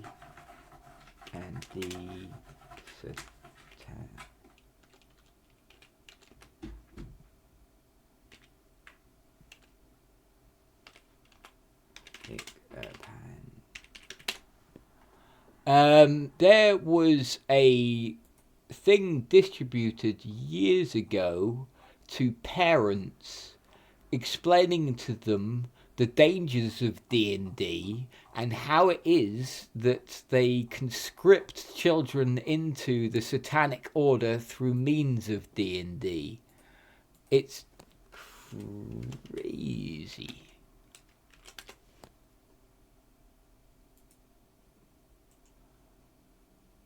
Let's see if I can find it. I can't find it. But yeah, it's great. Like my parents got a hold of it. They dismissed it. My parents were bad in a lot of ways, but when it came to things like that, they were really had their heads screwed on, which I'm very thankful for. But yeah, satanic ritual abuse. I'm going to put it in B because of how crazy it actually got out of hand and how much people believed it. Skinwalkers. This is shapeshifters of various different types, whether it be Le Bête de Gévaudan, the first reported incidents of a werewolf, or whether it be Coyote and his kin running about in the Americas. This is shapeshifters from all over, and I think really cool. It's something I would really like to believe that exists, but it's kind of hard to. Also, I don't believe in belief, so kind of puts an end to that in quite a major way. The smiley-faced killer. This was a bunch of, I believe, unsolved murders that were so called the smiley killers due to a graffiti being found near each of the murders, like we can see on this picture here of a smiley face. But I believe it was never found. The smiley face murder theory, also known as the smiley face murders, smiley face killings, and smiley face gang, is a theory advanced by retired New York City detectives Kevin Gannon and Anthony Duarte, as well as Dr. Lee Gilbertson, a criminal justice professor and gang expert at St. Cloud State University. It alleges that 45 young men found dead in bodies of water across several Midwestern American states from the late 1990s to the 2010s did not accidentally drown, as concluded by law enforcement agencies, but were victims of serial killer or killers. The term smiley face became connected to the alleged murders when it was made public that the police had discovered graffiti depicting a smiley face near locations where they think the killer dumped the bodies in at least a dozen cases. Gannon wrote a textbook study case on the subject titled Case Studies in Drowning Forensics. The response of law enforcement investigators and other experts has been largely skeptical. So yeah, I believe this is mostly unsolved. But again, this is a really interesting one because it has a lot of grounds in reality. And in fact, we have a scientist that is literally doing studies into the potential of this being a bunch of murders rather than accidental drownings. The coincidence of this graffiti being at most of the scenes is quite interesting, but probably also just a coincidence. 3 points, like any 3 points, the brain has this weird psychological habit of automatically turning into a face. Human brains automatically want to see familiarity, and so we create familiarity where there may not be any. It's a weird psychological dilemma that has kind of cursed us for a large part. By the way, this took me some research as well, because it turns out there's a whole bunch of smiley face killers. There's at least 2 known serial killers that were known as like the smiley face killers. This is a different thing though. This was never solved as far as I'm aware. Targeted individuals. This was another one that was kind of hard to pin down as to what they were specifically talking about. And I came to this conclusion. Electronic harassment, or electromagnetic torture, or psychotronic torture is a conspiracy theory that malicious actors, often government agents or crime rings, make use of electromagnetic radiation, such as the microwave auditory effect, radar, and surveillance techniques to transmit sounds and thoughts into people's heads, affect people's bodies, and harass people. Individuals who claim to experience this call themselves targeted individuals, which is why I presume this is what they're talking about. Some claim they are victims of gang stalking and and many have created or joined support and advocacy groups. Multiple medical professionals have concluded these experiments are hallucinations, the result of delusional disorders or psychosis. So yeah, it's kind of interesting. I can understand, especially if someone's having a psychological break or a psychotic episode, why they might think they would be being attacked. Like, paranoia is a hell of a thing. I'm going to put this in C because it's interested, it's well grounded in reality, and it's believable. Time Cube. Speaking of things that are believable, this is not it. Time Cube was a pseudo-scientific personal web page set up in 1997 by the self-proclaimed wisest man on Earth, Otis Eugene Ray. It was a self-published outlet for Ray's theory of everything, also called Time Cube, which polemically claims that all modern scientists are participating in a worldwide conspiracy to teach lies by omitting his theory's alleged truth that each day actually consists of 4 days occurring simultaneously. Alongside these statements, Ray described himself as a godlike being with superior intelligence who has absolute evidence for and proof for his views. Ray asserted repeatedly and variously that the academic world had not taken Time Cube seriously. The website registration expired in August 2015. Yeah. So this guy proposes that each day happens 4 times simultaneously, and that he's the only person to have ever noticed. I love it. I think this is great. This isn't A tier, but this is definitely B tier. This is the right kind of crazy to be B tier. Like, this is something you could never disprove because of how absolutely batshit insane it is. I love it. Okay, so next up, Titanic was an inside job. This kind of speaks for itself. There's a theory that the Titanic was deliberately sunk to claim insurance, and that's about it. The Titanic never sunk. The Titanic was a deliberate sinking just to claim insurance. It's boring. Titanic never sank. This is a slightly more interesting conspiracy, that the Titanic never actually sailed. That's it. Expected something more dramatic. Yeah, me too. I was kind of disappointed. Anyway, I will check my notes, but yeah. On April 14th, 1912, the Titanic collided with an iceberg, damaging the hull's plates below the waterline on the starboard side, causing the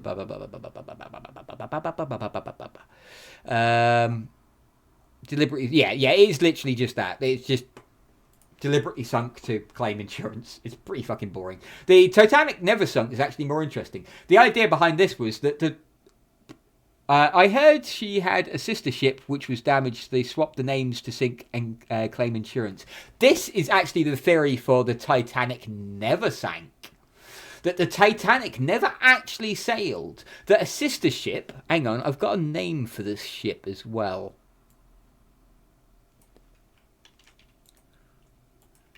A sister ship known as... Where is it?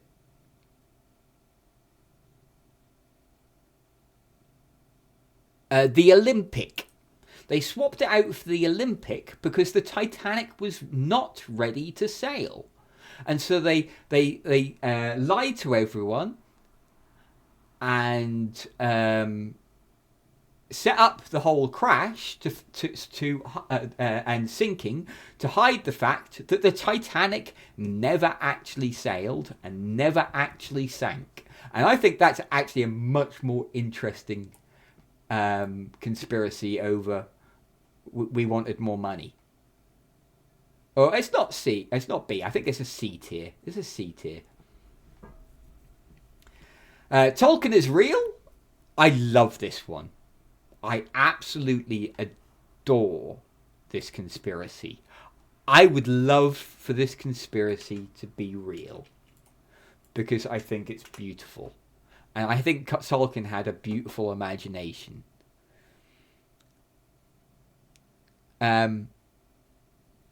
So, this is a excerpt from a proposed idea. As a young student at Oxford, Tolkien claimed that he discovered a number of old books in the basement of the school's library. They contained an account of life in Europe 6,500 years ago and an epic struggle for an ancient civilization that occurred then. The books were written in ancient Scandinavian, a language that Tolkien had coincidentally studied, so he was able to read them. Tolkien reportedly told his friends like C.S. Lewis, "There's a whole history we don't even know about. There's much more than we all understand." This is the idea that Tolkien based The Lord of the Rings and The Hobbit and The Silmarillion and all of that on real life events, that a secret history had unfolded in Europe and that had been hidden from reality for whatever reason, and that Tolkien himself had uncovered it and used it as an inspiration to write Lord of the Rings. This is A-tier conspiracy. I love that so much. That's beautiful. I would love that to be real. Imagine how cool that would be. It's beautiful. That sounds dope, not gonna lie. Yeah. Actually, you know what? I agree with you. That's an S tier. Add row above. I think this is the one and only S tier conspiracy. Tolkien is real. Yeah, I agree. You bang on there. Oh God, we're back to this toxic shit again. This is basically the same as QAnon and Pizzagate. It's just political trash.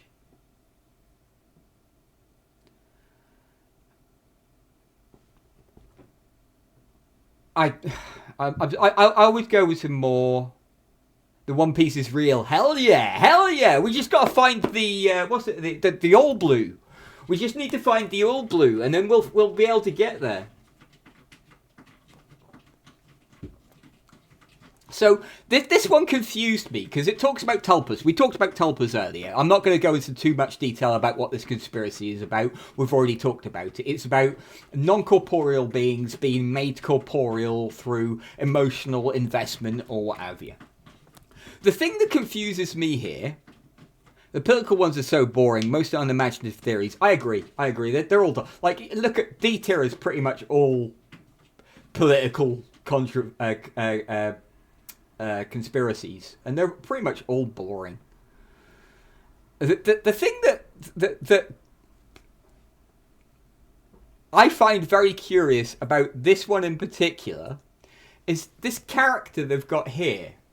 This is from The Melancholy of Haruhi Suzumiya, a really cool anime about a girl that is God. And a bunch of people being chosen to look after her because she doesn't realise that she's God. And every time she decides she wants something to happen, it happens because she's God. And there's nothing that anyone can do about it. So they've basically put her in a situation whereby she's being looked after by people that really care for her, that are also kind of special. You've got a girl from the future, a psychic, a entity that is a terminal for a synthetic galactic intelligence and a random normal human dude.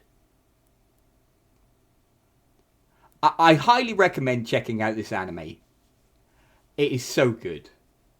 And she causes so much trouble for everyone. She decides at one point that she wants to put on a musical performance. And of course, it's perfect. It's absolutely beautiful.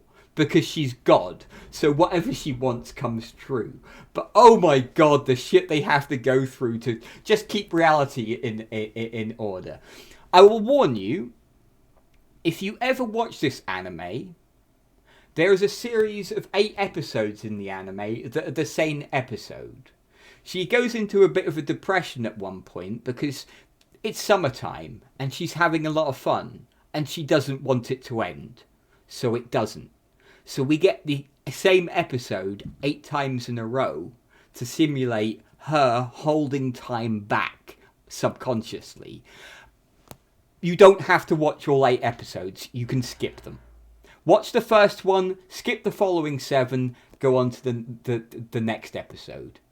Would be my suggestion. But I highly recommend checking it out. It's a really beautiful series. But sorry about that. That was completely irrelevant and has nothing to do with the conspiracy theory at all. It was just very curious that they decided to use her picture for this. But I think Tulpas are A tier. I think they're really cool.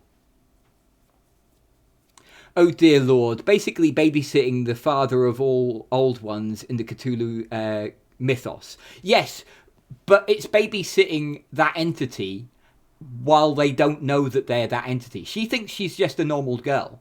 She doesn't know she's God. Right, another political one. Tupac assassinated for communist politics. There is actually some amount of justification here. Let me just quickly find that. So, Tupac assassinated. Here we go. So, supposedly, Tupac Shakur was a member of the Young Communist League in USA, and that the Maryland chapter based in Baltimore, where he spent his high school years, is named after him. And this is all that was needed to create a conspiracy that Tupac was assassinated by the American government for being a communist. That's it. That's all there is to it. It's boring. Sounds like the anime is very cute thematically, though the concept itself is horrifying. I love it. It is very good. Oh, hang on. Let me put it up. The Melancholy of Haruhi Suzumiya. I've put the link to the wiki page on Discord in case you're interested. The Melancholy of Haruhi Suzumiya. It's a beautiful anime. It's really nice. Highly recommend. No worries. Tupac Lives. I think this is another pretty old one. This is based on people releasing his music after he died. And I can understand people... cognitive dissonance is a thing. People will create their own little realities because reality is too difficult for them to come to terms with. People were really upset about Tupac dying, and when suddenly, years later, more of his music comes out, of course there is the copium, the desperate copium that he might still be alive. But that is all it is, desperate copium. I'm sorry, Tupac is dead. As are a lot of other really wonderful people. I'm going to put it in C because it's sad. It's not a good conspiracy, but it is a sad conspiracy. And it hits me right in the feels because I understand that. I'd like to bring back Robin Williams. I honestly think the death of Robin Williams and Terry Pratchett actually decreased the quality of reality. Ultra-terrestrial hypothesis! Right, so I I talked about this very briefly earlier. This is the idea that creatures exist in other dimensions. I honestly don't. I'm going to put this in don't know, not a conspiracy. Because while a bunch of conspiracies have grown up around the idea of other dimensional creatures, we don't know for absolute surety that other dimensional creatures don't exist.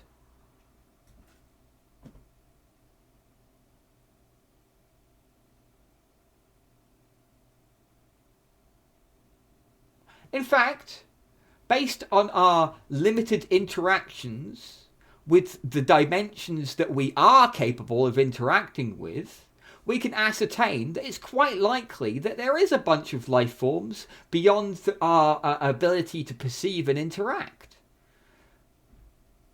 So I'm putting ultra-terrestrial hypothesis in don't know, not a conspiracy, because whilst there are conspiracies about it, it itself is a hypothesis, not a conspiracy.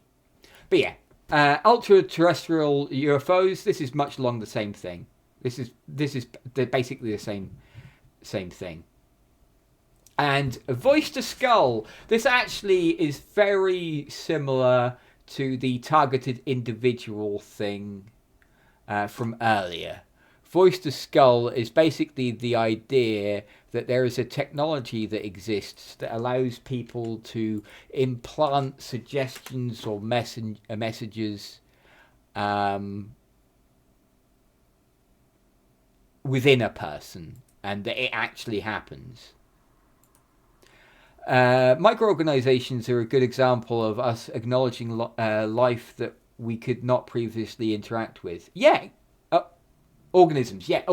And like the fact that we have to keep, every time we discover a new creature in our own oceans, we have to reevaluate what we consider to be life, and the what consists as a living creature.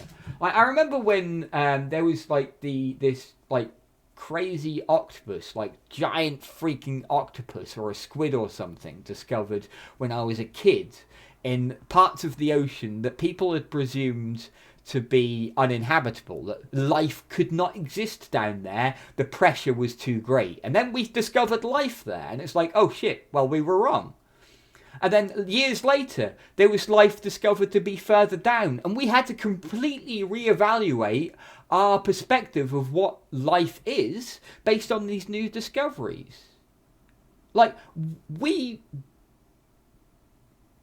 keep discovering new things in our own dimensional constraints.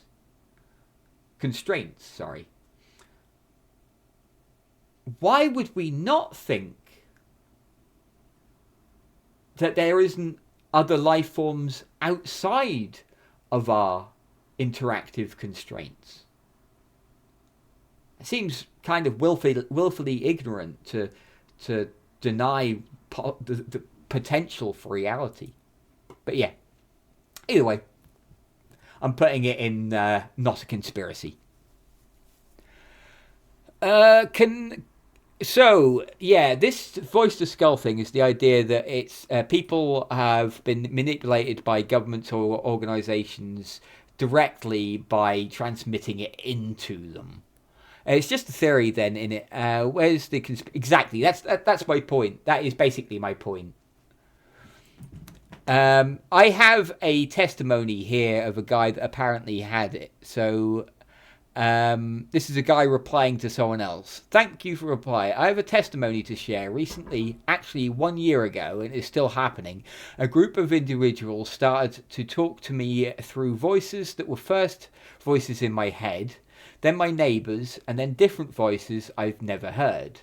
They were very calm at first, but progressively started to become very hostile and very life-threatening. The voices claimed to be here to analyse me and claimed to be spies. I believed them because they were reading my thoughts. Actually, I first thought it was the CIA or the Russian agency, and later on I abandoned that idea because I saw a video on YouTube named The Voices of Havana Syndrome. That's I don't know why I found that so hard to say. Havana syndrome. There we go. I did it. In which victims were speaking about this, and the US government and US agencies were investigating on this. During those times, they were using the voices of my classmates and were telling me that I am in a film. The voices speaking to me used advanced technologies to modify my moods, give me colds out of nowhere. I was literally freezing. How can science even compare? Modified my vision. My vision became panoramic. They also modified my reality completely. I could see the trees 2 times bigger than usual, moving 2 times faster, but they were also having a failed direction, as if they were about to fall towards me. They reduced my intelligence, made me not able to think or have any thoughts at all, but also changed completely my vocabulary, make me speak with another language's way of speaking in my own native language, or give me the vocabulary of a diplomate. They can control the weather. Like, I'm going to stop there. It goes on and on. This guy is seriously got some serious problems. This is another one I feel that is people with mental problems trying to find any desperate hope that they've got a way out of their mental problems. As a person that has spent my life with schizotypal personality disorder, I can say that yeah, it is very desirable to find any solution from anywhere, but sometimes there just isn't a solution. I'm sorry, sometimes if you're batshit crazy, you are just batshit crazy. It sucks. It's deeply unfortunate and it's deeply unfair. But yeah, I'm going to put this in C because I think it's sad. I can understand why people would try and make these fantasies because it makes their reality much easier to live with. If it isn't them, if it isn't their fault, then they don't feel like they have to have responsibility. But equally, when it comes to certain mental illnesses, it's not your fault. It's not your responsibility. There's nothing you can do about it. And that's really, really shit and really unfortunate. But deluding yourself isn't going to help. But yeah, there we go. There's our tier list. That took a long fucking time to get through.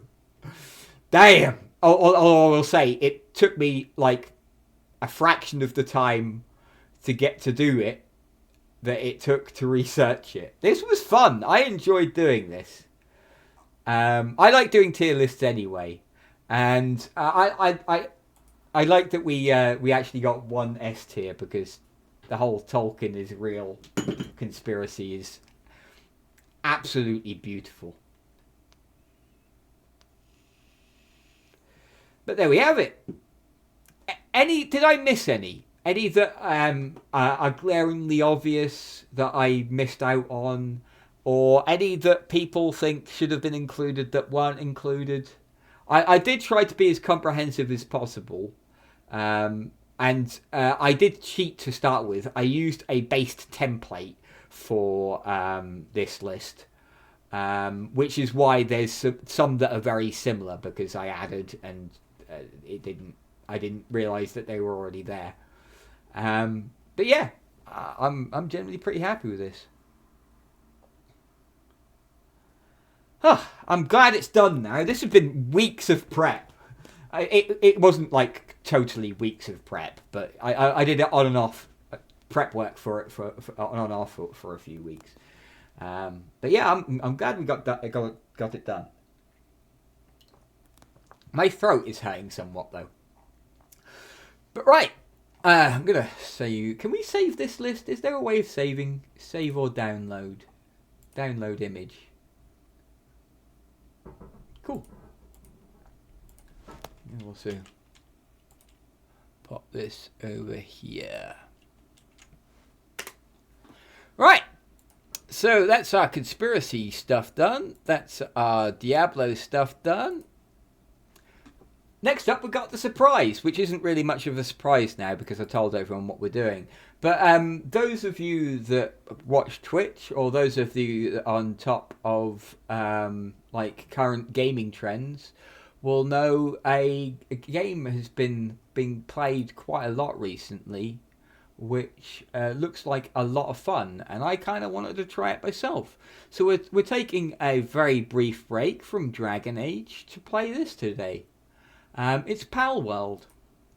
Let's get this loaded up. I have not played this at all yet so far. I'm excited to play it. It looks like a really interesting game. A lot of people have described this as Pokemon with guns. Hang on a sec, I just need to go through a bunch of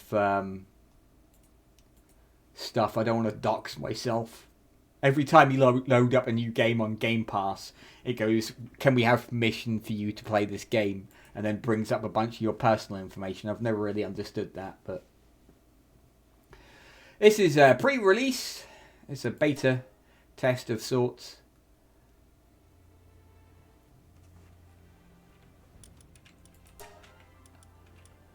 The sounds actually seem pretty good. Oh wow, that's actually. Bring down sound effects down a little bit. Bring that down a little. UI, bring that down a bunch. Voice will keep up there. Voice pals, let's bring that down a bit. And ambient sound a little bit. Graphics, VSync on. Motion blur off. Oh no, VSync on. Field of view, camera eye distance. Yeah, that all seems fine. Game settings. Toggle sprint. No. Oh, you can use a controller. That's cool. I'm going to use mouse and keyboard to start off with. See what it's like. Right, fully customized controls. This is good. Yep, save settings. Hang on. Is this in windowed? Oh my god, it's baseline windowed. Holy crap. There's not even a setting for it. It just runs in Windows mode as a baseline. That's fucking huge. Good start. Really, really good start.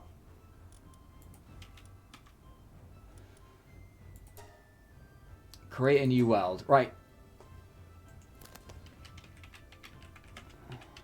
Before I carry on, I do want to grab myself a drink and take a pee. My voice is kind of hurting. But we are going to call our world Willington. If anyone can tell me the reason I have called it Willington, you will get a prize. I will be right back shortly. I need a cup of tea.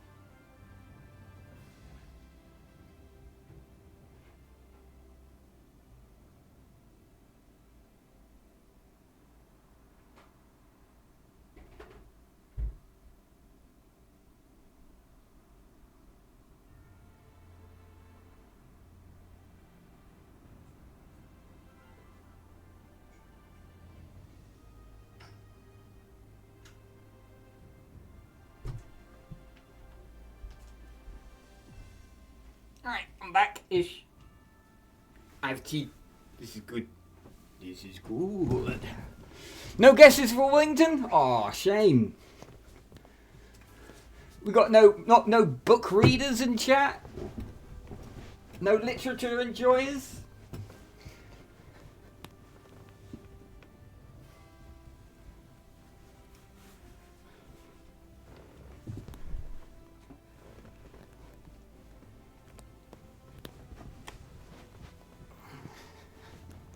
Right, so get into Wellington.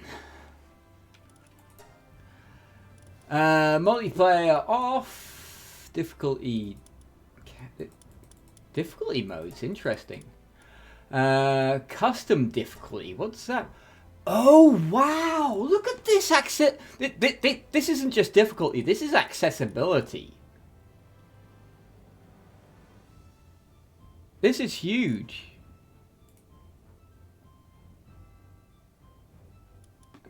The game's really quiet now. I'm going to turn it up a bit.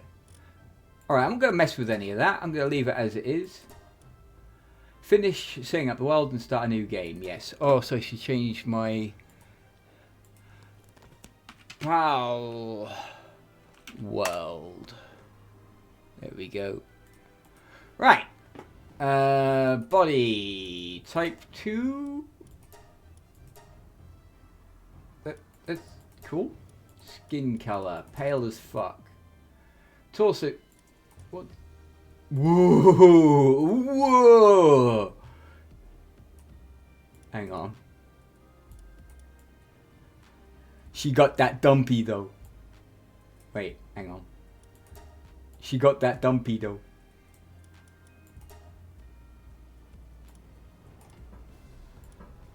Alright, let's have a reasonably muscular. I want to recreate myself.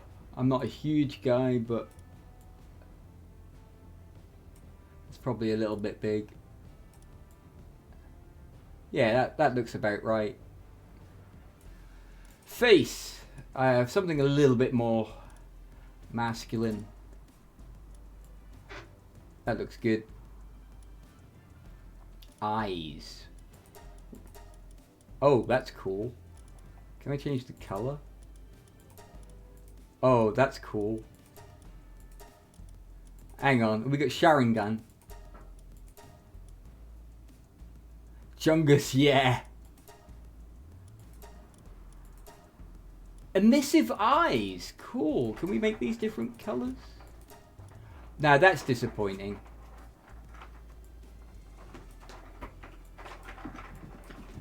We've got emissive eyes, but oh, what the fuck? Okay, I'm not gonna fuck with the emissive eyes. We'll go with these ones, and we're gonna have beautiful blue eyes. Hair.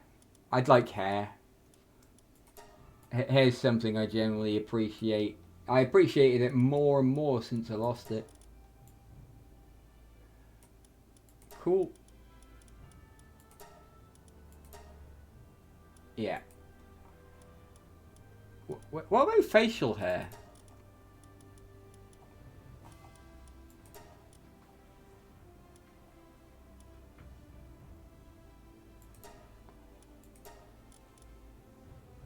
Eyebrow color? Maybe that's facial. There we go. I'd like hair, balding, thought entity. Yeah. Yep. I would like hair. The problem is, people notice people go missing. It's finding a meat suit that people won't miss. You cannot edit your character again after the game has started. No, a character re-edit feature is planned for a future update. Cool.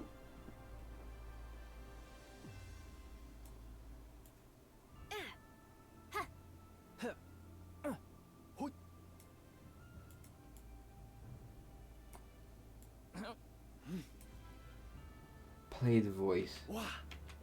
Yeah. What? Yeah. Huh? Yeah. We'll go with that one. Right. Is this the character we want? I think so. Maybe I should change the skull. If I make him darker, he might look like kind of Greek. No, I'm not. I'm just going to keep him pale. It's fine. Your victims might even end up on next conspiracy theory list. Uncle Bert is actually a cosmic entity or something. That would be funny as fuck. That would actually be funny as fuck. Character creation complete. Ready to start the game. You cannot edit. Yeah, that's fine. Let's do this. What the fuck are you? Ha! Fell on its face.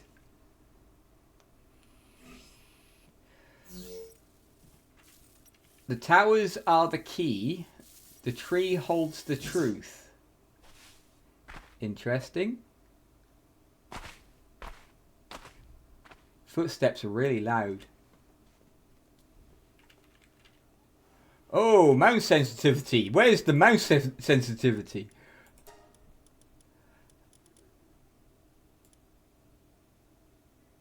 Why is the mouse sensitivity the same as the aim sensitivity? That's kind of crazy. I didn't save it.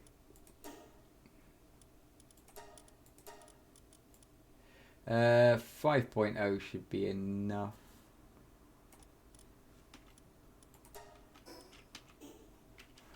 It really isn't. It really isn't. Let's whack it up to 8.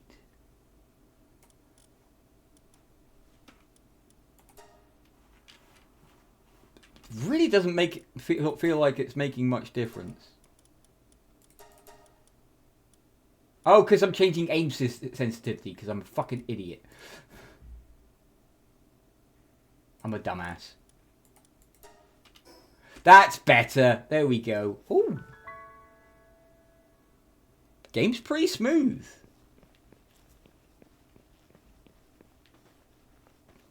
Game's pretty smooth. Visuals are pretty nice as well.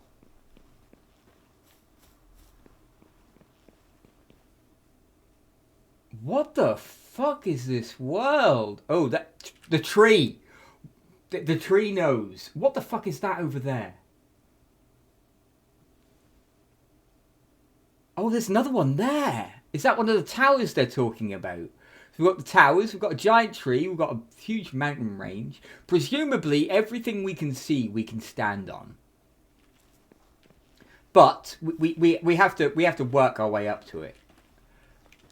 F, collect wood. Okay. What's E? Fuck knows. Oh, there's another human. F. Oh, did you come from the outside world? I could tell you don't have the smell of pals on you. She's got a gun. Take it too easy around here and you'll get yourself killed. Here, take this. Make up a weapon or something. Open the options menu with escape and check the survival guide. Survival guide. Okay, this is the tutorial. Okay, I got that. Open the build menu with B. And we can make a primitive workbench. I guess we need to make that. Select primitive workbench and set the build location. Do I want to be building? Let's find somewhere to build. Where do we want to make our home? Well, that seems perfect. Let's build here. We've even got partial structure. Alright, let's put this here.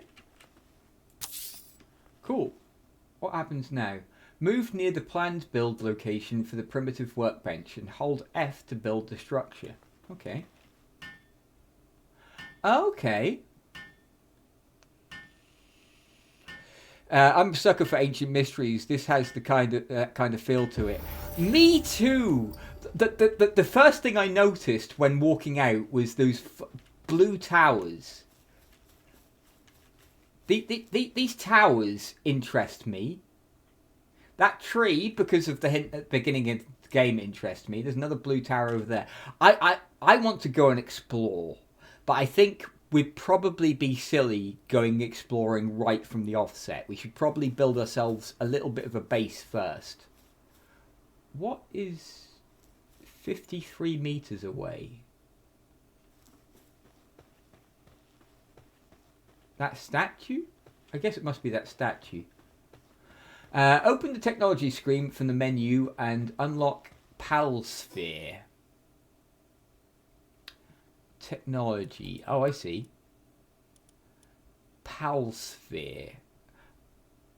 You have unused skill points. How do I get skill points? Are you sure you want to unlock PAL Sphere? Yes. Craft PAL Sphere. Okay, we need palladium and stone. I guess we need some tools. Let's make up a club.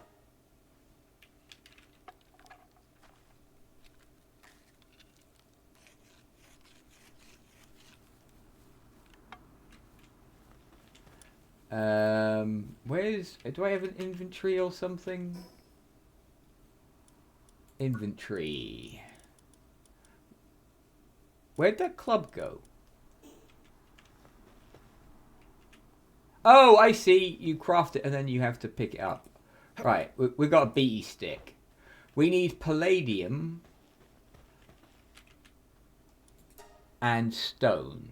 We need a pickaxe. We need a stone to get a pickaxe. We need a... There's no axes? An axe for... Oh, no, that's an axe. Okay, we need stone. Let's go and beat some stone up. What does... Maybe this?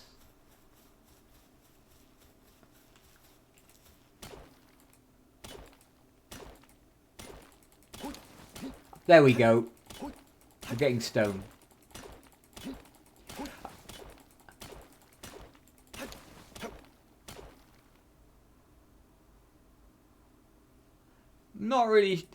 I'm not really keen on stamina working with like gathering stuff.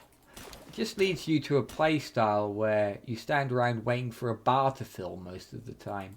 But it's early game, so they'll probably change some things. Wood club smash rock. We're on the Sigma grind set. Big balls, tiny dick, kung fast, big load. Ain't got time for wasting around. We've got that Sigma grind set.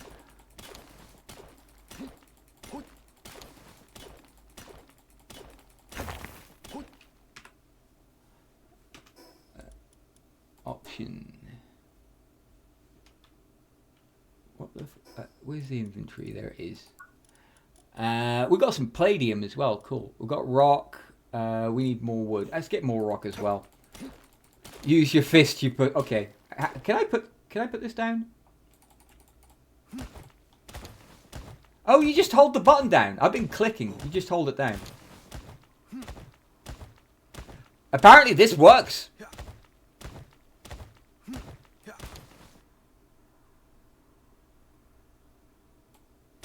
Do I have a hunger bar or anything? Do I need to eat?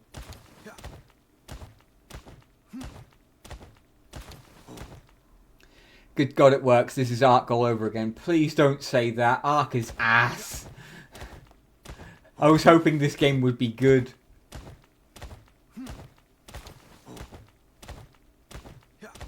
Like, Ark was okay as a tech demo, but when they started asking $60 for it... Ugh.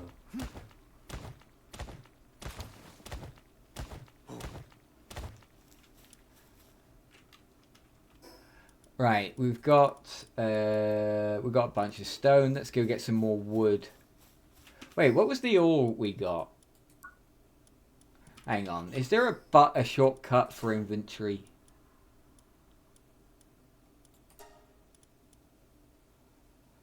Jump, summon, skill, throw, No, there isn't. That'll come at some point in the future, though, I'm willing to bet.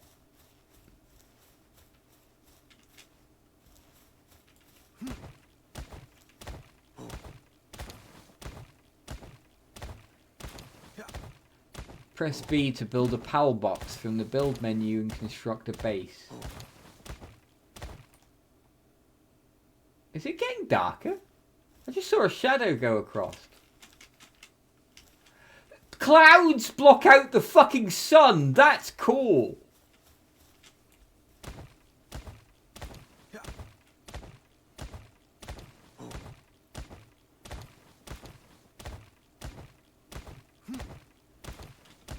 Alright, let's go and make some better tools so we can more easily acquire things. Bushes. Do bushes have anything? No.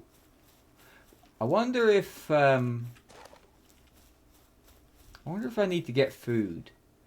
It says it's a survival game, so presumably food is going to become a necessity at some point.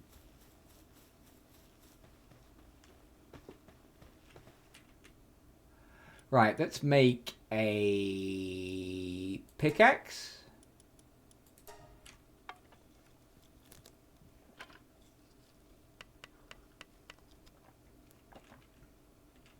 And a stone axe.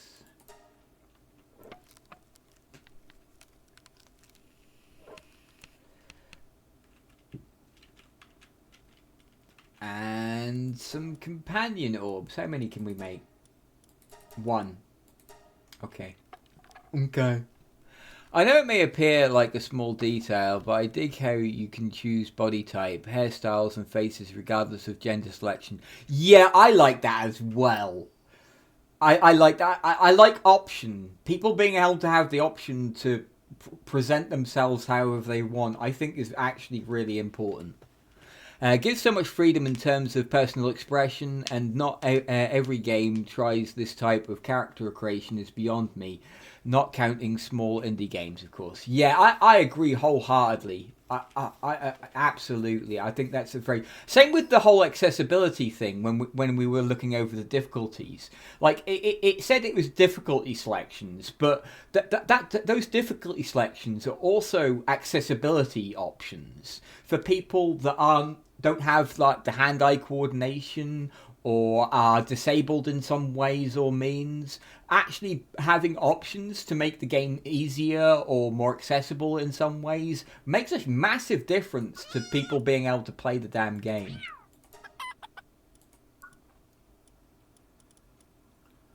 Repair bench, wooden chest. Let's make a wooden chest. Let's have that. I don't know what a power box is. Right, E, wooden chest, insufficient materials. We don't have enough wood, damn.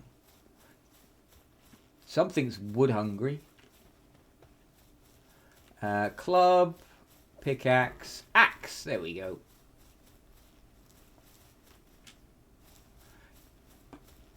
Yeah, I like that it was like, this is a feminine body, and this is a male body, and this is a feminine head, and this, a masculine body. This is a feminine head, and this is a masculine head. Mix and match, as and how you please. You want to be footer? You be footer. What the fuck?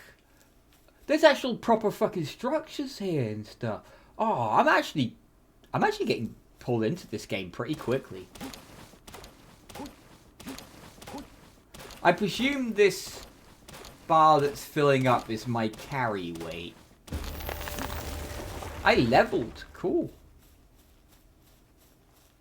And no, we want more. We want a lot of wood.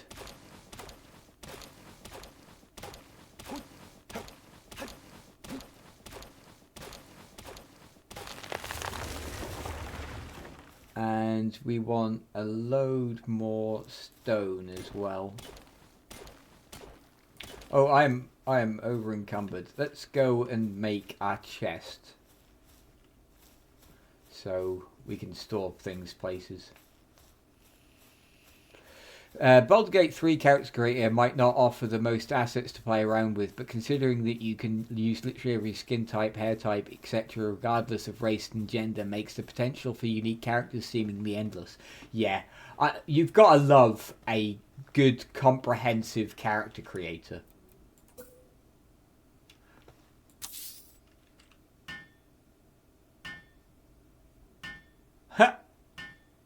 I'm actually crafting that box, but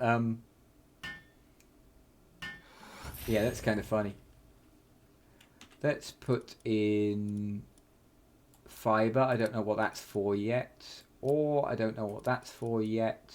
Palladium makes pal spheres. We should use the pal sphere. I'll make another one up. And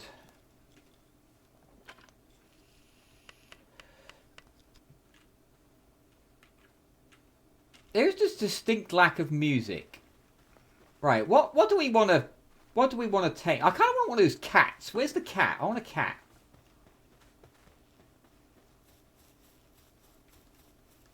What was that? Wood. I saw a cat. It was a chicken, yeah. So far, I've seen chicken, sheep, and cat. Oh, wait, hang on. Red berries. Ah, okay. Yeah, we probably do need to eat.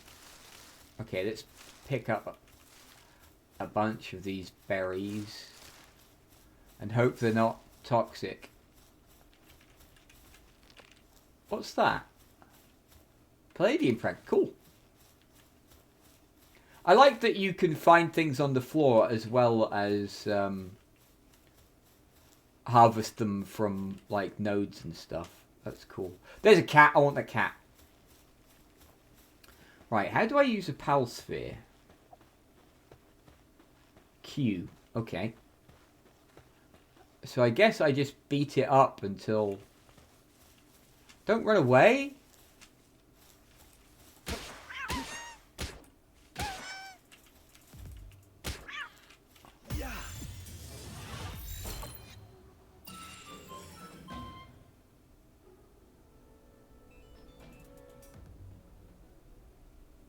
Press E to summon a captured pal. Hey, look! We got a pet cat. Cativa. That's no cat, it's a Digimon. Yeah, fair. There is definitely like Digimon / Pokemon influences in this game. Let's get a sheep as well. Bah, bah, bah, bah. Oh, he went to attack the sheep. Can I throw you out as well? Okay, we can only have one out at a time. In which case, I want my cat out.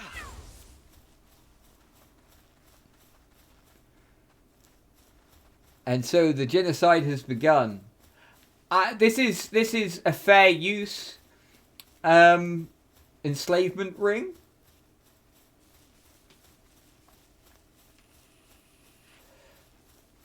You can tell this. We've put the fair use symbol on our ass. It's covered up at the moment. You can't see it, which is, yeah. Right, what do I have to do? Open the technology screen from the menu and unlock PAL box. Okay. Technology PAL box. Build a PAL box in an open space. The surrounding area will become your base. Okay. But by surrounding area, how much of a how large an area is that? I wonder. I can't put it near objects. Okay, we'll put it... I can't put it there for some reason. Put it there. Cativa is making it! I don't even have to build it! Cativa's doing it for me!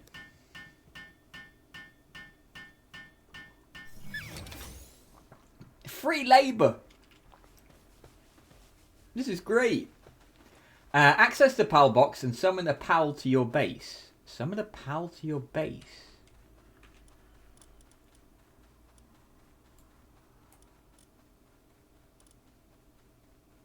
Okay.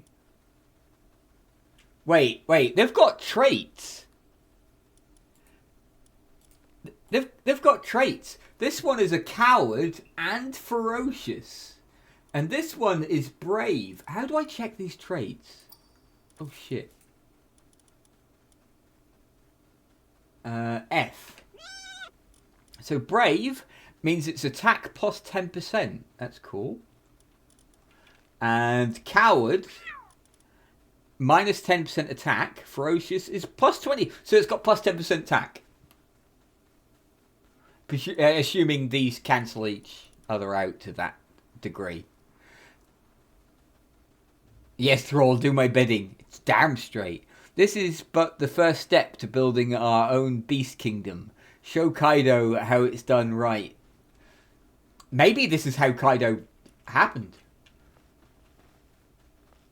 What are you doing?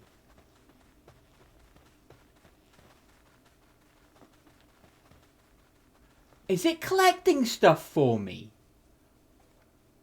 It's collecting wood for me!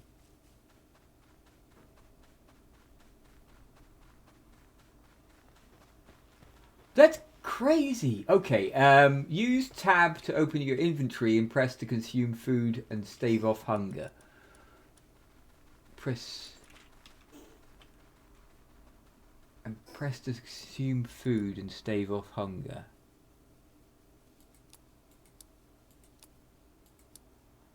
How do I...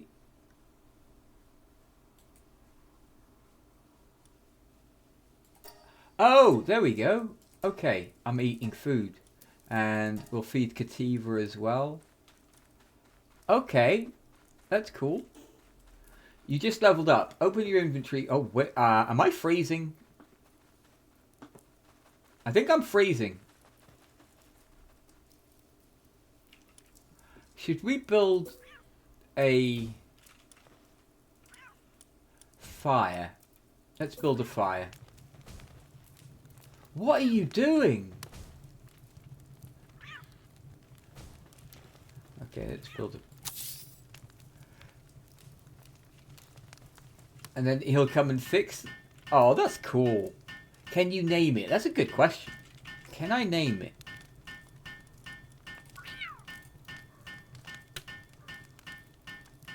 Not... seemingly no. Doesn't look like it. There's not a way for me to...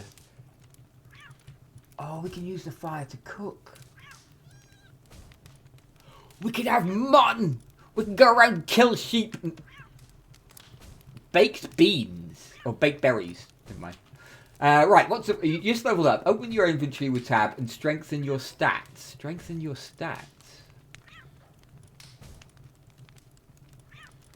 Enhanced. Oh, there we go. So we can upgrade hit points, stamina, attack. We can't upgrade defense, which is interesting. Work speed and weight. I'm going to up weight for the time being.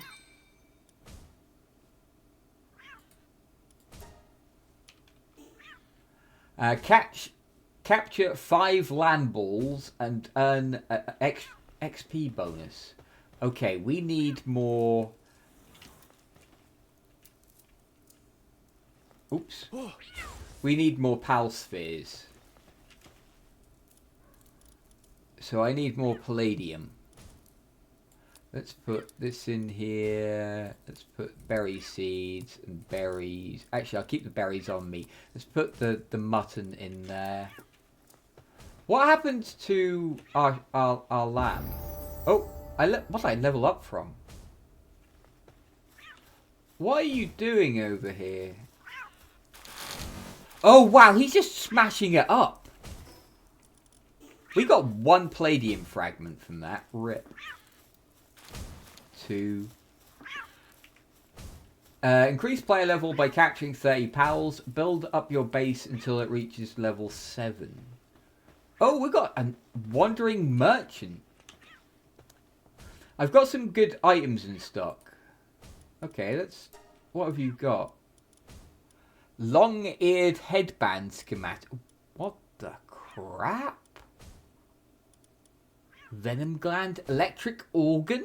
What the fuck? Material obtainable from electric pals that stores electricity but requires caution when used. Wow. I googled it. You can rename them by opening their stats sheet and clicking on the edit button between the monster name and the gender sim. Okay.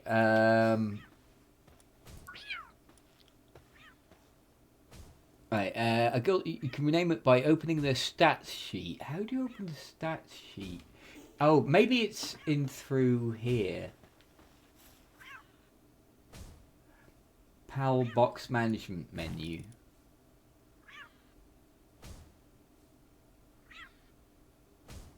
View details.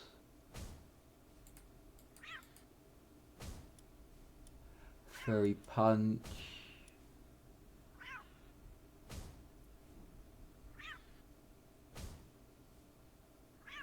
Edit. I'm not seeing an edit button.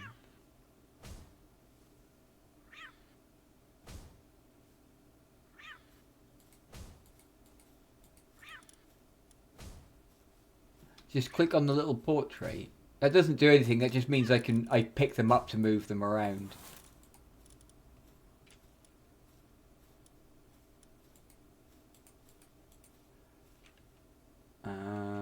Yeah. Oh, what? Fuck. Fuck.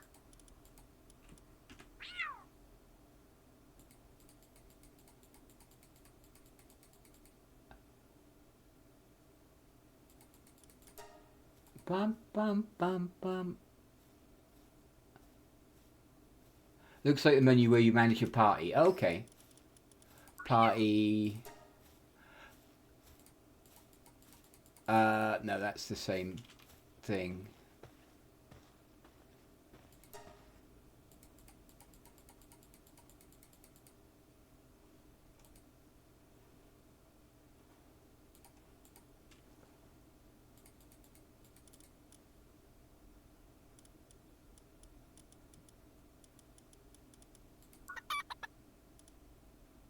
What? Okay. No, that's not it. No, I don't want to drop PAL.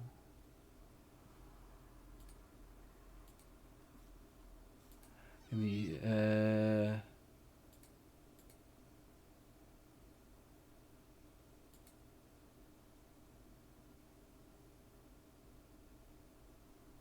okay. So it's here somewhere. Cativa. I don't... Hang on, let me just Google it quickly. How to change PAL's names. It might be a technology thing. We figured out how to do it for you. How to change your PAL's names. Change the menu PAL, open up the options menu. From there, navigate to the party tab and select the PAL you want to rename. Select the option to edit them and the text box will appear. Select the option to edit them. There isn't an option to edit them.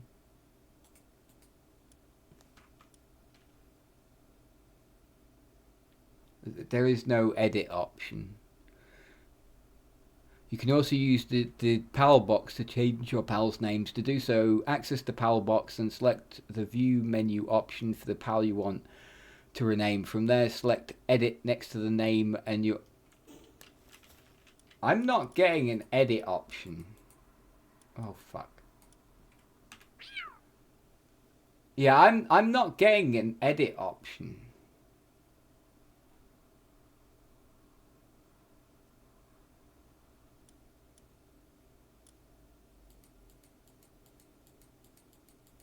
Maybe it's a level thing.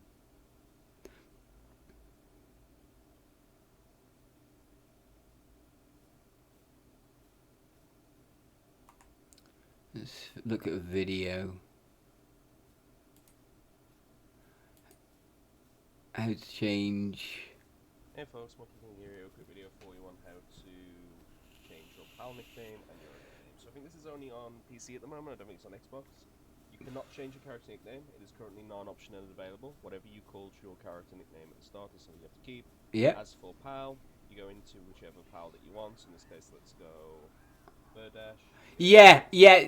There's something not right here. So on the video, there should be an edit button here, and I'm not getting that edit button for whatever reason. So I'll go in through the way that he did, which is party, Kativa. I'm not getting that edit button. I presume it's probably a level thing. We'll carry on and see if that opens up at some point. We need to capture Lambo. I need you to be out for a start because I need palladium.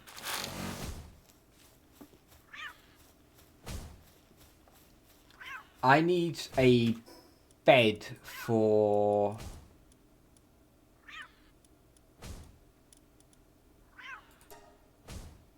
my pals.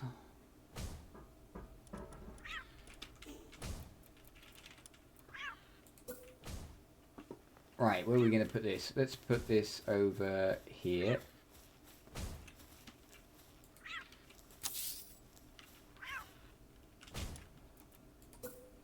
Let's build a bunch of beds. We're going to collect a few pals.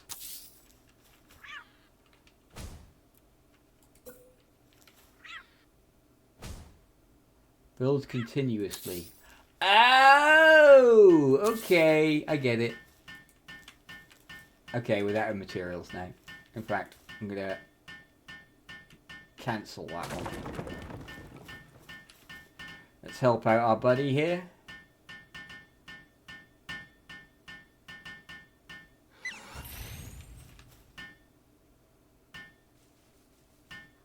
Why aren't you helping? That's fine. I'll let him smash rocks. We can build this.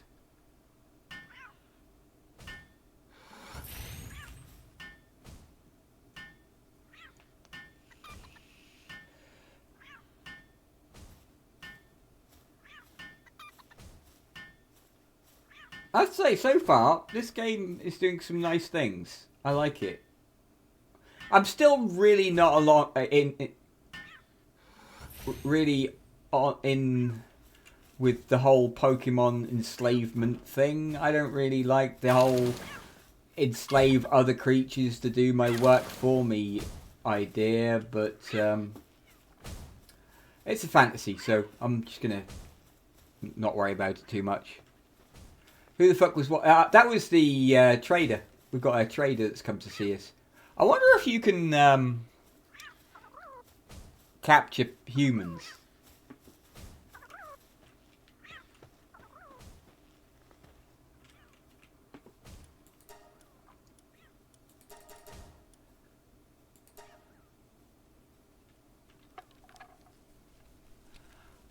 Yeah, next human that...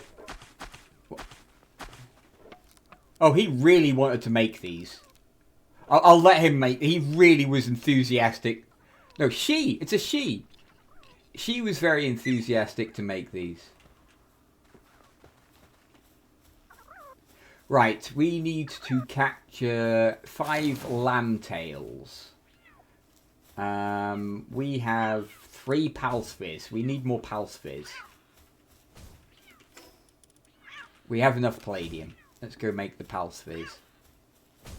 That was such a cat thing to do. Yeah. No, human. You are wrong. You're doing it wrong. I cannot trust you to do this right. I will do this so that you can't fuck it up. Looks like our buddy's found a chicken buddy. Right, we need wood.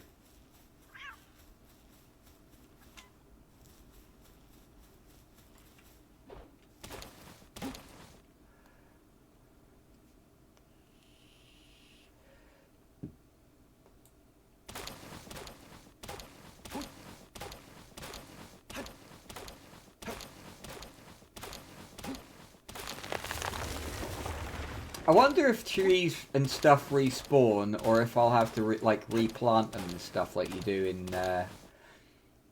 Terraria and Minecraft.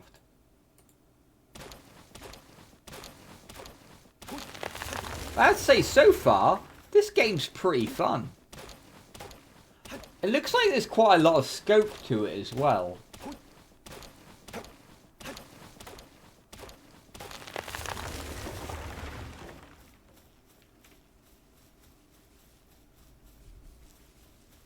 As long as the eating thing isn't too much. The one thing that generally puts me off a lot of survival games is having to spend more time hunting and gathering than you are exploring and experimenting. I'm much more explorer slash adventurer than I am. Here he comes. Than I am a crafter.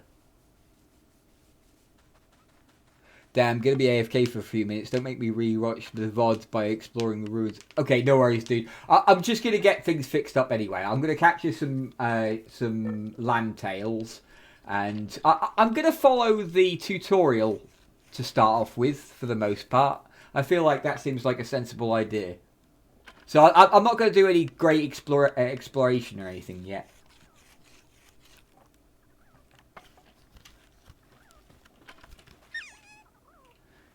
Good girl. You are awesome. You're doing a great job. Keep it up. Right. What does our sheepy do? Pal, who is that? Oh, so if I put the sheep... Oh, I see. So then now the sheep will go and do stuff for me? Yeah, it's gathering stone. Okay, that's cool.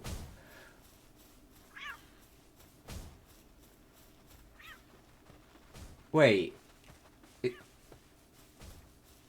Why did that one look so different?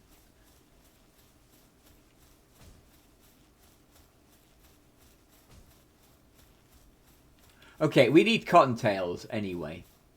Let's go and beat up some sheep.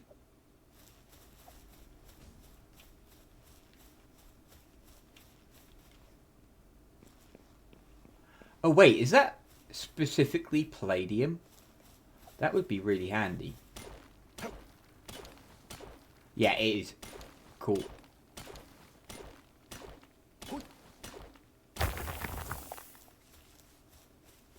Cool, I'll keep an eye out for them then. Right, yeah, we need to beat the crap out of sheep. No, you killed it. Wait, do their corpses stay around? That's kind of fucked up.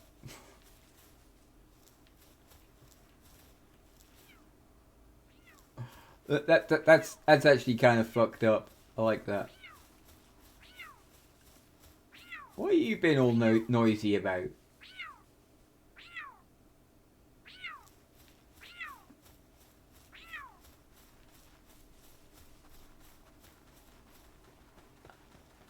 Right, we need more sheep.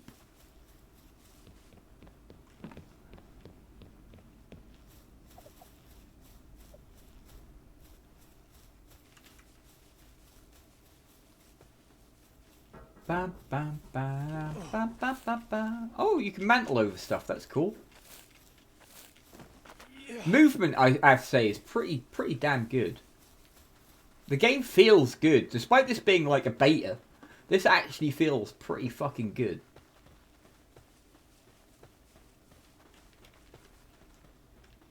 Right, so the berry bushes grow back at least. Where are all of the sheep? Oh, sheepy. I just want to make friends.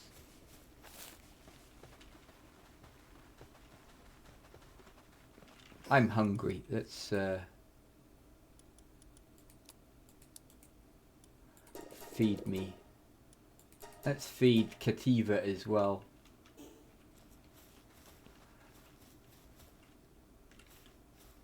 I wonder if there'll be a narrative to this game, because it kind of feels like we're being dropped into what the fuck? Oh, castle courtyard here. Feels like we're kind of being dropped into a world that...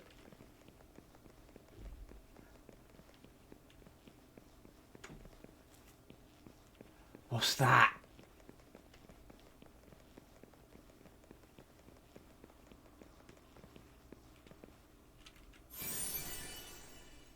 You found a note from another adventurer. You can check the journeys from... Okay, cool. Alright, let's leave here. We're sheep hunting, not exploring currently. Wait, what's that?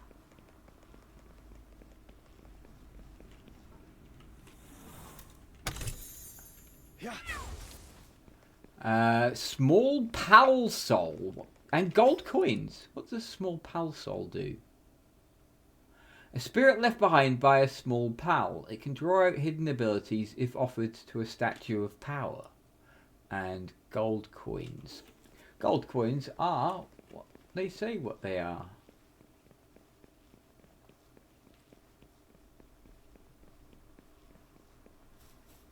Do do do do do do do do do do do. We need sheepies. Sheepy. I'm kind of tempted to beat her up and see if I can.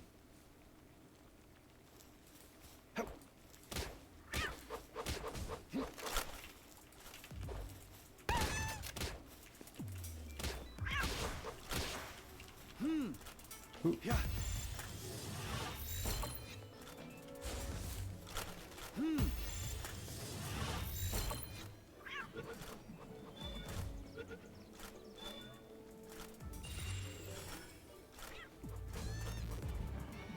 What the?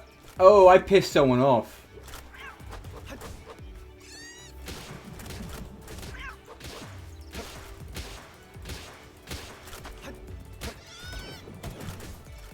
Oh, they're fucking me up. I'm running away. I'm running away. I'm running away.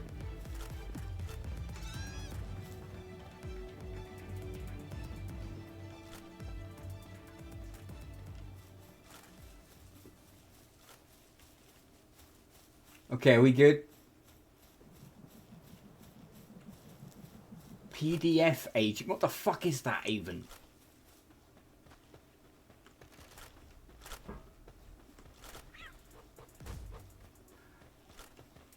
I'll try and secure. You go there. Right, okay. Just make sure we lose as little as possible. Because I don't know if we lose things when we die. Oh.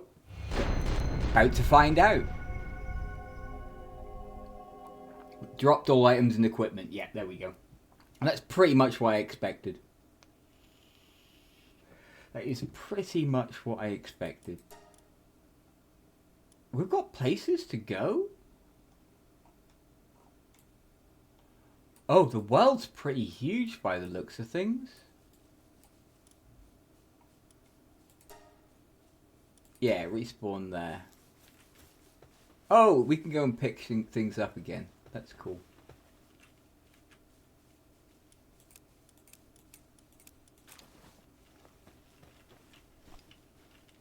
Your pals and items will be dropped where you were knocked out. Collect them before someone else does. Why can I not? Is Kativa dead?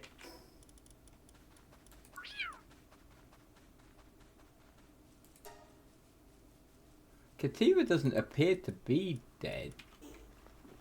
Let's get our berries. What do I have to do? Collect that.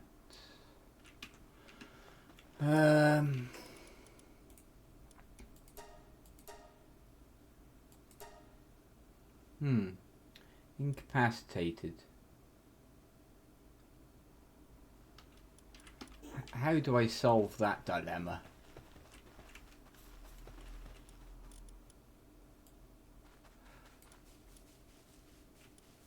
That's how we solve that dilemma. They're out of commission for a little bit. Alright, let's see if we can summon our human. Yeah.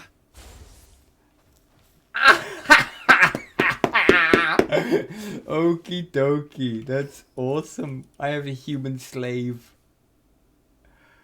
BP class something what?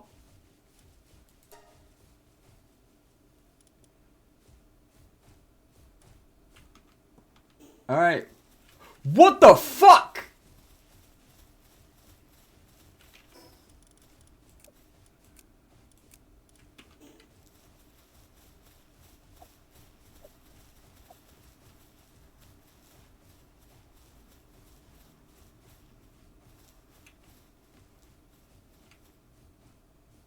Laterest.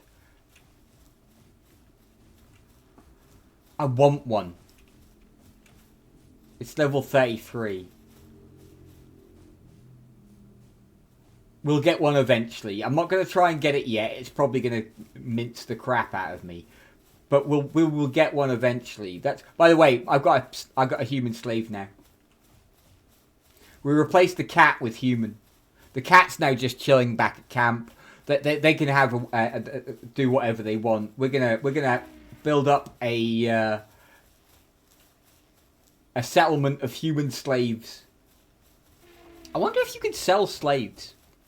Bet you can ride those. The game is practically made for this, having open map and all. Mounts are definitely a thing, including being able to tame flying creatures to be mounts. So yeah, riding him is almost certainly an option, which is really cool. He's really angry about something, I think. I also like that you can see the gender of the creatures by looking at them. Like, you got the little male-female symbols at the end of their names. That's really cool. Although, funnily enough, the expedition survivor is neither male nor female. Right, anyway, we've got stuff to do. We need to capture lambtails. There's one. I'm going to desummon my dude, because otherwise she's likely to kill it. Come here. What the?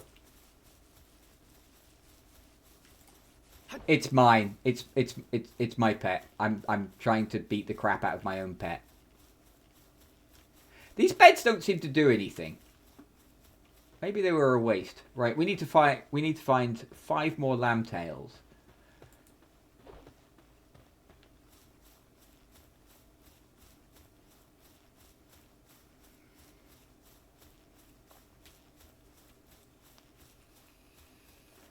So there's a good variety of creatures in this, which is cool.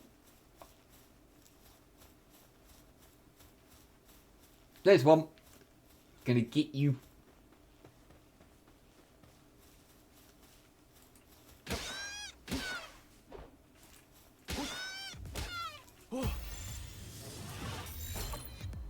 Cool, that's 1. Oh, that's 2. We've just got 3 more to go.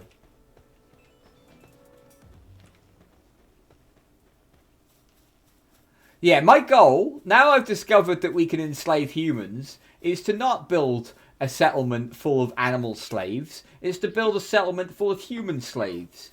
And free the animals so that they may live how they want. Viva la revolution! Viva la animal farm! Yeah, look. Yeah. Human slave. Human Pokemon.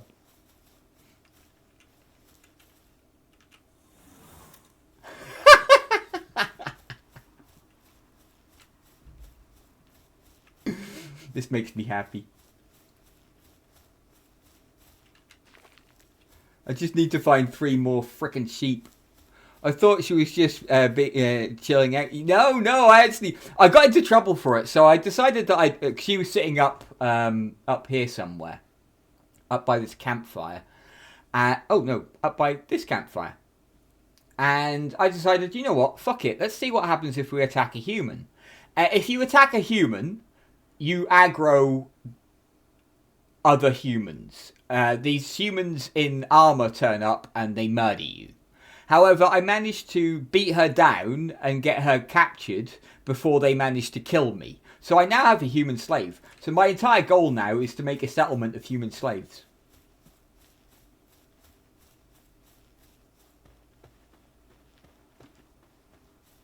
Just as soon as I found 3 more sheepy fucks. Why is that ore twinkling? Let's beat it with a stick and find out.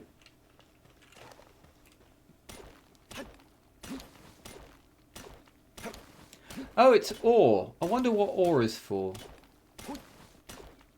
Who cares? Humans suck anyway. Embrace monkey and lead a beast revolution.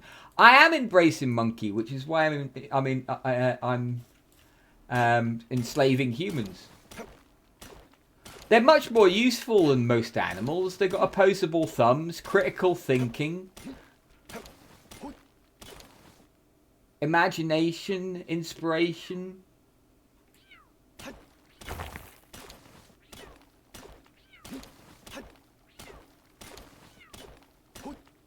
I like how you captured the first human you met. Yeah. Yeah. Well, you've got to test these things, right? I didn't know if I could capture her until I tried.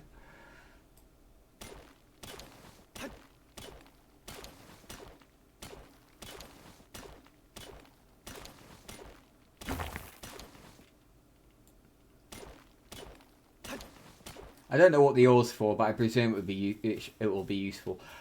We still need sheepies. Why are there so few sheepies around here? Can I climb? Is climbing an option?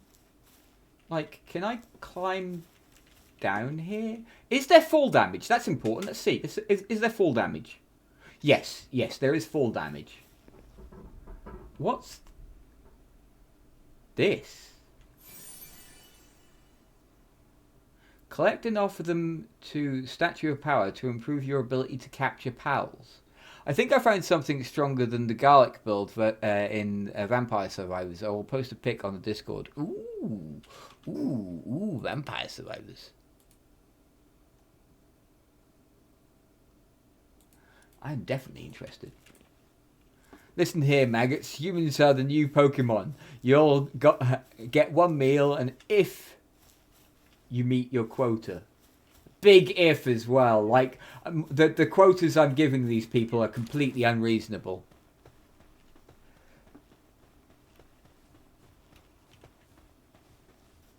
There's another one of those big elephant guys. What?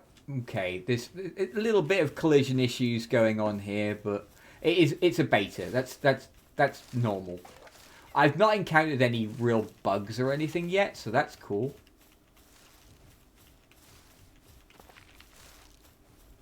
Sheepy! Come here, you little fuck.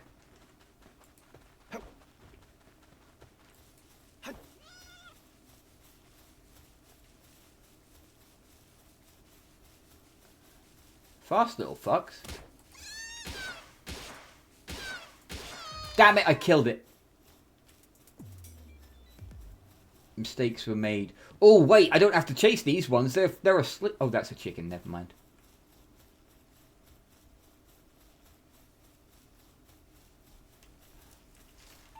How can I be cold? I'm running everywhere.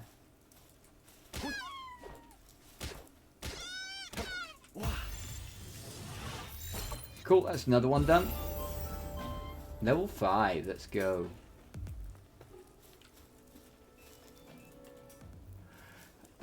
You'll receive bonus XP for capturing the same type of pal up to 10 times. Okay.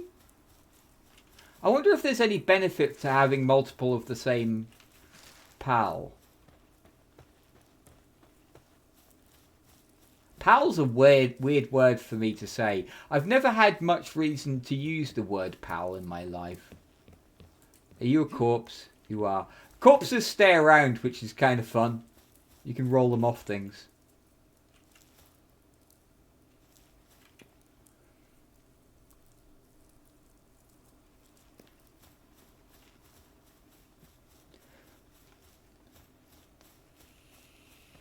Don't think I'm that far into the game. Just recently unlocked the story mode or something. Oh, the adventure mode. And still missing over half the characters. I haven't delved much into the adventure mode yet, but it looks interesting. What are you? You look fucking cool. I'm beating it.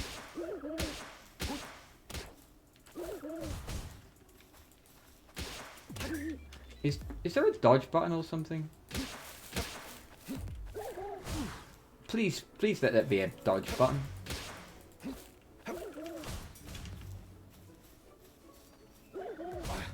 Fuck, he's kicking the crap out of me.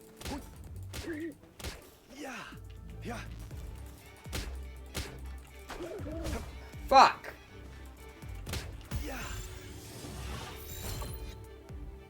Damn it! Get in the box! Oh, I've got no boxes left! Run!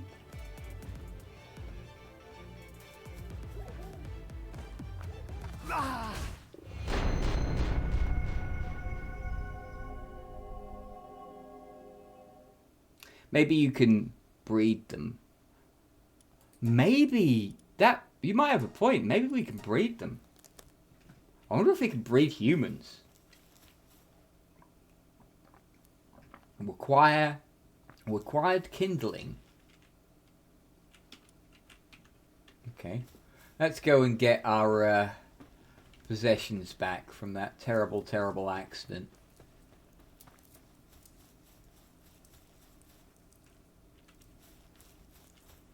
Okay, so we don't drop our pals when we die. That's good at least. What was that pink glowy thing? What the fuck is that?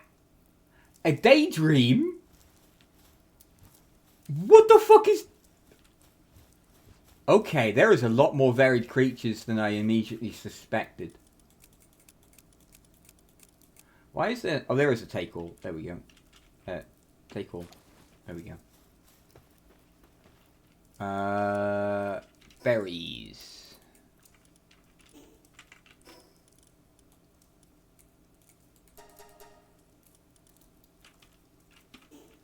We need 2 more sheepies. 2 more sheepies.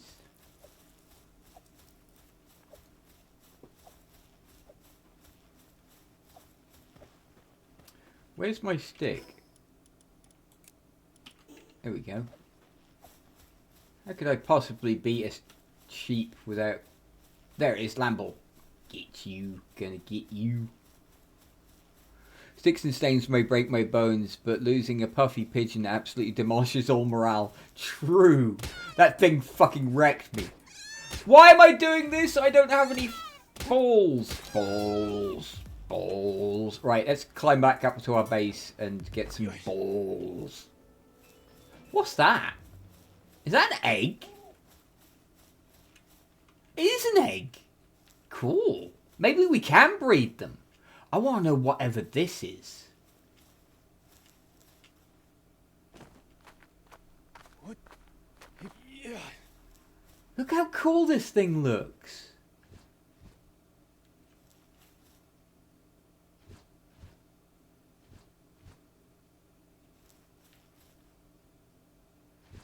A daydream. I wonder if they only come out at night, maybe. Lucian got no balls confirmed. Well, I got rid of them. They were in the way and they weren't doing anything useful. What else was I going to do with them? And that other thing, the weird piping that you use to drain your body fluids. Got rid of that as well. Seemed pointless.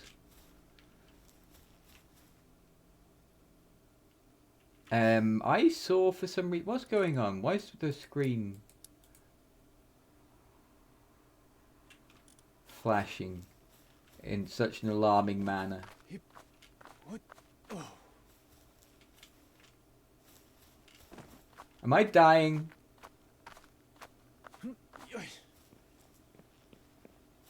Alright, let's get back to our campfire, get nice and warm.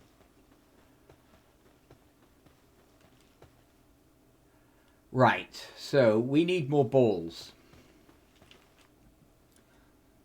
Along with the majority of the rest of the human race. We don't need that. Wood, we don't need that. Egg. Wool. Lamble mutton. Excuse me. Excuse me again. I'm very gassy today. Hey buddy, you want to come over here and fix this? Let's put more of these guys to work. How do I increase the amount of active workers? C? No. How do I... Mission complete. PAL box upgrade available. How do I upgrade my PAL box?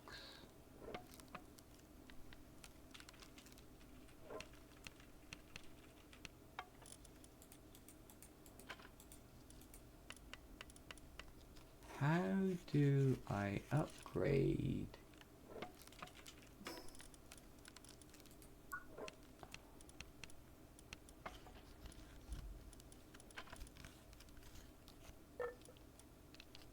PAL box. Actually, legitimate question. How do I upgrade it? Previous box, move.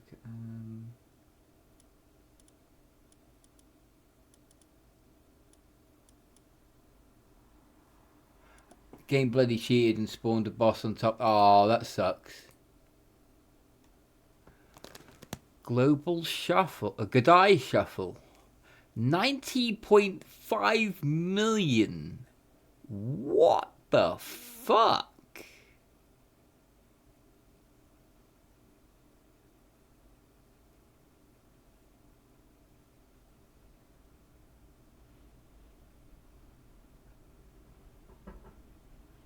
What the hell was that? 81k DPS is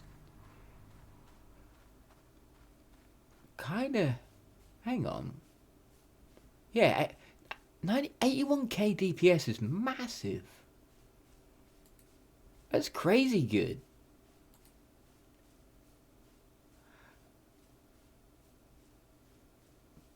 I don't know what a good eye shuffle, but I'm gonna find out. Don't tell me. I like to expect. Yeah, no worries, dude. I don't know what it is either, so I couldn't tell you. How do I upgrade PAL box?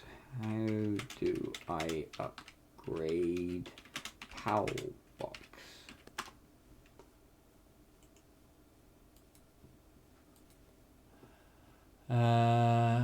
Base missions and increasing your base level.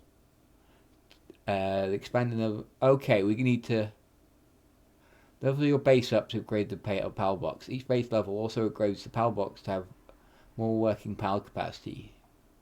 Finish base missions. Okay, so missions. V.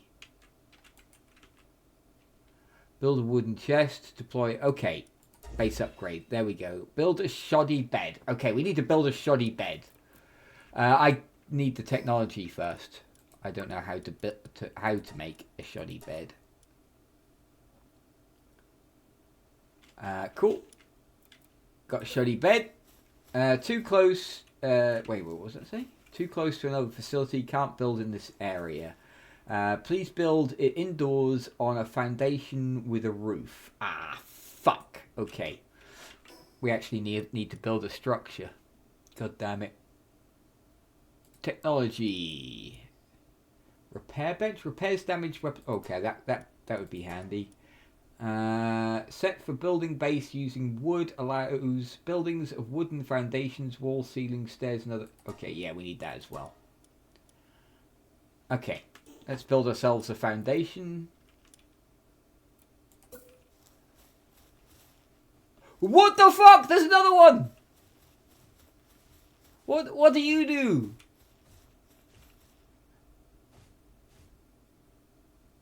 Seems pretty friendly.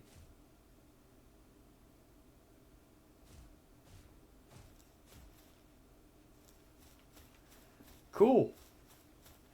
Okay, let's build ourselves a little home. Can that go lower? don't want a step. Okay, that rotates.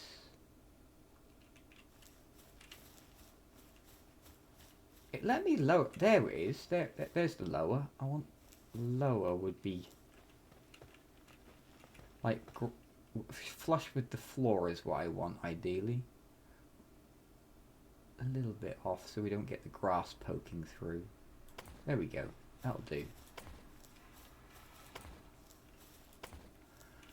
And we need a wall.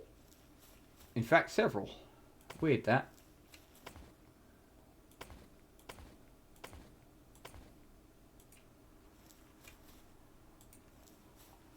I need wood. Let's go get wood. It looks like trees and stuff grow back, which is pretty handy.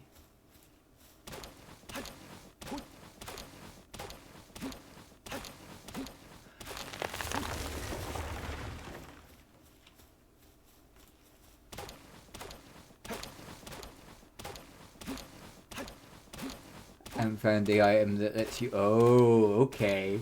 That's a big find. You might be surprised what that is.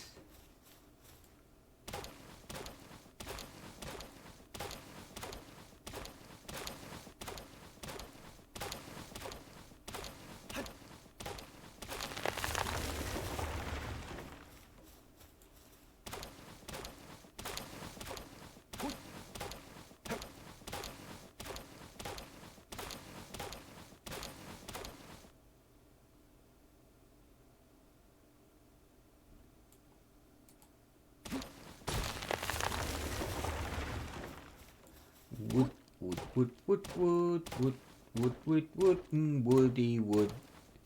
Just found out that I can check the grimoire to check on the item evolutions I have found. Yes! A relatively recent introduction to the game. They've made a lot of really good quality of life changes that are actually really pleasant to have. Like the grimoire and... you can now unlock more maps and item tracking on maps, which is cool as well.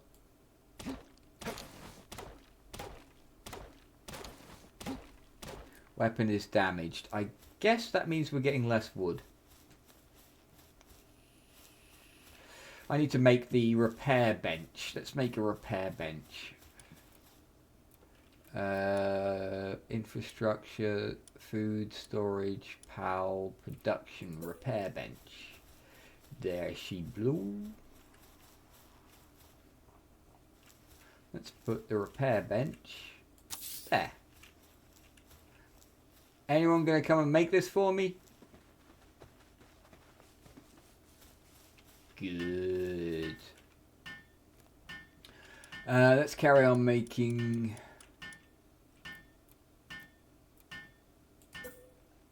Can I remove you? How do I get rid of a thing I don't want that to be there anymore?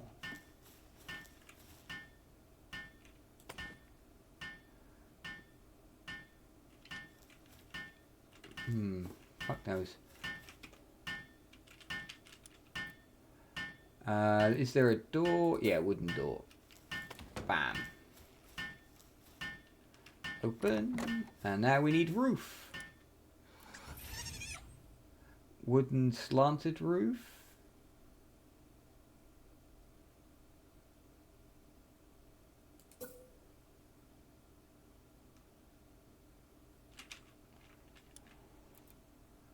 That's a wooden roof. Let's just go normal wooden roof.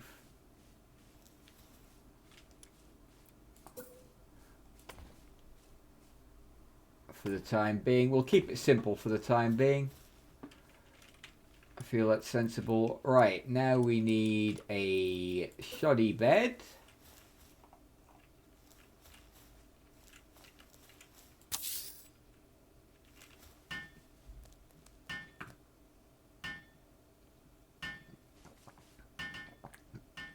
Started experimenting with builds that melt bosses, since the garlic plus book meta really trivialized the game for the first 10 minutes or so. Possibly the entire round if you get lucky with the items.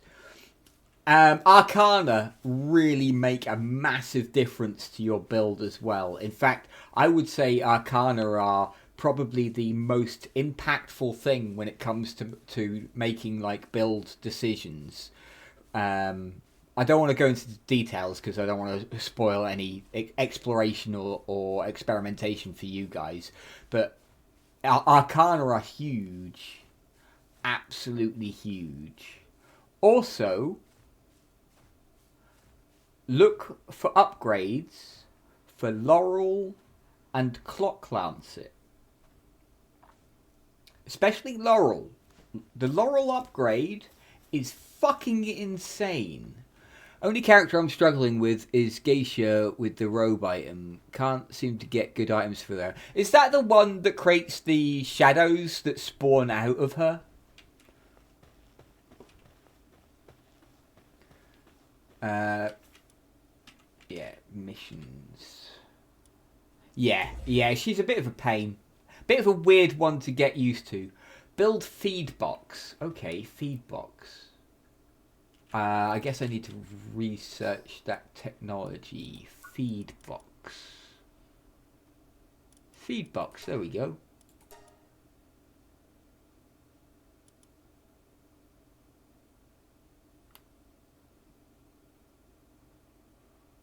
Stone spear.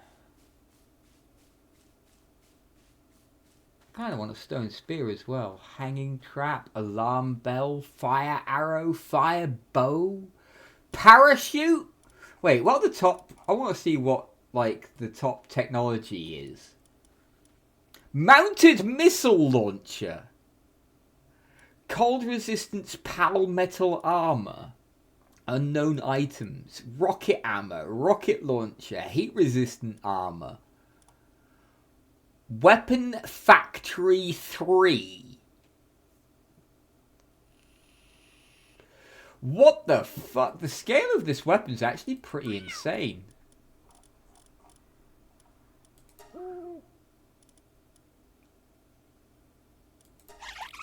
I want one of these so badly. I really like the look of these creatures.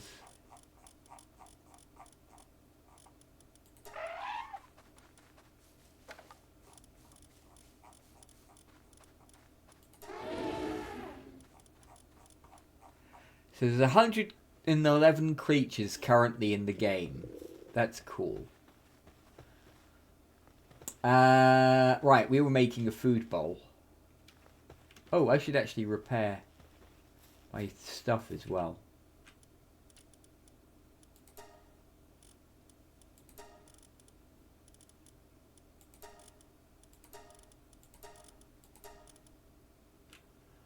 Cool, that's simple enough. Food bowl for the guys. Let's put it over by the bedding area-ish. Let's put it like here.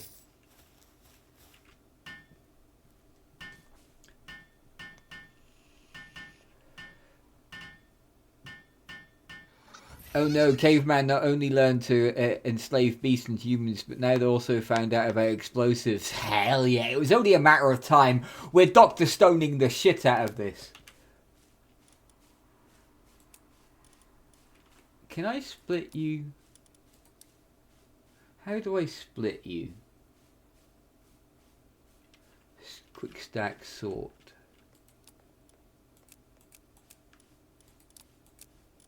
I just want to...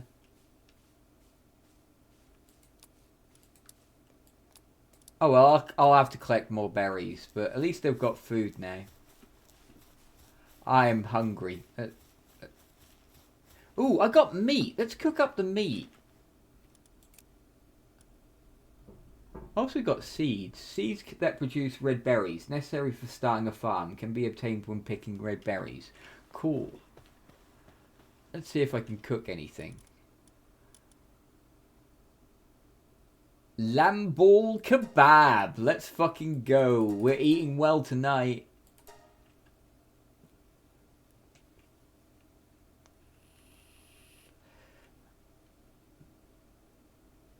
Oh, power box upgrade available. Awesome.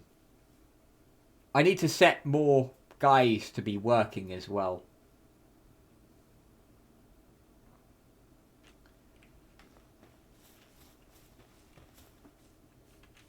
Okay, so we can put you to work, and we can put you to work. And we can upgrade this. And we need to build a berry plantation and deploy a work pal to the base. We need 4 work pals deployed. I think that one's easy to achieve. Yeah, there we go. We've done it. Look at them go! Right, let's finish off fixing ourselves some food.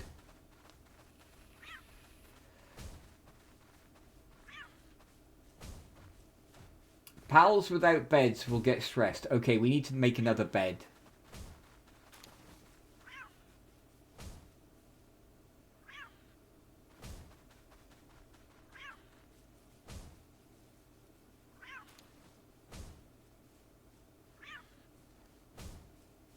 This is a pretty cool game so far. I'm actually pretty impressed.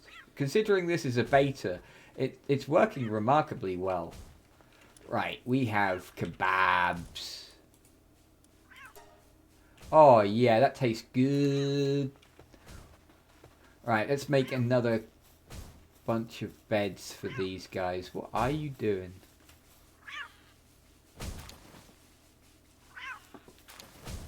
Good work, you guys. Good work. Infrastructure, straw bed.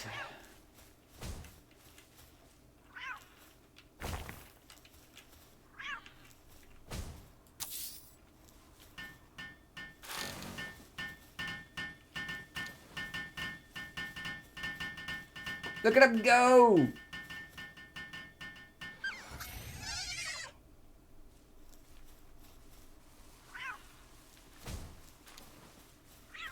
This game is quite a lot of fun.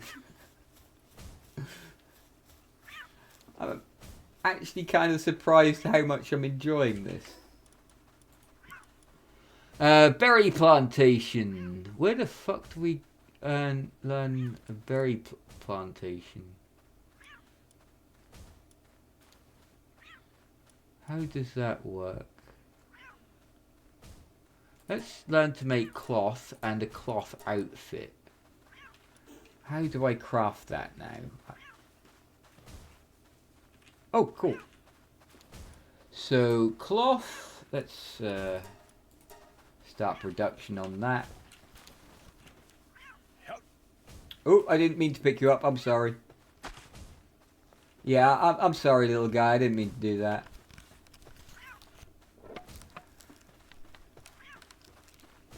Alright, he's making cloth.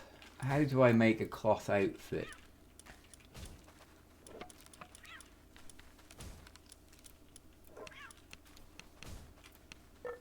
Excellent question. I'll leave him to do that. What can we do while we're doing that? We can go and try and find some more sheep. We've got more balls. I got them in a box. Wholesale. We need more berries as well.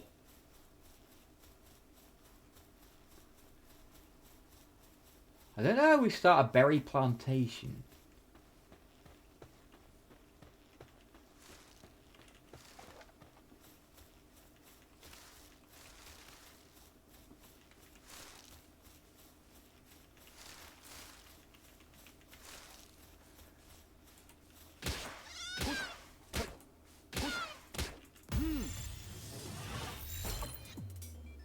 Cool. That's 4 or 5. We just need 1 more, and then I might get myself. Actually, I'm gonna get a chicken anyway. We've got this chicken here.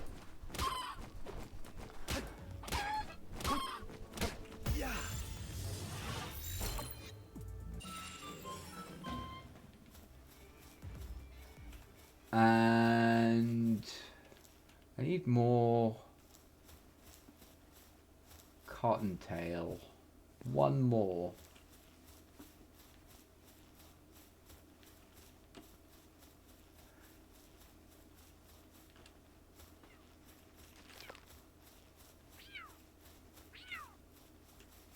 Noisy little buggers, aren't you?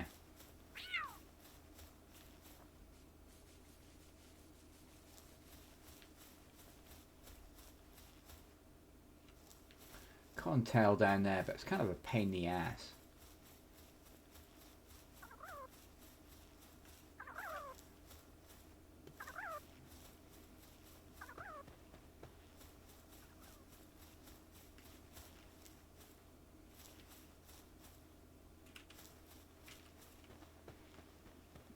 Ooh, another egg. I wonder if he can cook. I wonder if we can cook the eggs.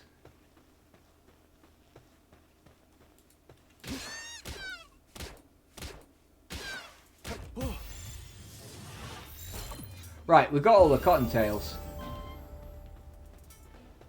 Challenge the Challenge the boss at Rain Syndicate Tower. Make sure your pals and equipment are top condition. Okay, I don't see us doing that today. In fact, we haven't got much long left of the stream. But I kind of want to play this some more sometime. Would you guys be up for doing more of this?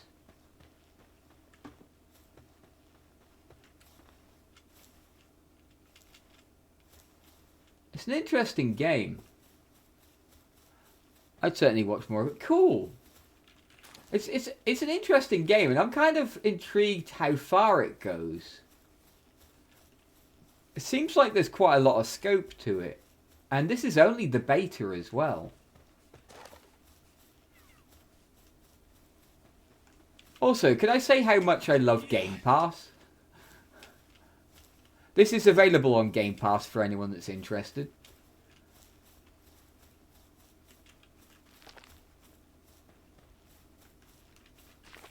There is multiplayer options with it as well, but they are not working great at the moment. It is a beta.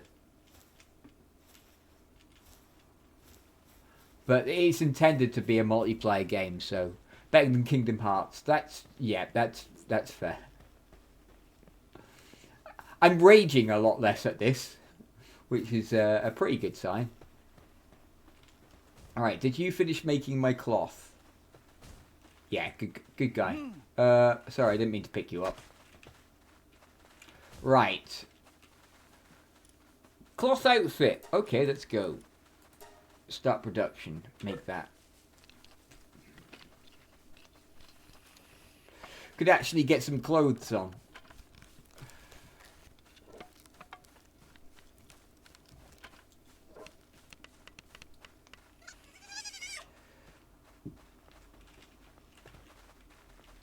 Hey, we got clothes. They actually look kind of cool as well. Increase your player level by capturing 30 pals. Okay, yeah. I need to make a berry plantation. How do I make a berry plantation? I definitely need one because we need to keep these guys fed. That's important. I want to make it here as well. Right, technology. Old bow, arrow, repair kit, stone spear, common shield, ranch. Farm for raising sheep and fowl-like pals. Assign a pal with the appropriate traits to farm to automatically produce items. That's interesting. Parachute.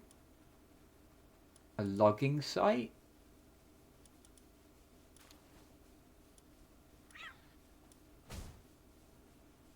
So, how do I... Berry plantation, there we go.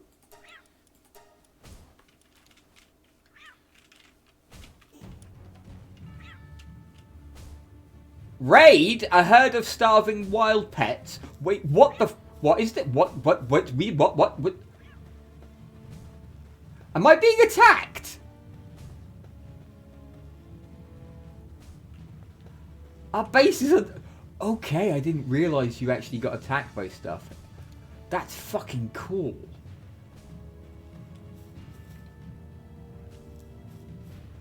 Les punk.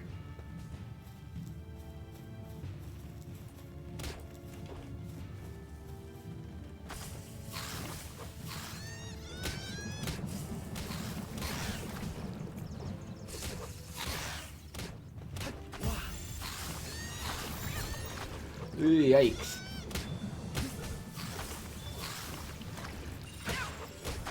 Cool, we managed to catch one.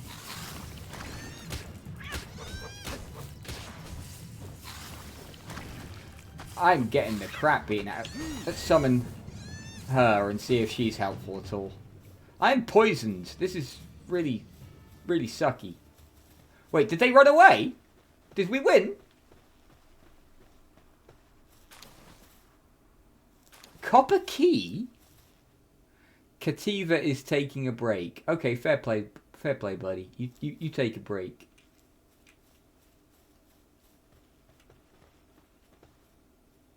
Expedition survivor. Come back here. Kativa is taking... Oh, look at them, they're all sleepy. They're all sleepy. So we've got a coward, a ferocious coward, a brave, a diet lover, burly body,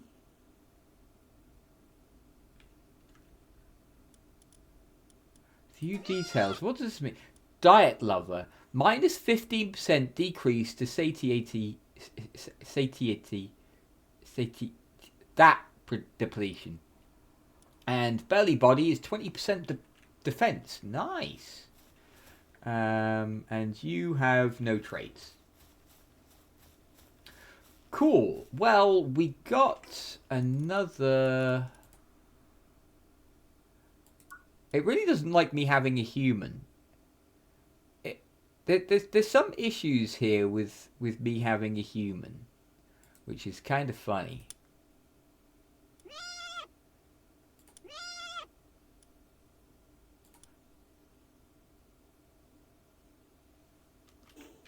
What happens if we take out this guy and put in this guy?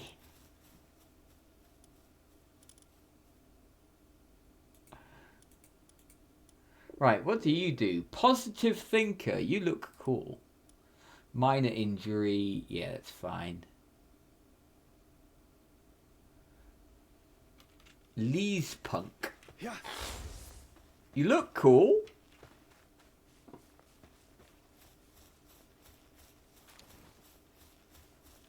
The human is sleeping in the pal bed. That's fucking hilarious. Sixth sense. What does that do?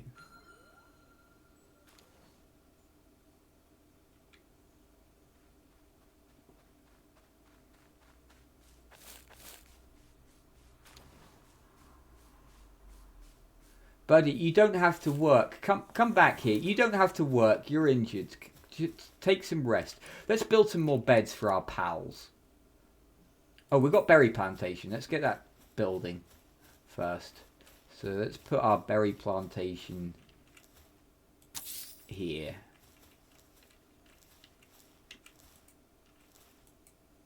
Insufficient materials. We need always not enough materials. It's going to be one of those games where you just never ever have enough of everything all of the time. That's fine. It means you're at least busy all the time. Always got something to do.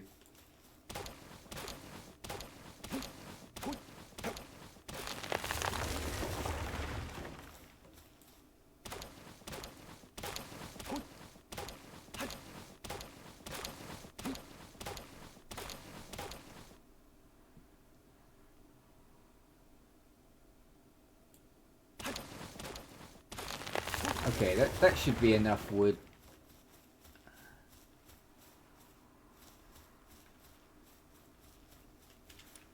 Let's build a... extend our berry plantation.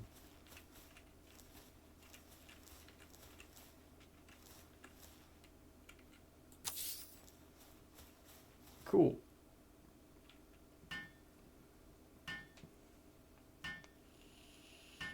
Gonna take a bit to build this, I guess, with everyone being asleep here. Actually, hang on. Will you help build this? Yeah, there we go. This is actually really cool.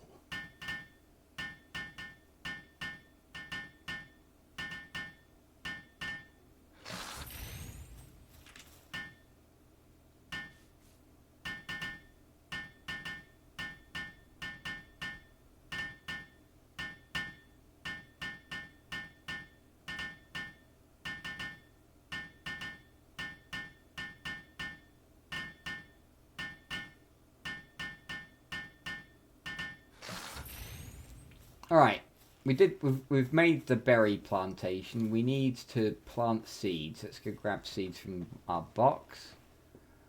There's berry seeds. We've got copper keys. I wonder what they're for.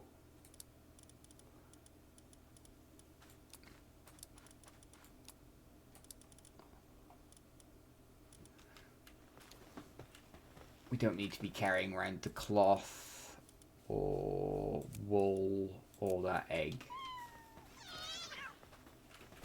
Although I would like to make some more bowls. Let's start that doing. One of those can make it. Right, plant seeds.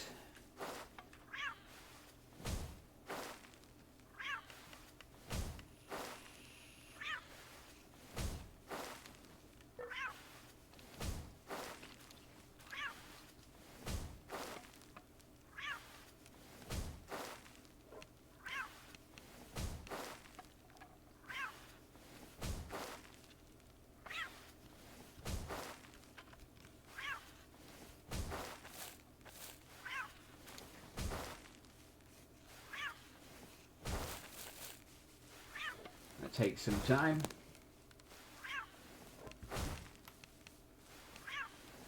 None of the conveniences of modern technology here. Expedition Survivor produced a PAL sphere. Curious. Oh, because I've got them crafting over there. Yeah, of course. Right. Seed you as well.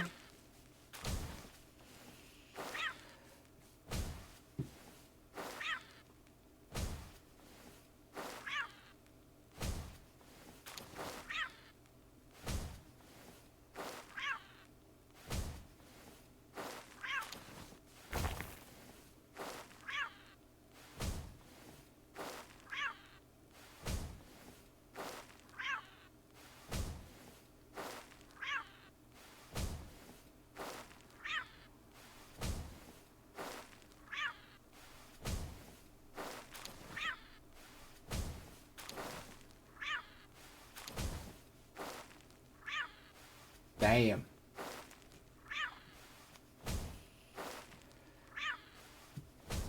Oh yeah, I was going to make some more PAL beds as well. Need to do that.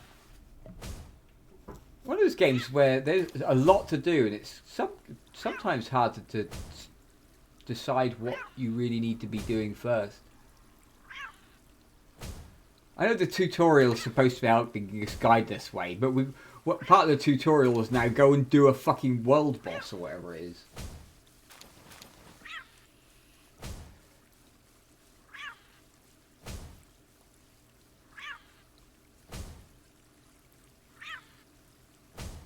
What are you guys doing?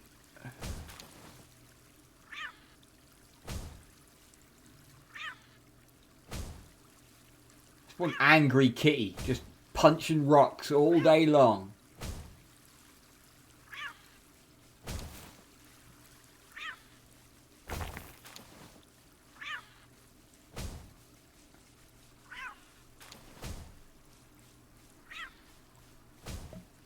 Cool. We've got that growing. I wonder if any of our... I'm presuming that different types of PALs do different types of tasks. So I guess we're going to have to learn that as we go on and find what PALs we want to put where to do what jobs.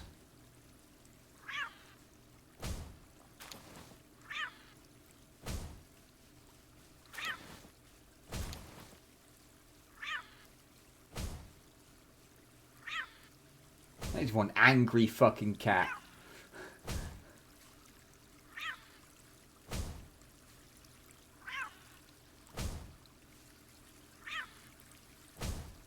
Committed though, look at him go.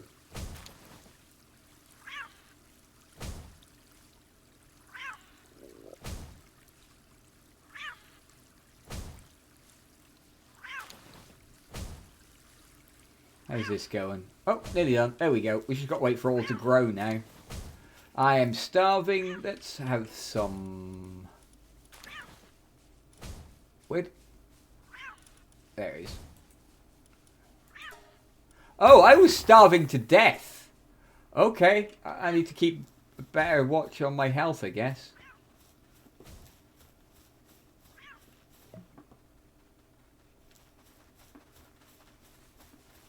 You do regenerate health naturally. That's cool.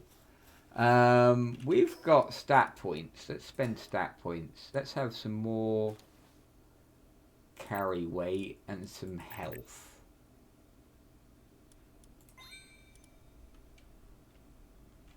And our PAL box got upgraded, so let's do that. Build a PAL gear workbench. Alright, first of all, let us make some more beds for these guys, because there's no point in us making more beds if they don't, or more PALs. If we don't... We're out of wood again?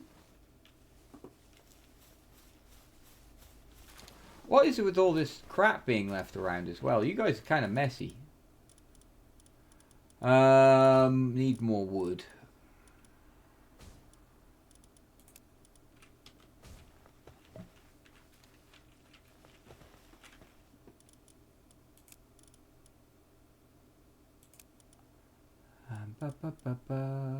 And we might need more stone sooner than later. Alright, let's get more wood. Hello there, Expedition Survivor. Would you like to join my... Oh no, you are actually mine. Never mind. She doesn't have a choice. She's already been conscripted.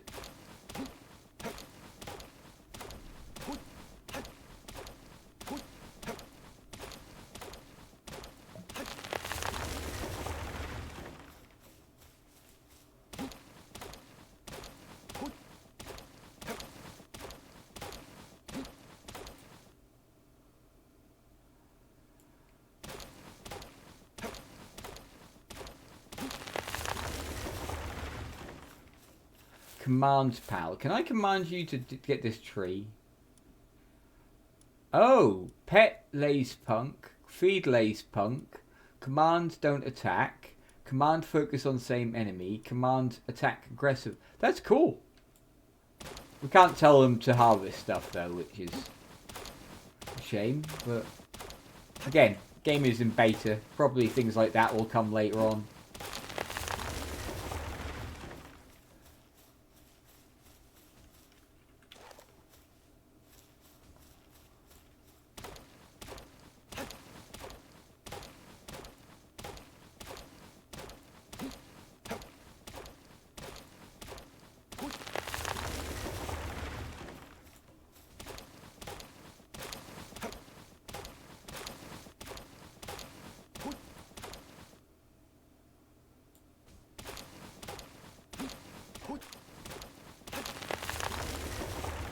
Okay, we got 112 wood. That should be enough for at least one thing. What's that? What's that blue line? Oh, is that the boundary of my base? Probably.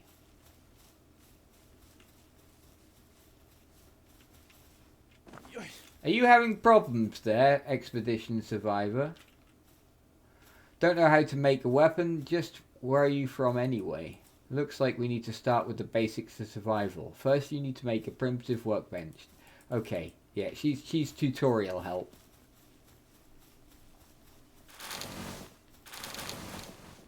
Oh, if you get too over encumbered, you can't move. How do I drop? Drop. There we go. Right, beds. We need beds. Bup. Let's bed.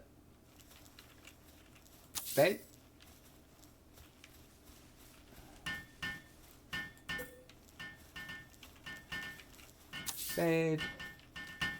Bed. Bed. Bed. Bed. There we go. We should be set for a while for beds.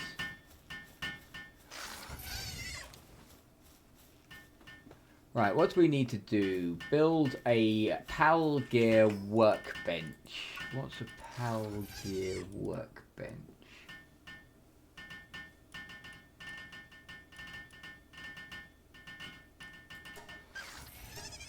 Okay. Production. Insufficient materials. What do we need? Palladium. Palladium.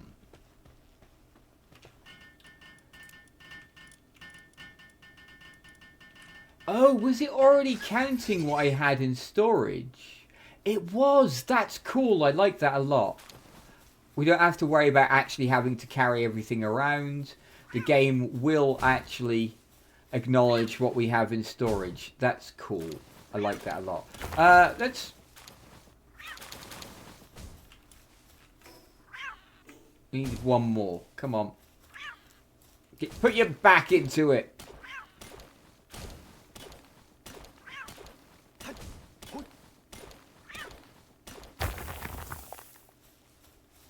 That's unfortunate.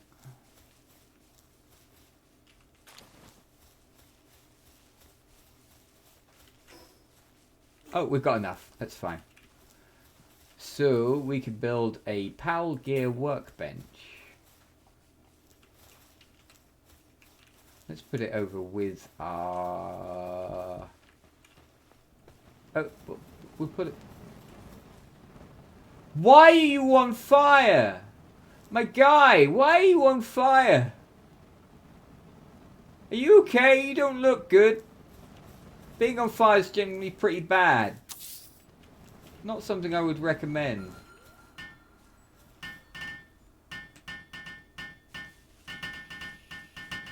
Look at us go! Seems like the game has an addictive gameplay loop considering the length of the stream.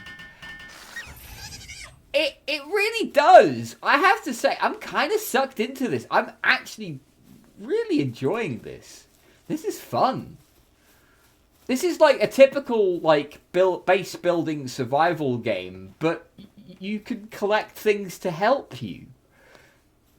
And they're kind of adorable too. Like look at this happy little guy. Look at he's living his best life. He's got a little hoodie on. Look, adorable.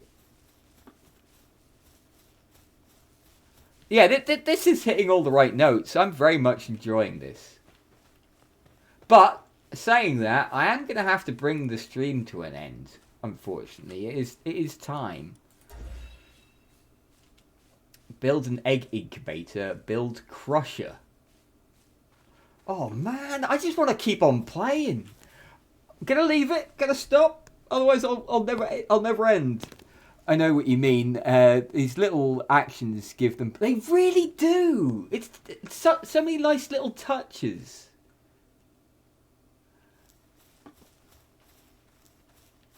Damn it, you made him finish. I can carry on if you want. I'm honestly happy continuing playing. But it will, unfortunately, it would likely have a knock-on effect with tomorrow's stream. I don't want tomorrow's stream. Actually, would you guys mind me continuing playing this tomorrow for a bit? We will get back to Dragon Age, but...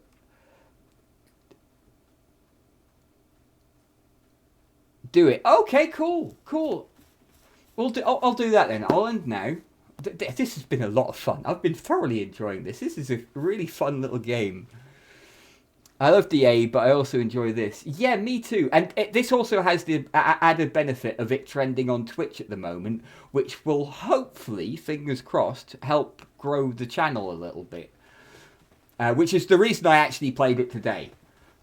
That, and I kind of wanted to see what the game was all about. Everyone's been playing it. I've avoided watching streamers playing it so that I could not know everything about the game, because I feel like exploring and like getting to know the game is a big part of that. But yeah, anyway. Respawn? Memo? Oh. Castaway's Journal, Day 1 of 1. I found a strange device on the shore. It appears to be some kind of electrical contraption, but its odd design looks like no modern technology I've ever seen. The device is capable of recording images and displaying information about what is shown in them.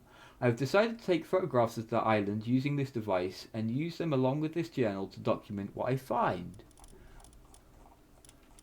It looks like there's a little bit of a narrative as well, which is cool. Right, let's see if this game crashes my PC when I close it down. Oh, there's no exit?